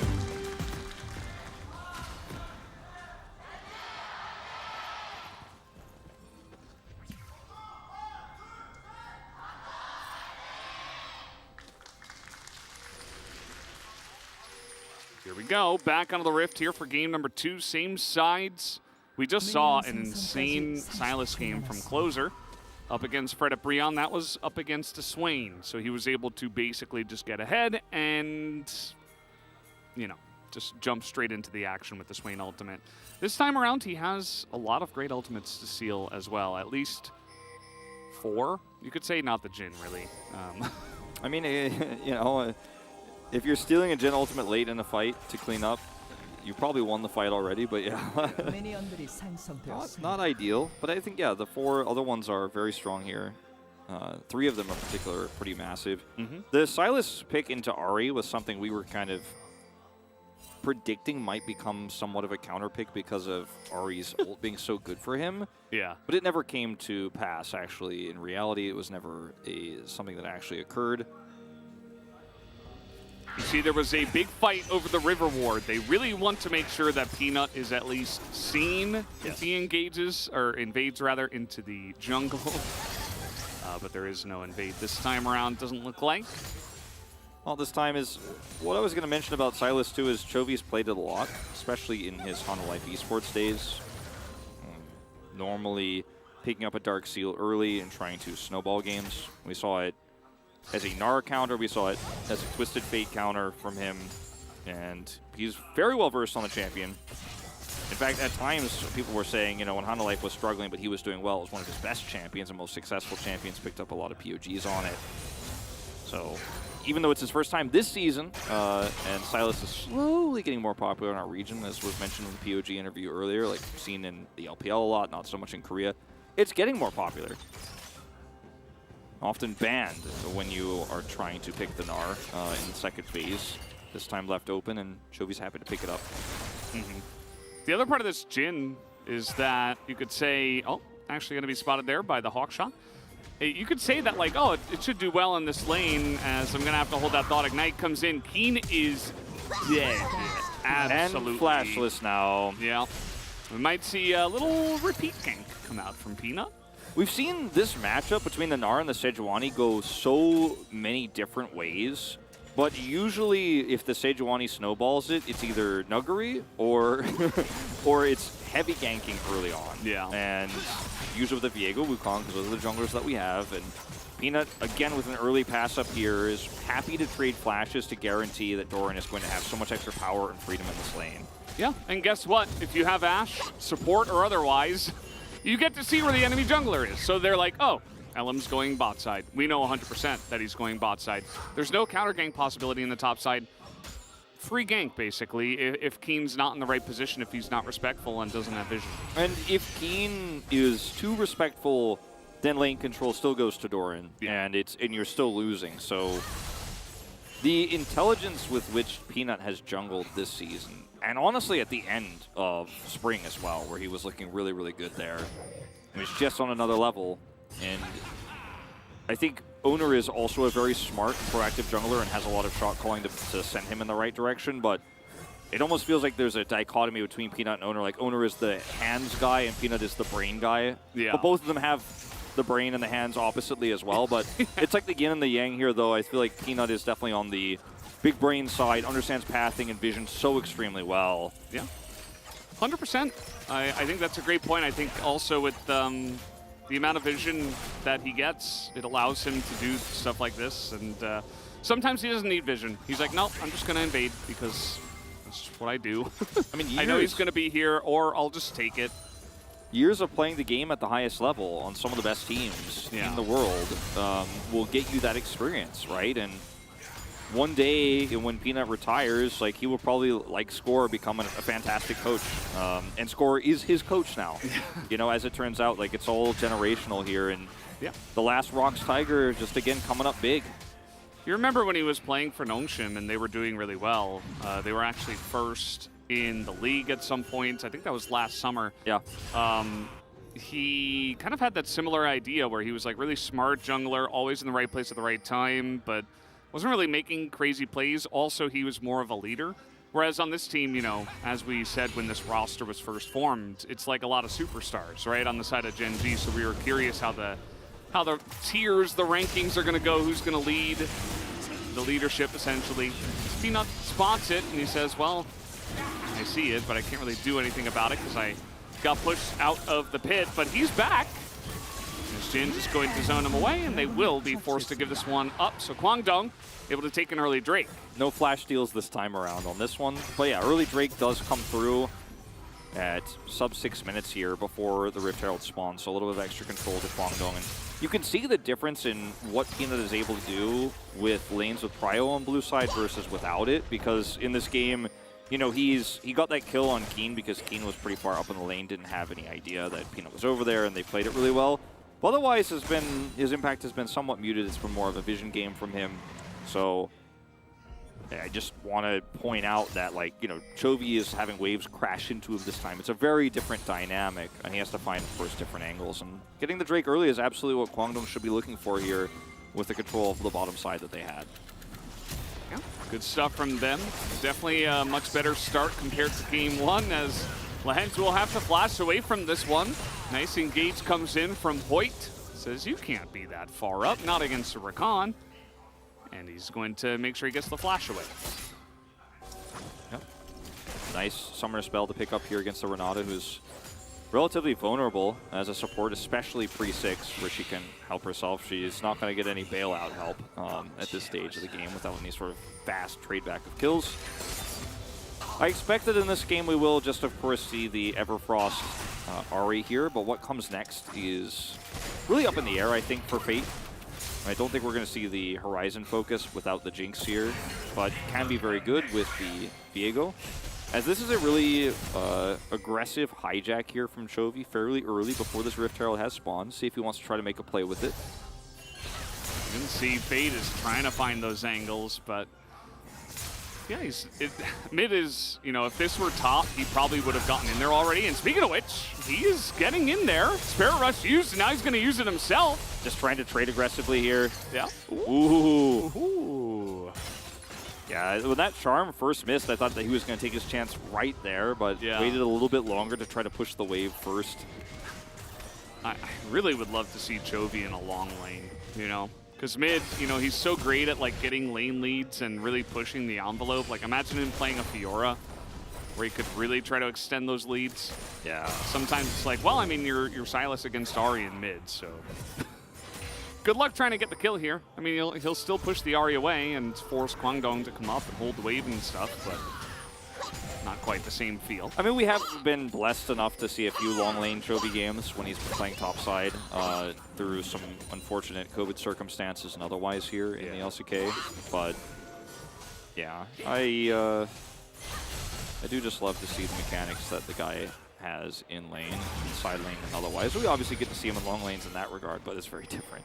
Kwangdong Freaks will start up this Herald with the wave pushing in mid. And Gen G, as they have many times in the past, will be happy to just let this one go with no Hex Flash available or anything like that. Peanut's not going to be flashing to steal this one for a big turn on the team fight.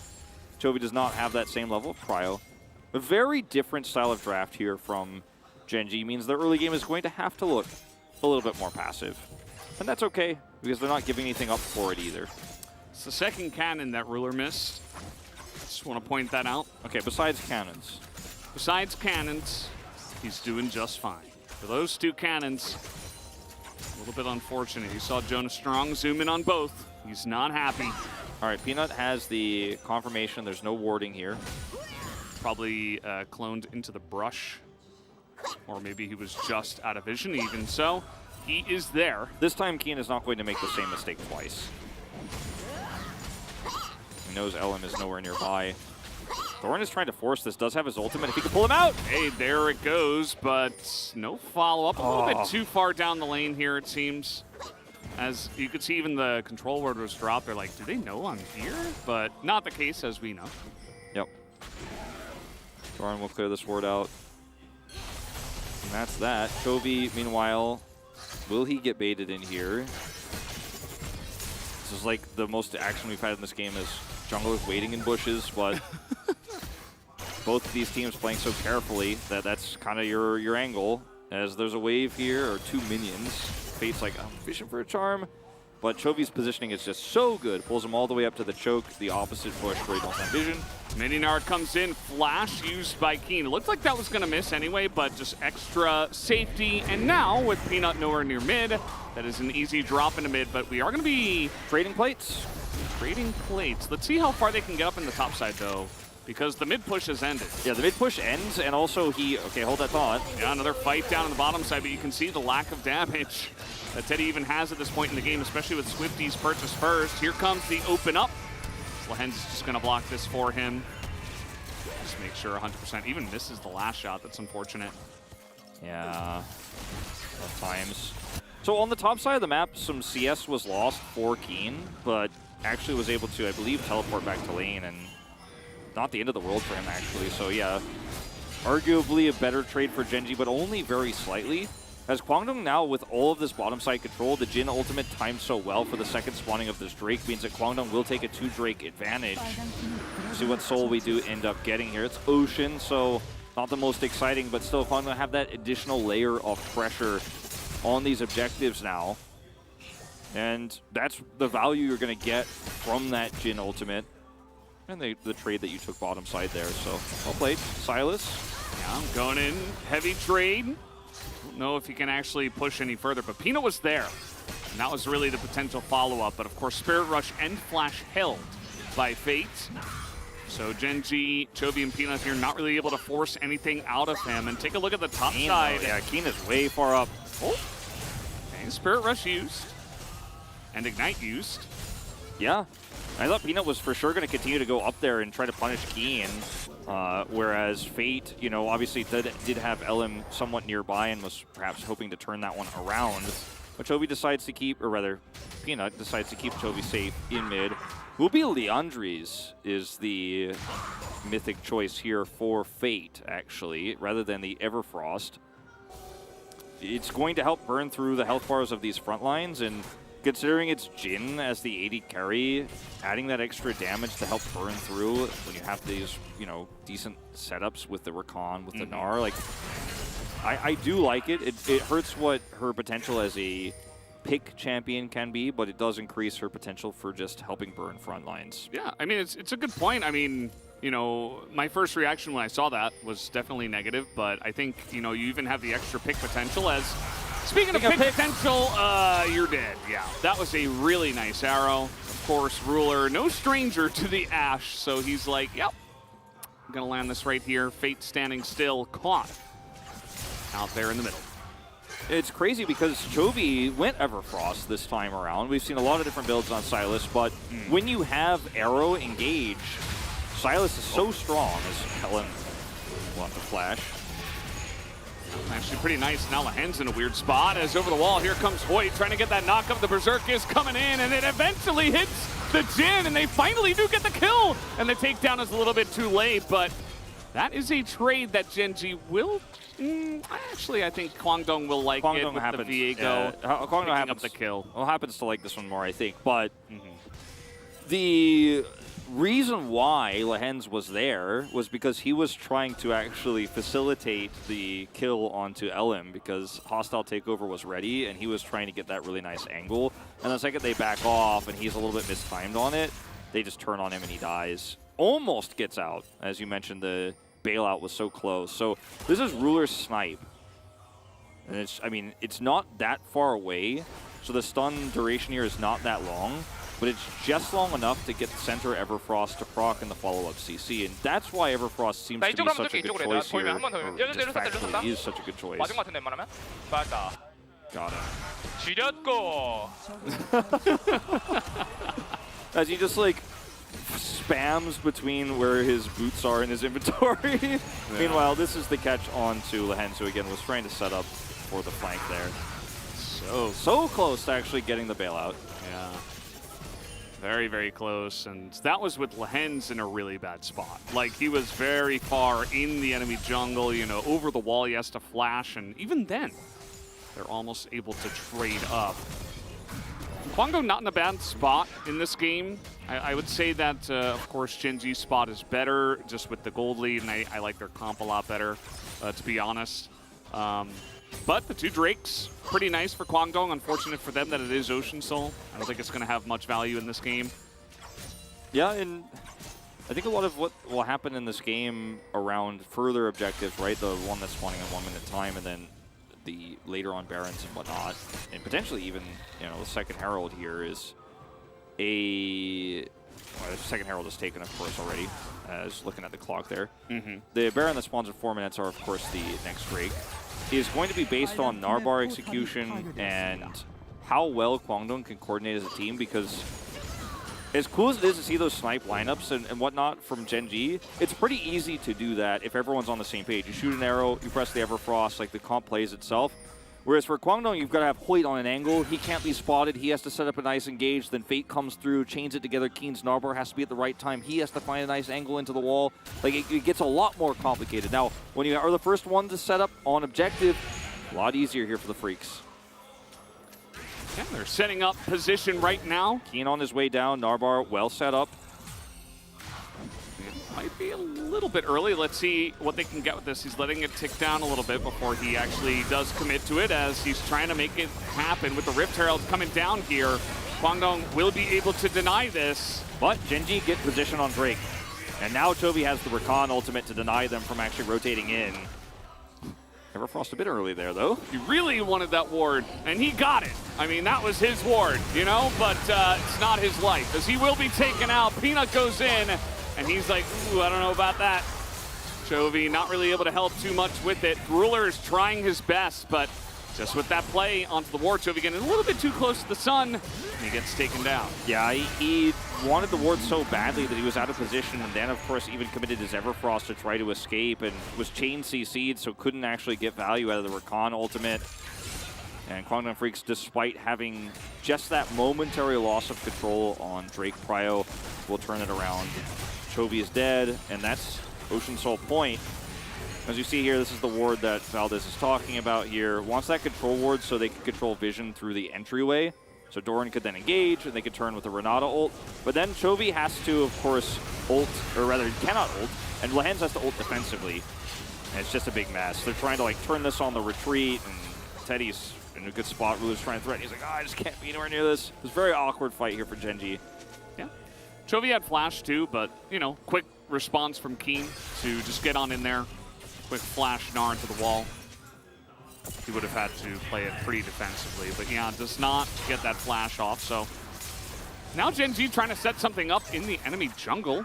No real objectives at this point in time, no Baron just yet, still relatively early in the game, just 18 minutes. Very different from game one, which was already kind of over by 15. So just kind of hanging around here, Gen G looking for picks. No doubt Ruler will be called upon, or he will call himself if he finds a good angle. Yeah. The, lull state we have here, I think it slightly favors Gen G, but they will have to win the next fight. Otherwise, Kwangdong have really set a timer for them, and the Ocean Soul is going to be somewhat significant, but it's not going to be the backbreaker. It's really just going to be additional regen and okay, Hoyt. Oh my god! I mean, this is a certified Hoyt moment. Yeah, we can put the stamp on that one. I agree. Like last game, he played so well in terms of positioning without any control. This time, that was an unforced error, and he is just instantly punished. Lehens, I mean, that was pretty sick too. Like to get that in right at that moment. was very nice, but he shouldn't have been there in the first place, so that's really the issue. And that ends up leading to a free turret for Doran. Quantum Freaks had to rotate all the way up to the top side. 30 seconds until the Baron spawns here. Neither team having a AD carry that can rush this down at this stage. Obviously, the Immortal Shield Bobo here for build for Ruler, and Teddy is going Gale Force, but he's a Jhin. Doran, get in there. You can win that fight. Yeah, but there is a concave of Kwangdong coming at him, so he'll just kind of scuttle back to his turret and reset. This would be a nice interrupt. What is a boar but just a big scuttle crab? Yeah. It's basically the same. Yeah, I mean, you're just walking into no vision and it's a perfect handshake. The reason why he's there is because he wants to see if there's any control wards in that brush. Is the expectation as to why he would be heading down that way instead of pathing above the top side towards the rest of where his team is. And that's why that control ward is valuable, because it sees him and he dies. So really nicely played by Lehens at max range, as you mentioned, but yeah, unforced error punished mechanically well. As like I mentioned, we're going to be kind of in this lull state for quite a bit, but last fight was not a real fight. Like, it was decided by Chovy trying to set up a really nice fight. Like, during that vision, he was punished. So let's see what happens when we actually get a real fight with these two item spikes coming online for a lot of these players. As I'm really excited to see if Kwangdong can actually execute on this, because the setup they had going into the last potential fight, which didn't end up being like the real fight because it was just free, was nice. Like, Keen had his Narbar managed. They were trying to set up well. They lost control of Drake very temporarily, but then, rotated back in very nicely. They have good angles they could set up if they can maintain vision control, which struggling with a little bit right now, but starting to wrestle it back away. We got 50 seconds until that fight. It's definitely one thing that Kwangdong did well against T1 was they really upped their vision game. It did help that they had Ashe in one of the games that they did win. But either way, it has been a struggle, as you have said here. So let's see what they go for as 30 seconds until the Ocean Drake. This time, Gen G, a much more aggressively timed position take. Yeah, and Chovy's not clearing a ward because it's already cleared, and they are here on time. Like, Kwangdong cannot contest this, and they cannot realistically start Baron either with this Jhin. So yeah, it's feeling very good right now as Gen G, who are going to try to force a pick so they can maybe get both. Will be unsuccessful with Doran's ult, unfortunately. Yeah, essentially just thrown out, I suppose, to secure the tower if we're being nice. But yeah. Chovy timing out on the hijack as well. Yeah. So, okay, this is Lehens getting caught a bit, but he does have Turelias. He's very much on the move as the Berserk will come out. And Kwangdong saying, you know what, we're just not going to be able to fight over this, so you take it. Now, I like how it was done here. So we're going back to... They are aggressively defending here. Yeah, this is... On this turret. Is there a turn possibility? I mean, Peanut has ult. I mean, they will save it. The Kwangdong don't actually grab that, so... Ends up being a summoner burned, but well worth it. But going back to that fight over the Drake, I really feel like even though Sejuani ult misses there and Doran is like, well, we got a turret, don't worry. That group up means that they can actually successfully take the Drake and then escape. Notice how Gen G were unwilling to actually fight Kwangdong right now straight up. They're like, let's take the Drake and get out. We can use this turret pressure in the Sejuani ult to push them back and then just clear it barely in time, and then we're out of here. And that's basically exactly what they did. Now the Runans is done for Ruler with the big spike he's been waiting for. I like this approach because they have the feeling that in later fights they're going to have the better setup and they're going to, just be able to win them outright with Ashe's damage versus a Jhin who is more utility in this case. So I like that throw because if you get a kill plus turret, maybe you get a Baron and the Dragon, you win it swimmingly. And there was no real lose here because they were able to retreat really nicely. Yeah, absolutely. There were a lot of pings there in mid. They want someone. Ruler going to have to flash over the wall. And he does make it out alive. That's the flash down for an immobile AD carry.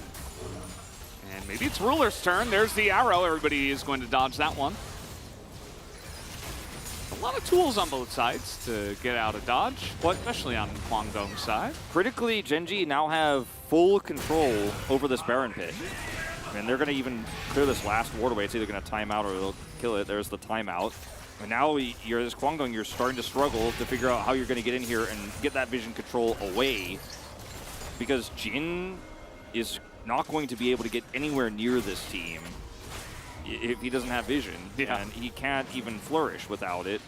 Meanwhile, Ashe is just controlling waves mid. Doran has teleport. Keen does not. Like, Gen.G are completely set up to have control here, and Kwangdong have to play it slow. Still fighting slow. in the side lane. I mean, Keen just hit 16. Doran is level 14. Down 2 levels already. Keen doing a bit more of the side laning. Now he should be able to pick up his item here.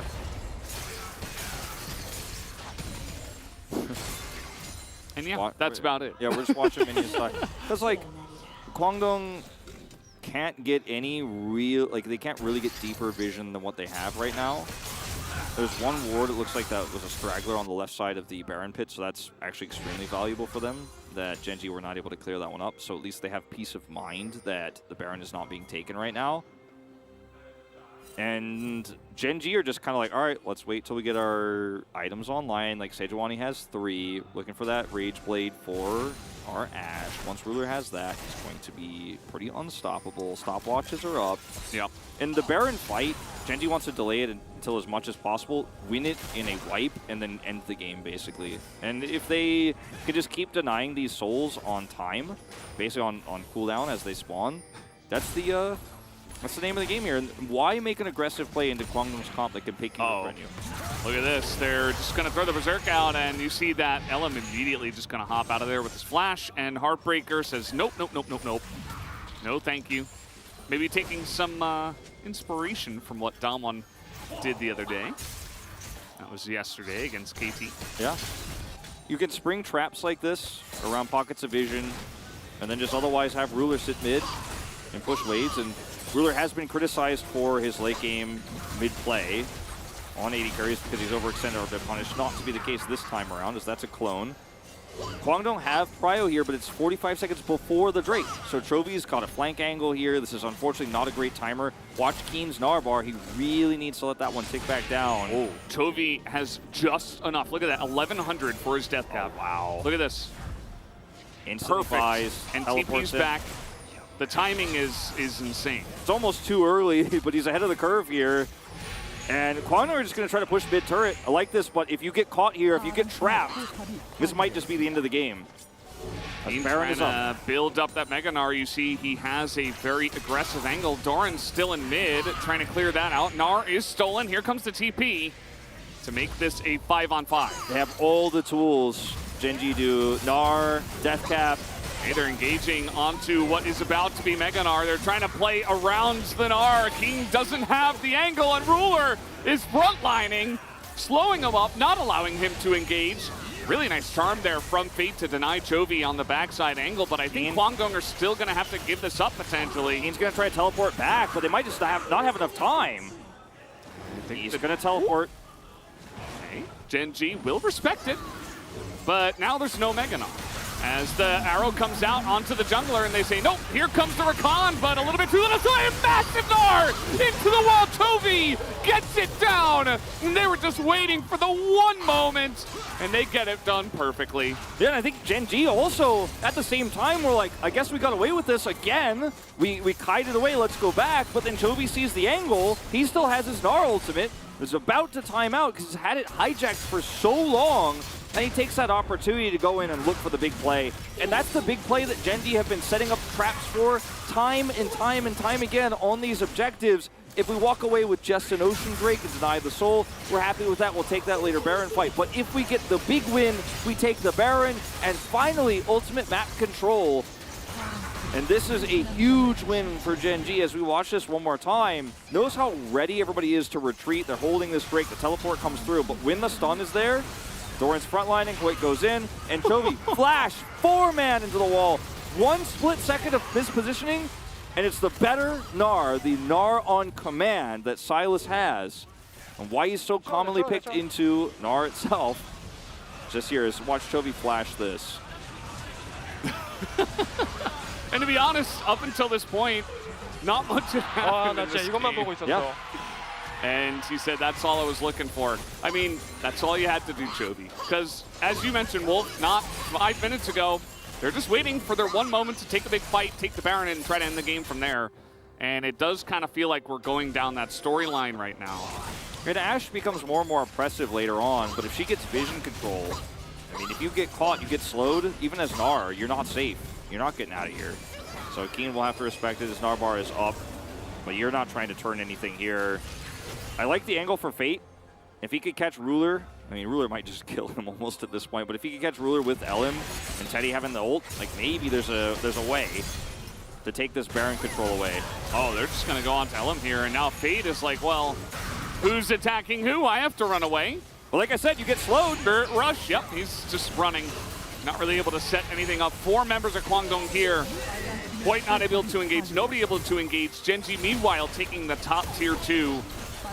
Bit by bit, chipping away at the structures. We're still waiting for the Jhin value.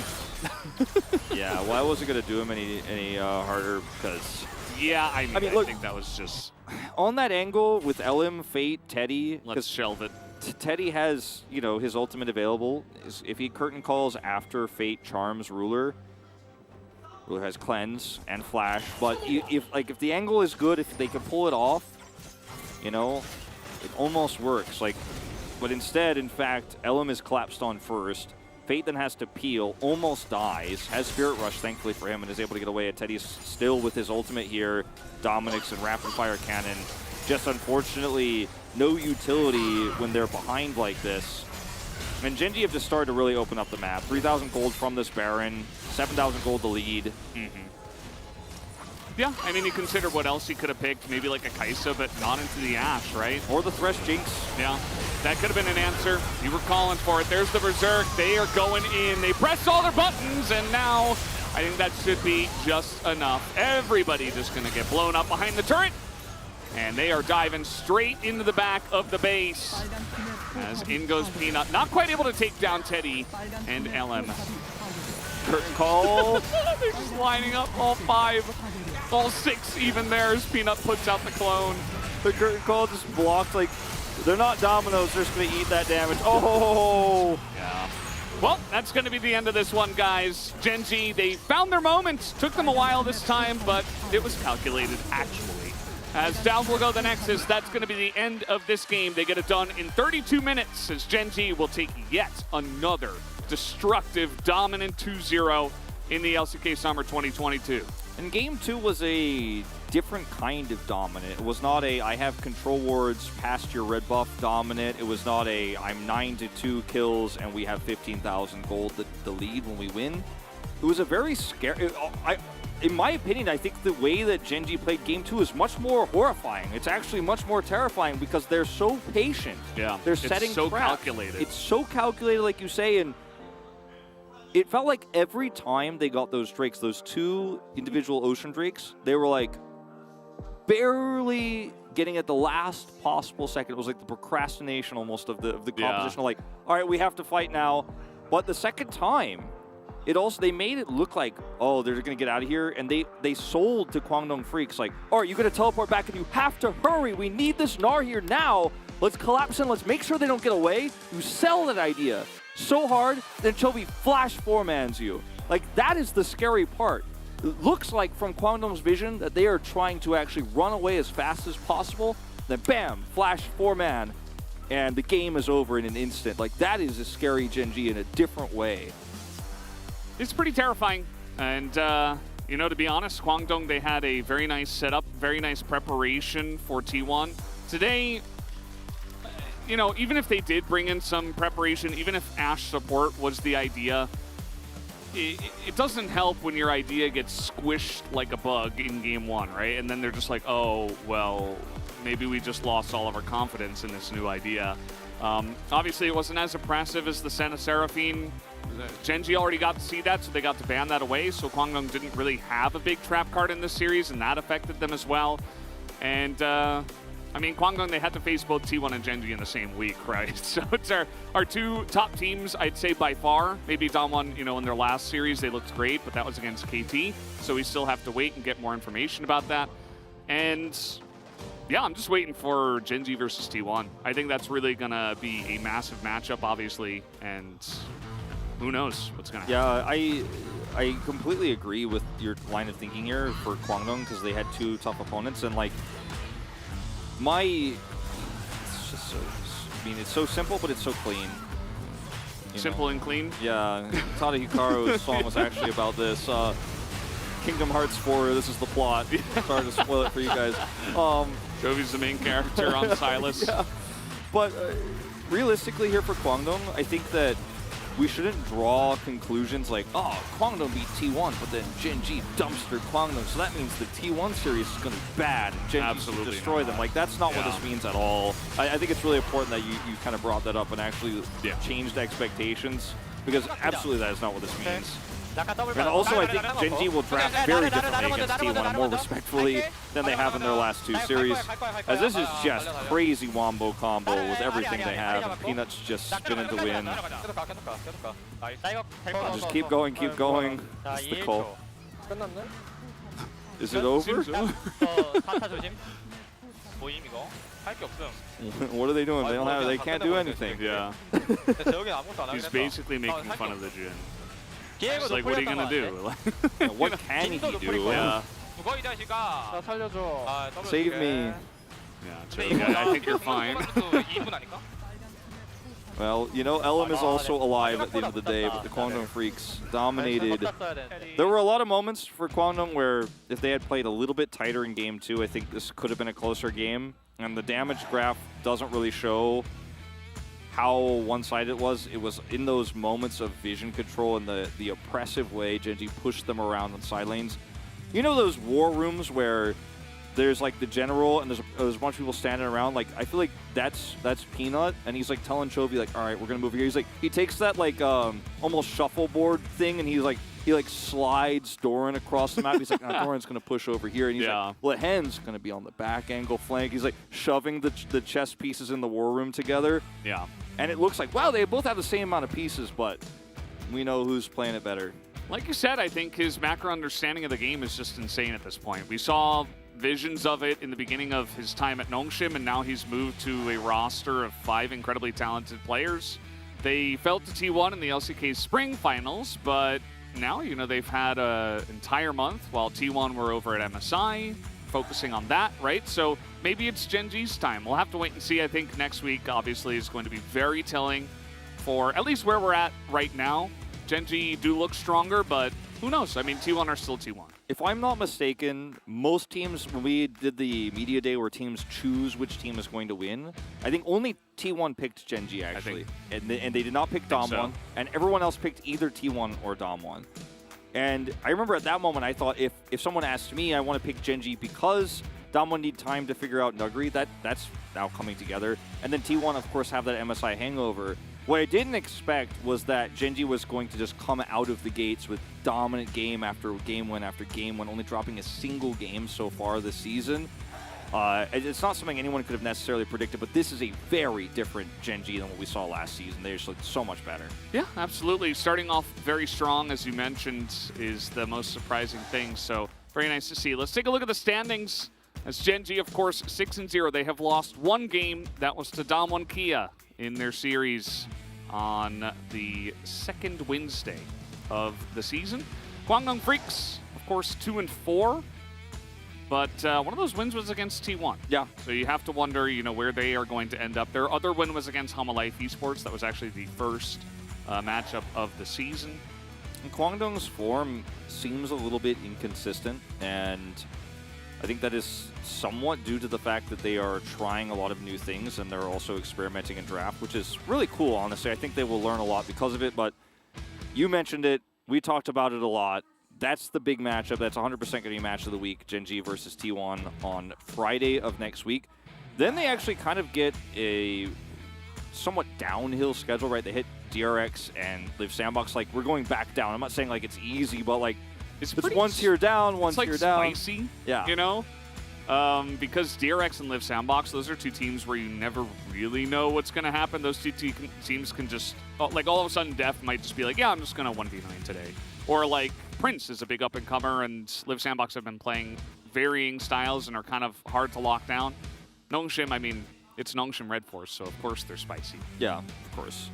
I do like how it just kind of slowly eases away, but it's still not, it's not free. For Kwangdong, they have Freddy Brion, who has not won a single series yet, as we, unfortunately had to mention earlier, but that's a relatively easy opponent. Then KT Rolster, which is kind of, again, ramping up, and then you have the Damwon Kia match before you go through the halfway point. So things definitely could get better here for the Freaks if they can kind of solidify their drafting style and figure it out. There's a lot to like about how this roster has been playing. Yeah. It's just not perfected yet, I should say. And no doubt the T1 fans will be waiting for that final match on this list, at least, match 53, where T1 fans are going to be chomping at the bit, champing at the bit, whatever you want to say. They are going to be fiending for that win, okay?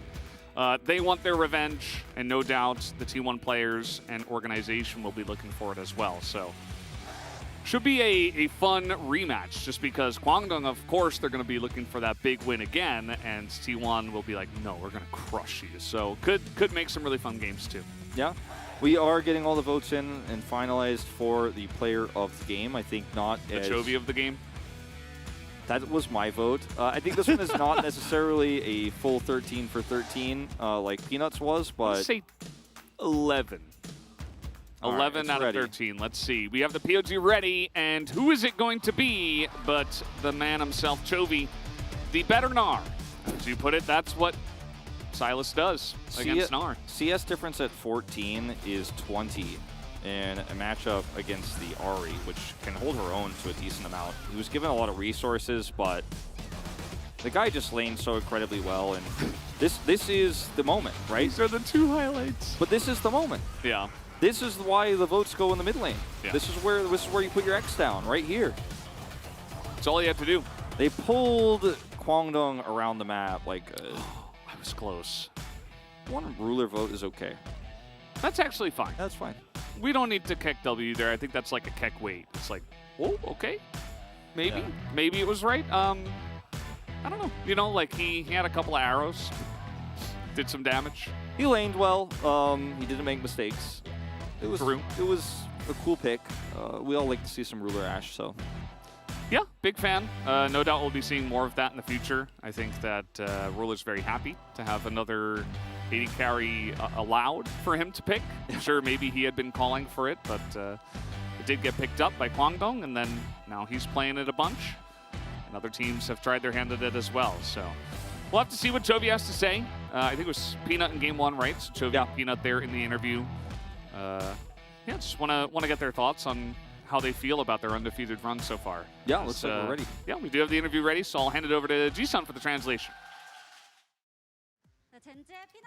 Thank you very much, guys. This is Ji-sun for the POG interview translation, joined by Chovy, Peanut, another mid-jungle duo POG interview of the day. Clean 6-0 LCK run so far. How do you feel? I'm happy that we made it to 6 straight wins, and we are getting a day off tomorrow, so I'm glad that we are able to start off our break with a victory. Yeah, same, I'm getting a break tomorrow, so I'm so happy that we are able to end the long schedule with a win and head home.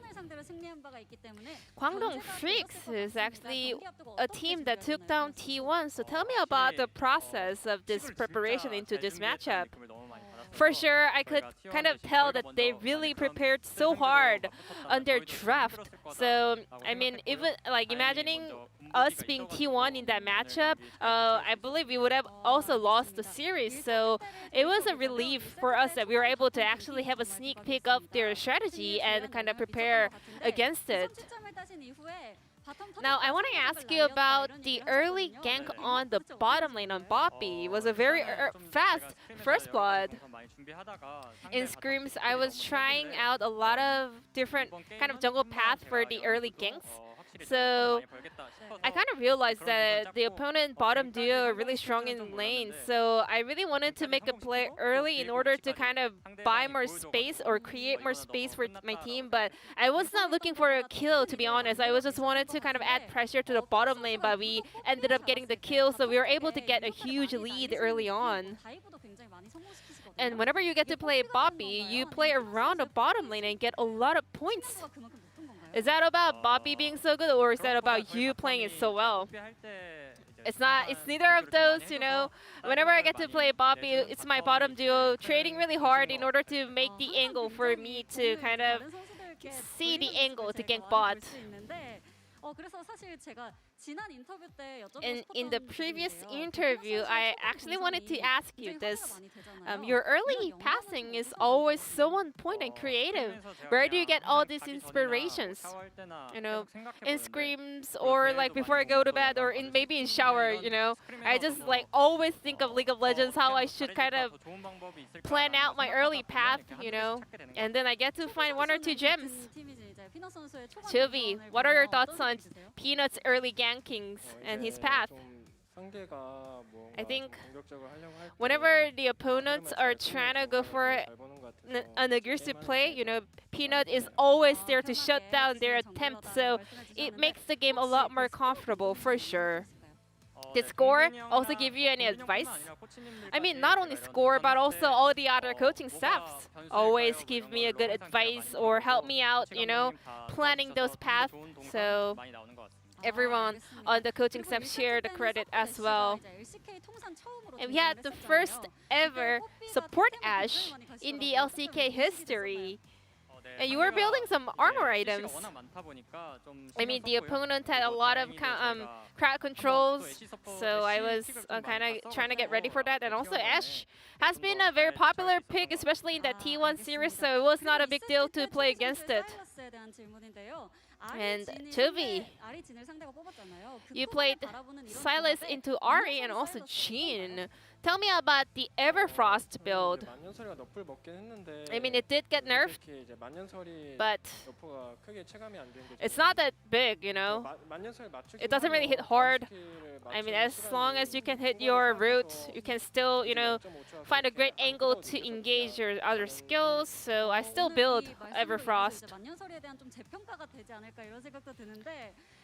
And also in game 2, well, Kwangdong Freaks was stacking up a lot of the Drakes, but you guys are able to turn the game around with a fight around this Ocean Drake. Tell me about this fight. I was just having all eyes on that angle with this hijack Gnarled. And yeah, in the voice comm, we could hear that you were saying, this is all I was looking for, you know, that Gnar angle. Peanut, what did you feel after Chovy made that play?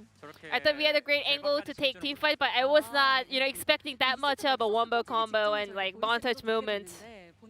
And at the end of game 2, it could get a listen into the Gen G players, and everyone was like claiming I did this one so good, I was doing so well, I was doing this bad. So who was the MVP of Gen G today? I mean, I think I was not. It was a bummer that I was actually got caught once with the Mega Gnar, so that's a bummer, to be honest. Me, I mean, same. I wish I could get more kills on the top lane in order to kind of create space for our bottom duo. So that was a bummer, but other than that, everything was pretty clean. And also, game number 1, Peanut, you said after you stole the Herald, you were like, I stole it just like Owner did yesterday. I mean, T1, obviously they are our next opponent. You know, they're one of the strong teams, and I said that just because, you know, it was not about, you know, I perfectly calculated, like the opponent didn't have the smite or something like that. I just wanted to put it simple by just saying I stole it just like Owner did yesterday. And exactly like you said, your next opponent will be T1, and you message over to Owner. You know, I'm Hyung, you know, so I hope you show your respect to me in that matchup. What about you, Chovy? Well, I think it's gonna be one of the most hyped matchup coming up. So I will do our best in order to work hard against one of the strong teams of the LCK. And this will be the end of the interview from the Gen G POGs, and back to the caster's desk. Thank you. Thank you, Ji-sun, as always, for that wonderful breakdown and translation of the interview. Chovy and Peanut very happy to get the win. Yeah, very humble as well, I think. That matchup with T1, if they can take that one, and if they could 2-0 that one, the first round robin winner is decided and done and dusted, so I'm very excited about it. But this week is not over yet either. It's not over yet. Today was just Saturday. We have one more day. Let's take a look at the matches for tomorrow, as it will be Damwon Kia up against Nongshim Red Force, and then KT Rolster up against Hamalife Esports. Make sure you guys send your love to Chronicler. Hope that he feels better for tomorrow so we can have a full team for that day. Yeah, really hoping for it, and I hope that we get to see some good matches tomorrow. I'm really excited for the Damwon Nongshim one in particular. I think it could be closer than people think. Yeah, absolutely. Well, thanks once again for watching, guys. We really do appreciate your love and support, and we'll see you tomorrow for more of the LCK. Have a great night.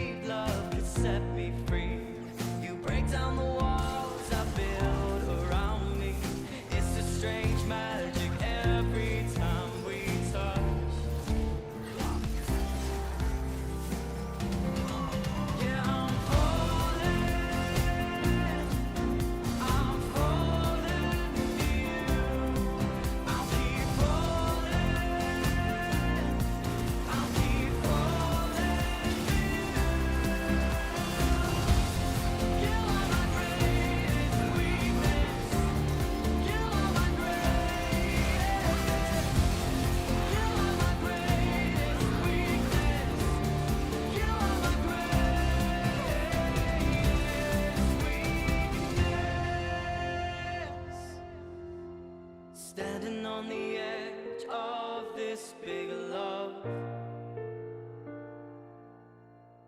I'm not looking down, baby, I'm ready.